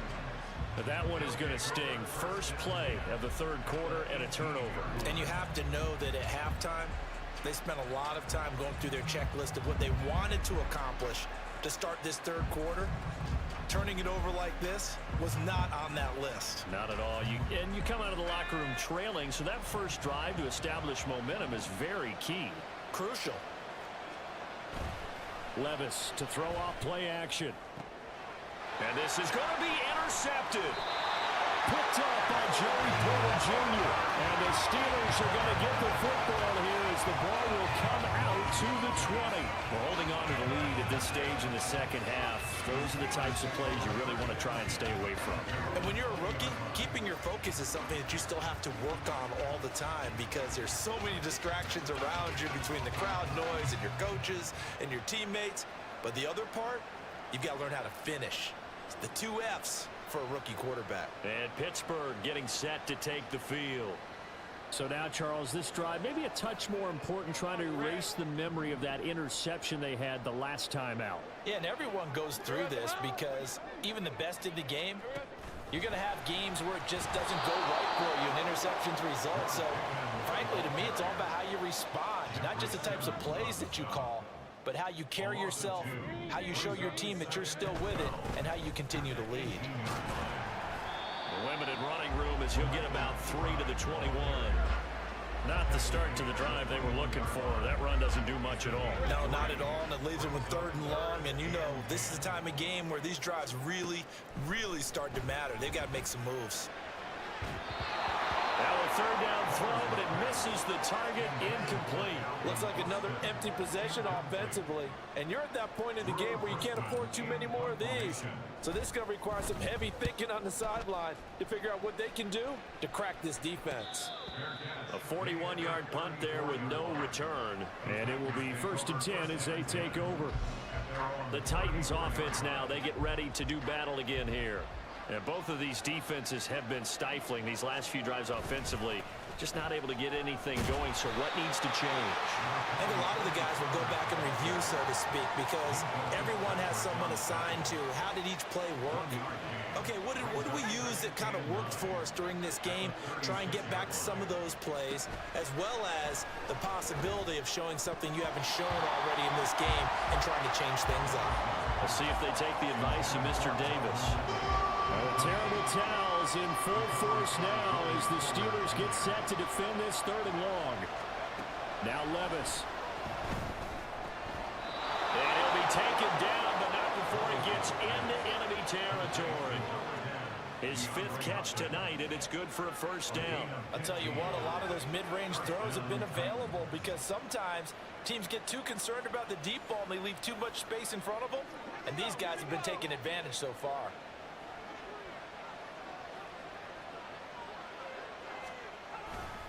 They'll go with Pollard here on first down. And he's going to take this ahead for right around 3 yards, but no more than that.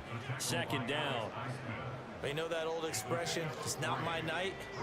It hasn't been his so far. I don't know if the legs are a little bit heavy. Sometimes having to hang out all day and play doesn't exactly play to your advantage, but it's been a tough go for him. And every time he looks up, somebody's there defensively. That was the same case on that play. He's been big. 2 touchdowns earlier. Now he's got a first down here. They'll run left with Pollard, and he will lose yardage back to the 34-yard line. Officially, it's a 1-yard loss. That's going to bring up second and 11. I'll tell you what, this defense hasn't played its best, but they're still right in this football game. And if they keep making plays just like that, they're going to give their offense a chance. Here's Spears on second down. And he is met in his tracks behind the line of scrimmage. A loss of 1, now a loss of 2, and they're staring at a 3rd and 13. Well, they went back to him, but the results were similar, so I highly doubt that he'll get another opportunity here on 3rd and long. On 3rd down, here's Spears. And this play comes to a halt at the 33, and obviously that's well short of the first down. 3 yards won't be enough here as that'll bring up 4th down. Here's Nick Folk now on for the field goal. From the left hash, it's an even 50-yard attempt. Oh, they get to the football. It's blocked. Well, maybe that's the spark that they needed here, Charles. Trailing, but a big block. We'll see if that swings the momentum a bit. You mentioned the word spark. I'm just wondering, as they went off the field and the offense was coming out, did one of those special teams members say, hey, obviously we haven't given up on this one. We've given you a little bit of a spark. What are you going to do with it? They've got good starting field position as they come up here 1st and 10 at the 39-yard line. They start on the ground with Pirine. And shedding through the tackle. This will be stopped about 2 yards shy of the marker. 8-yard gain, 2nd and 2. Offensive linemen love creating space for their guys carrying the ball. But when that guy also breaks tackles and creates extra yardage, they almost feel like he's one of them, and they really embrace him. And he'll be brought down at the 48-yard line.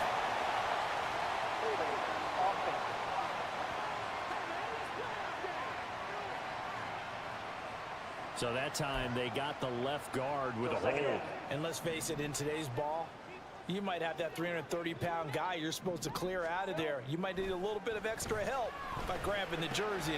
Over the middle, and there's a diving catch. With that catch, he goes over 100 yards receiving on the night. It must be something about the night air, because he is putting on an absolute show under the light. Yeah, we've established anything in his vicinity, he's grabbing it. And good space to operate there as he takes this down inside the 45-yard line.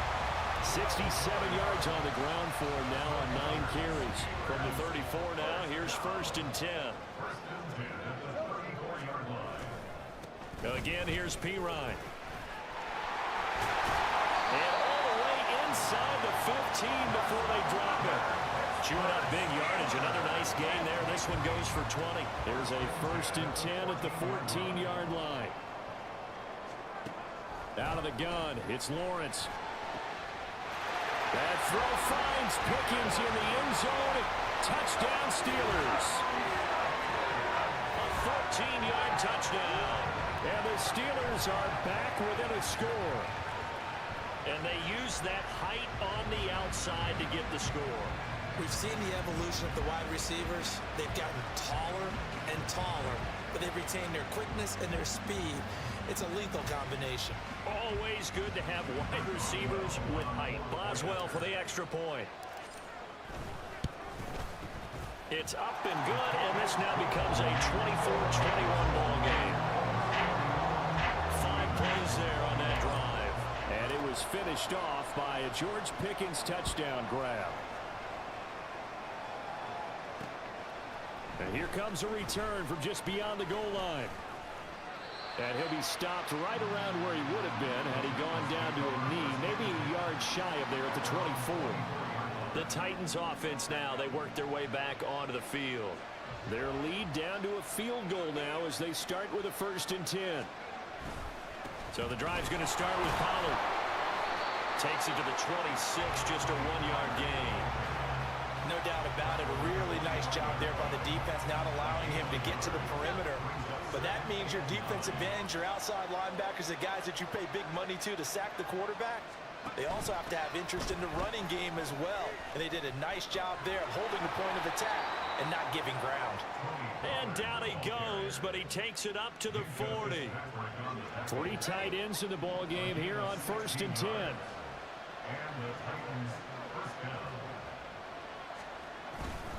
They run straight ahead here with Pollard. Taken down at the 42. Certainly a nice job there by the defense rallying to the football and getting him on the ground. But I think the play gets made by the defensive front. Because if they can't get upfield, their job is to go ahead and get low, almost get into a ball sometimes, stack things up, and make it difficult for the runner to find a hole. He's up to 87 yards receiving now, and it's a 1st down.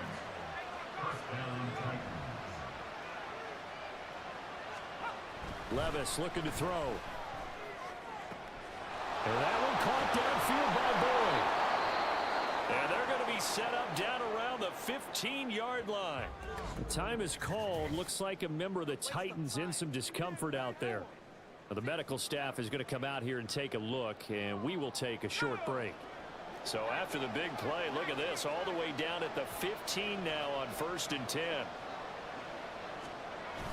They toss it down to Pollard. It's a loss of 5 there, bringing up 2nd. This is going to sound a little strange, but that was a really nice effort because he broke a tackle and almost sprang free, but it still ended up with a loss of yardage. The defense won that battle. They go back to Pollard on 2nd down. He'll get 2 yards back, but it's going to leave him with a long 3rd and 13. Now the terrible towels in full force now as the Steelers get set to defend this 3rd and long. Now on 3rd and long, they'll look to throw. Oh, this will be incomplete. The rush gets home just as he was letting that go. That could have been worse. Instead, it's 4th down. Here's Nick Folk now on for the field goal. And remember, he had one blocked earlier. Folk's kick is good. And that will double their lead as it's up to 6. So this time the protection holds up for him just fine, and he's able to bang it through. I think their special teams coach got the point across. He gave him a pretty good earful after the block earlier, and this time there's no penetration, so they're able to pick up 3. Patterson going to bring this out of the end zone. And he'll be stopped right around where he would have been had he gone down to a knee, maybe a yard shy of there at the 24. Getting set to go again as we look at the back, heading onto the field again. He's had a good performance, moved the ball effectively on the ground. Of course, he has the 1 touchdown. And when you're able to move it as effectively as you've described, that leads to finding a way into the end zone, and now he's just trying to do it for a 2nd time. And, of course, with that comes additional yardage. Yeah, looking for additional yardage, and again, that 2nd score here in the 3rd quarter. 122 yards for him on the ground now. He has been a tough man to bring down all night. Well, partner, I have to say they caught him in the right defense there. Nickel set, 5th defensive back on the field, and they love to run against that because now you typically get a bigger. The pressure gets to Lawrence, and he'll go down. It's Jeffrey Simmons that time who got in to record the sack.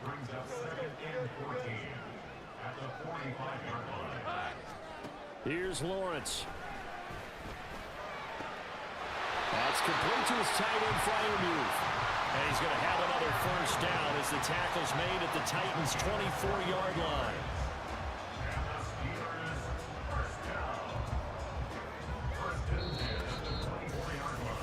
One quarter remains here in this Thursday night matchup. We'll return with more after this. This is the NFL, and it's on EA Sports.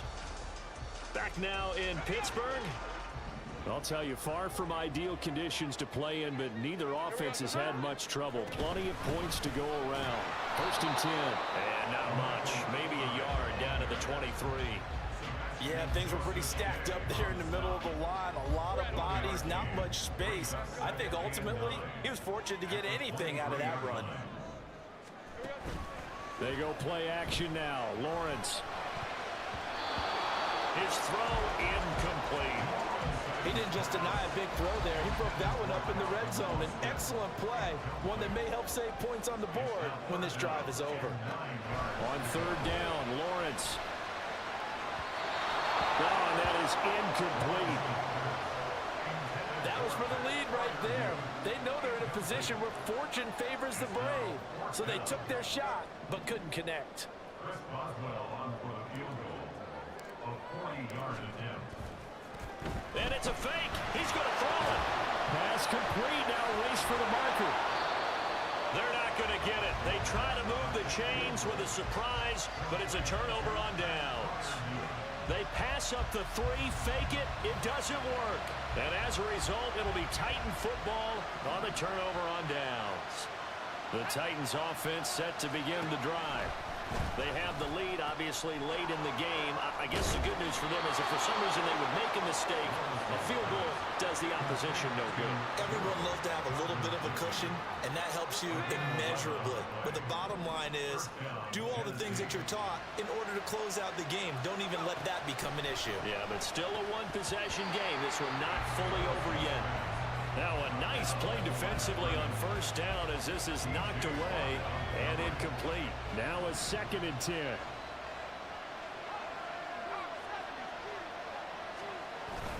Levis now off of play action. And that is going to be incomplete as he let him a bit too much. Cutting up the man that time, man. They're putting a little too much heat on it, don't you think, partner? Absolutely. Just needed a touch more air under it. Instead, he fired an absolute bullet. Levis on 3rd down. Flush to his right. And he'll take this beyond the line of scrimmage as he slides to a hole.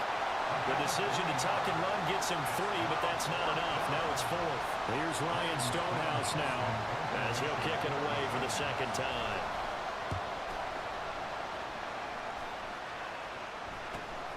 Pulled in at the 24. It'll be a 41-yard punt. Give them 5 on the return. And they will take over 1st and 10. And Pittsburgh getting set to take the field. Their defense accomplished step 1 of the mission. They forced the punt. Now they'll look to erase that deficit and take a 4th quarter lead. And now the drive starts with a completion out to the right. And he'll be out of bounds, but able to get it up past the 45. That one good for Trey on the catch and run. And here we are in the 4th quarter, partner. We watch him drive for what would be a go-ahead touchdown. And you and I both know this is where you need a quarterback who can keep his cool back there. Not just for himself, but to keep the rest of the team relaxed too. And not a whole lot of room to operate there on the 1st down run. He gets maybe 3. Not a huge carry there on 1st down, but not all of them will be. But still, all in all, a positive play for the offense. It's all about picking up at least a few to set up what you're going to do here on 2nd down. Now Lawrence to throw on 2nd down. Flushed out right. And his throw is incomplete. Oh, this defense knows. 4th quarter, they need to make a play. That one was ripe for the taking. Could have changed the complexion of the ball game, but it winds up incomplete. From the gun on 3rd down, Lawrence. Working the middle of the field, and he's got a man complete. And he's going to have another 1st down as the tackle's made at the Titans' 33. A sizable 16-yard chunk there. The drive continues. Tell you what, he's been able to put the ball in some tight spots all game long. That throw, no different. Yeah, a lot of people would call it a gutsy type of a throw. I think he looks at it as, I can do it, so it's not that big of a deal to me, and I'm going to keep firing. They'll hand it to Pirine. Give him 5 on the carry there, and it'll be 2nd down. And that's exactly what you want on a 1st down run. Pick up 5 yards, bring up 2nd and 5. The defensive line, though, they've got to figure out a way to out-leverage the guys up front because the offensive line is winning at the point of attack. They try to throw on second down, but this one is incomplete. And that's one of those plays where it's hard to keep two eyes on the football when you know the contact's coming, let alone getting two hands around it, hugging it to your body, and absorbing the hit, even for those big tight ends who you would think can absorb that contact. And he'll take this down just shy of the 25-yard line. One score down. Here we go. They're going to go for it here on fourth down.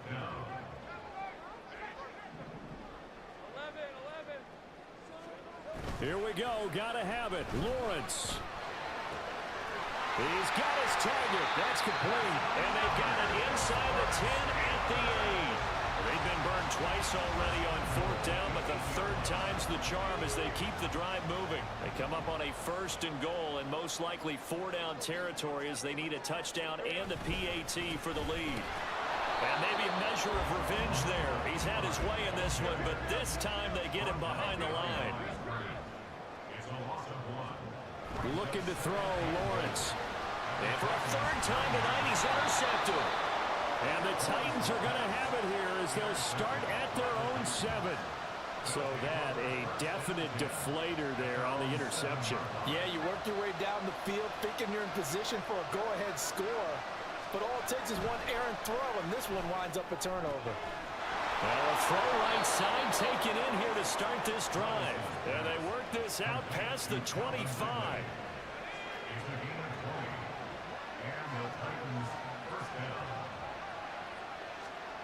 Levis to throw on first and 10 here. It's complete to Hopkins. And brought down, but not before reaching the 45-yard line. 18 more yards there and another first down.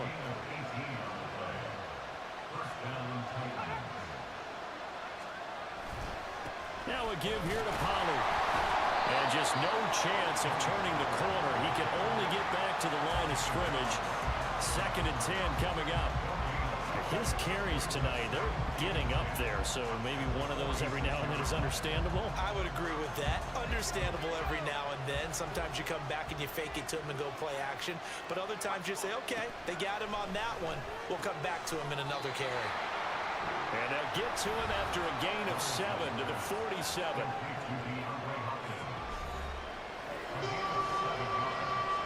Third and 2.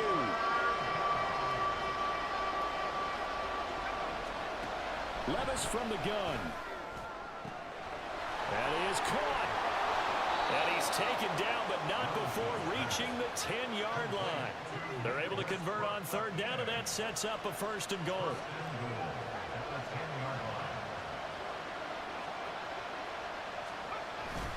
They'll run with Pollard.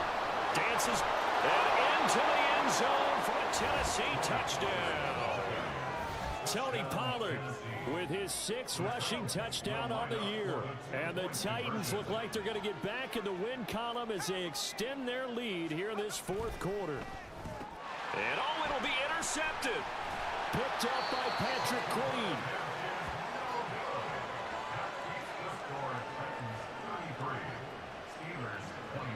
There's the Titan kick team as they run up and send this one away. Taken at the goal line. Oh, a dangerous return man showing it here. Solid return, pretty good field position. They'll start at the 32. From the 32 now, here's first and 10.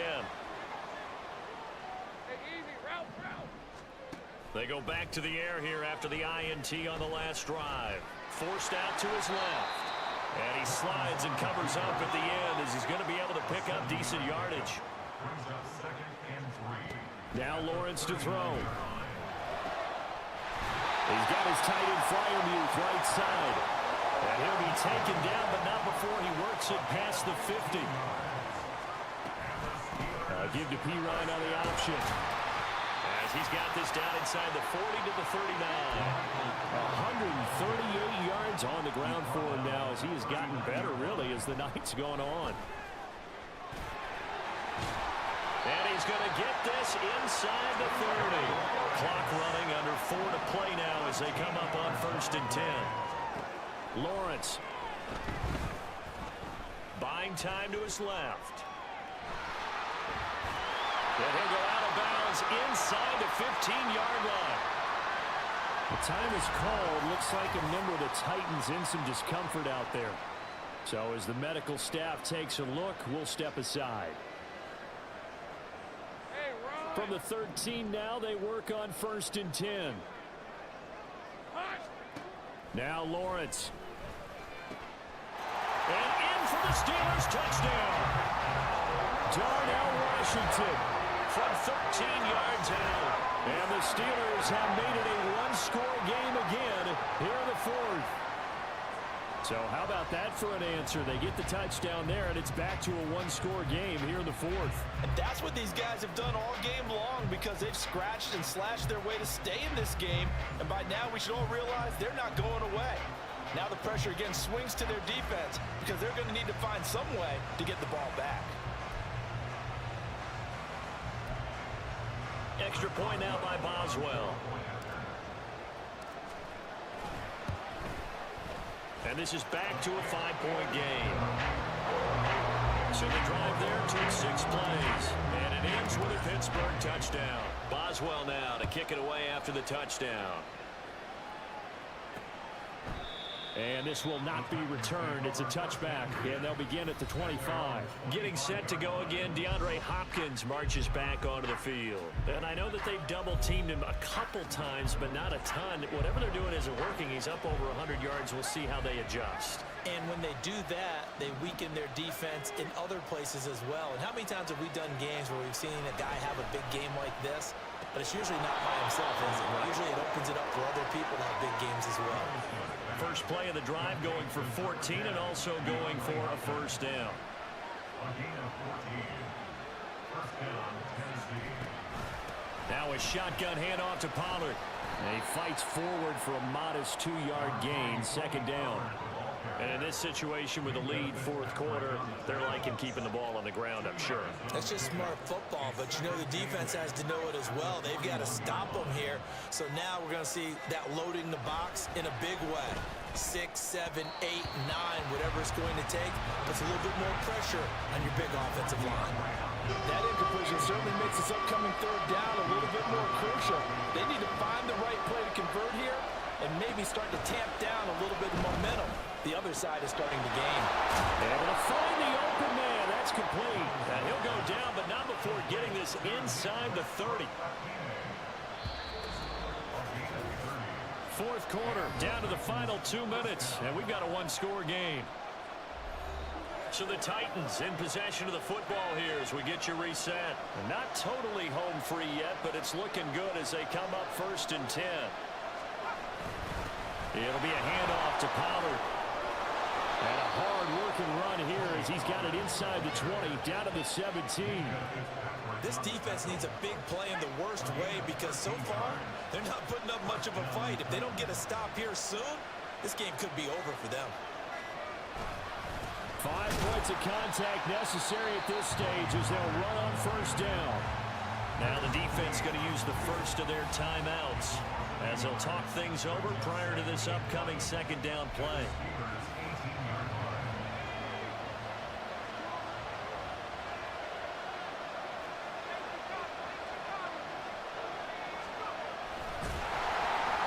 And he is going to lose yardage here. The Steelers signal for the 2nd of their timeouts as they'll head to the sideline and talk over what to do next. A long way to go here on 3rd down for the 8th play of the drive. Run for Pollard. Now the Steelers going to use their 3rd and final timeout as they'll head to the sideline and talk over what to do next.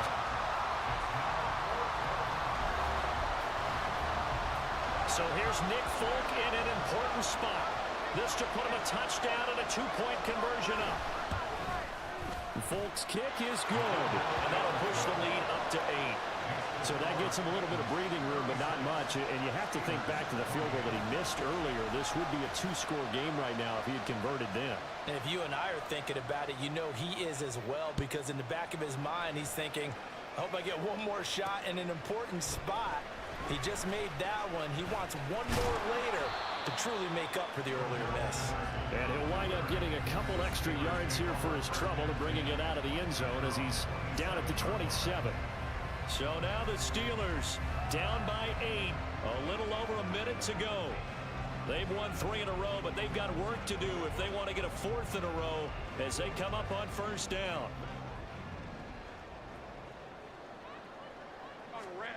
Lawrence. Dancing to his left.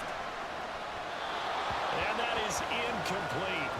Took a shot there on first down, but he couldn't reel it in. Inside a minute to go. Here's 2nd and 10 now. Back to throw. Lawrence. And that'll be off the mark. Too far out in front, and it's incomplete. So back-to-back incompletions, now 3rd and 10. And first things first, before you think about marching the ball down the field, you got to move the chains. You're exactly right. Got to get back into focus here. Get the first down. That's what's vital to them. And he will have the Steelers first down as they're able to get the 3rd down conversion. Here's Lawrence. And he's got this to Jefferson. And he's corralled, but not before getting it inside the 35. Throwing now, Lawrence. And that is incomplete. 2 seconds left on the clock. Down to their last chance now. This is going to have to be a heave for the end zone and just hope for a miracle. And I don't sit back with everyone back defending. I've got to have somebody rushing the quarterback. Don't make it easy for him to set up and throw the ball all the way downfield. Now one final throw here is incomplete, and that is how this one will come to an end. It all came down to one final jump ball on the Hail Mary, but part of the defense was ready, able to force it to be incomplete. Ball game over. Look, let's face it, everybody wants to work the ball in closer and take a more high percentage pass to try and tie the game, but the Hail Mary, that's what they had to work with. And now they're just hoping that their jumpers can get up higher and are stronger than the defenders. Not the case in this instance. They end up losing the game. So for the Titans, they improved to 5-3 as they approach the halfway point of this 17-game schedule. And they'll get a few extra days to get ready for next week, where they take on the Tampa Bay Buccaneers. Meanwhile, for the Steelers, the loss will drop them to 6-2 now on the year. And they'll get a chance to redeem themselves at home next week. That'll do it for us. I'm Brandon Gaudin alongside Charles Davis. Thanks to our entire crew as well. We'll talk to you next time. So long, everybody.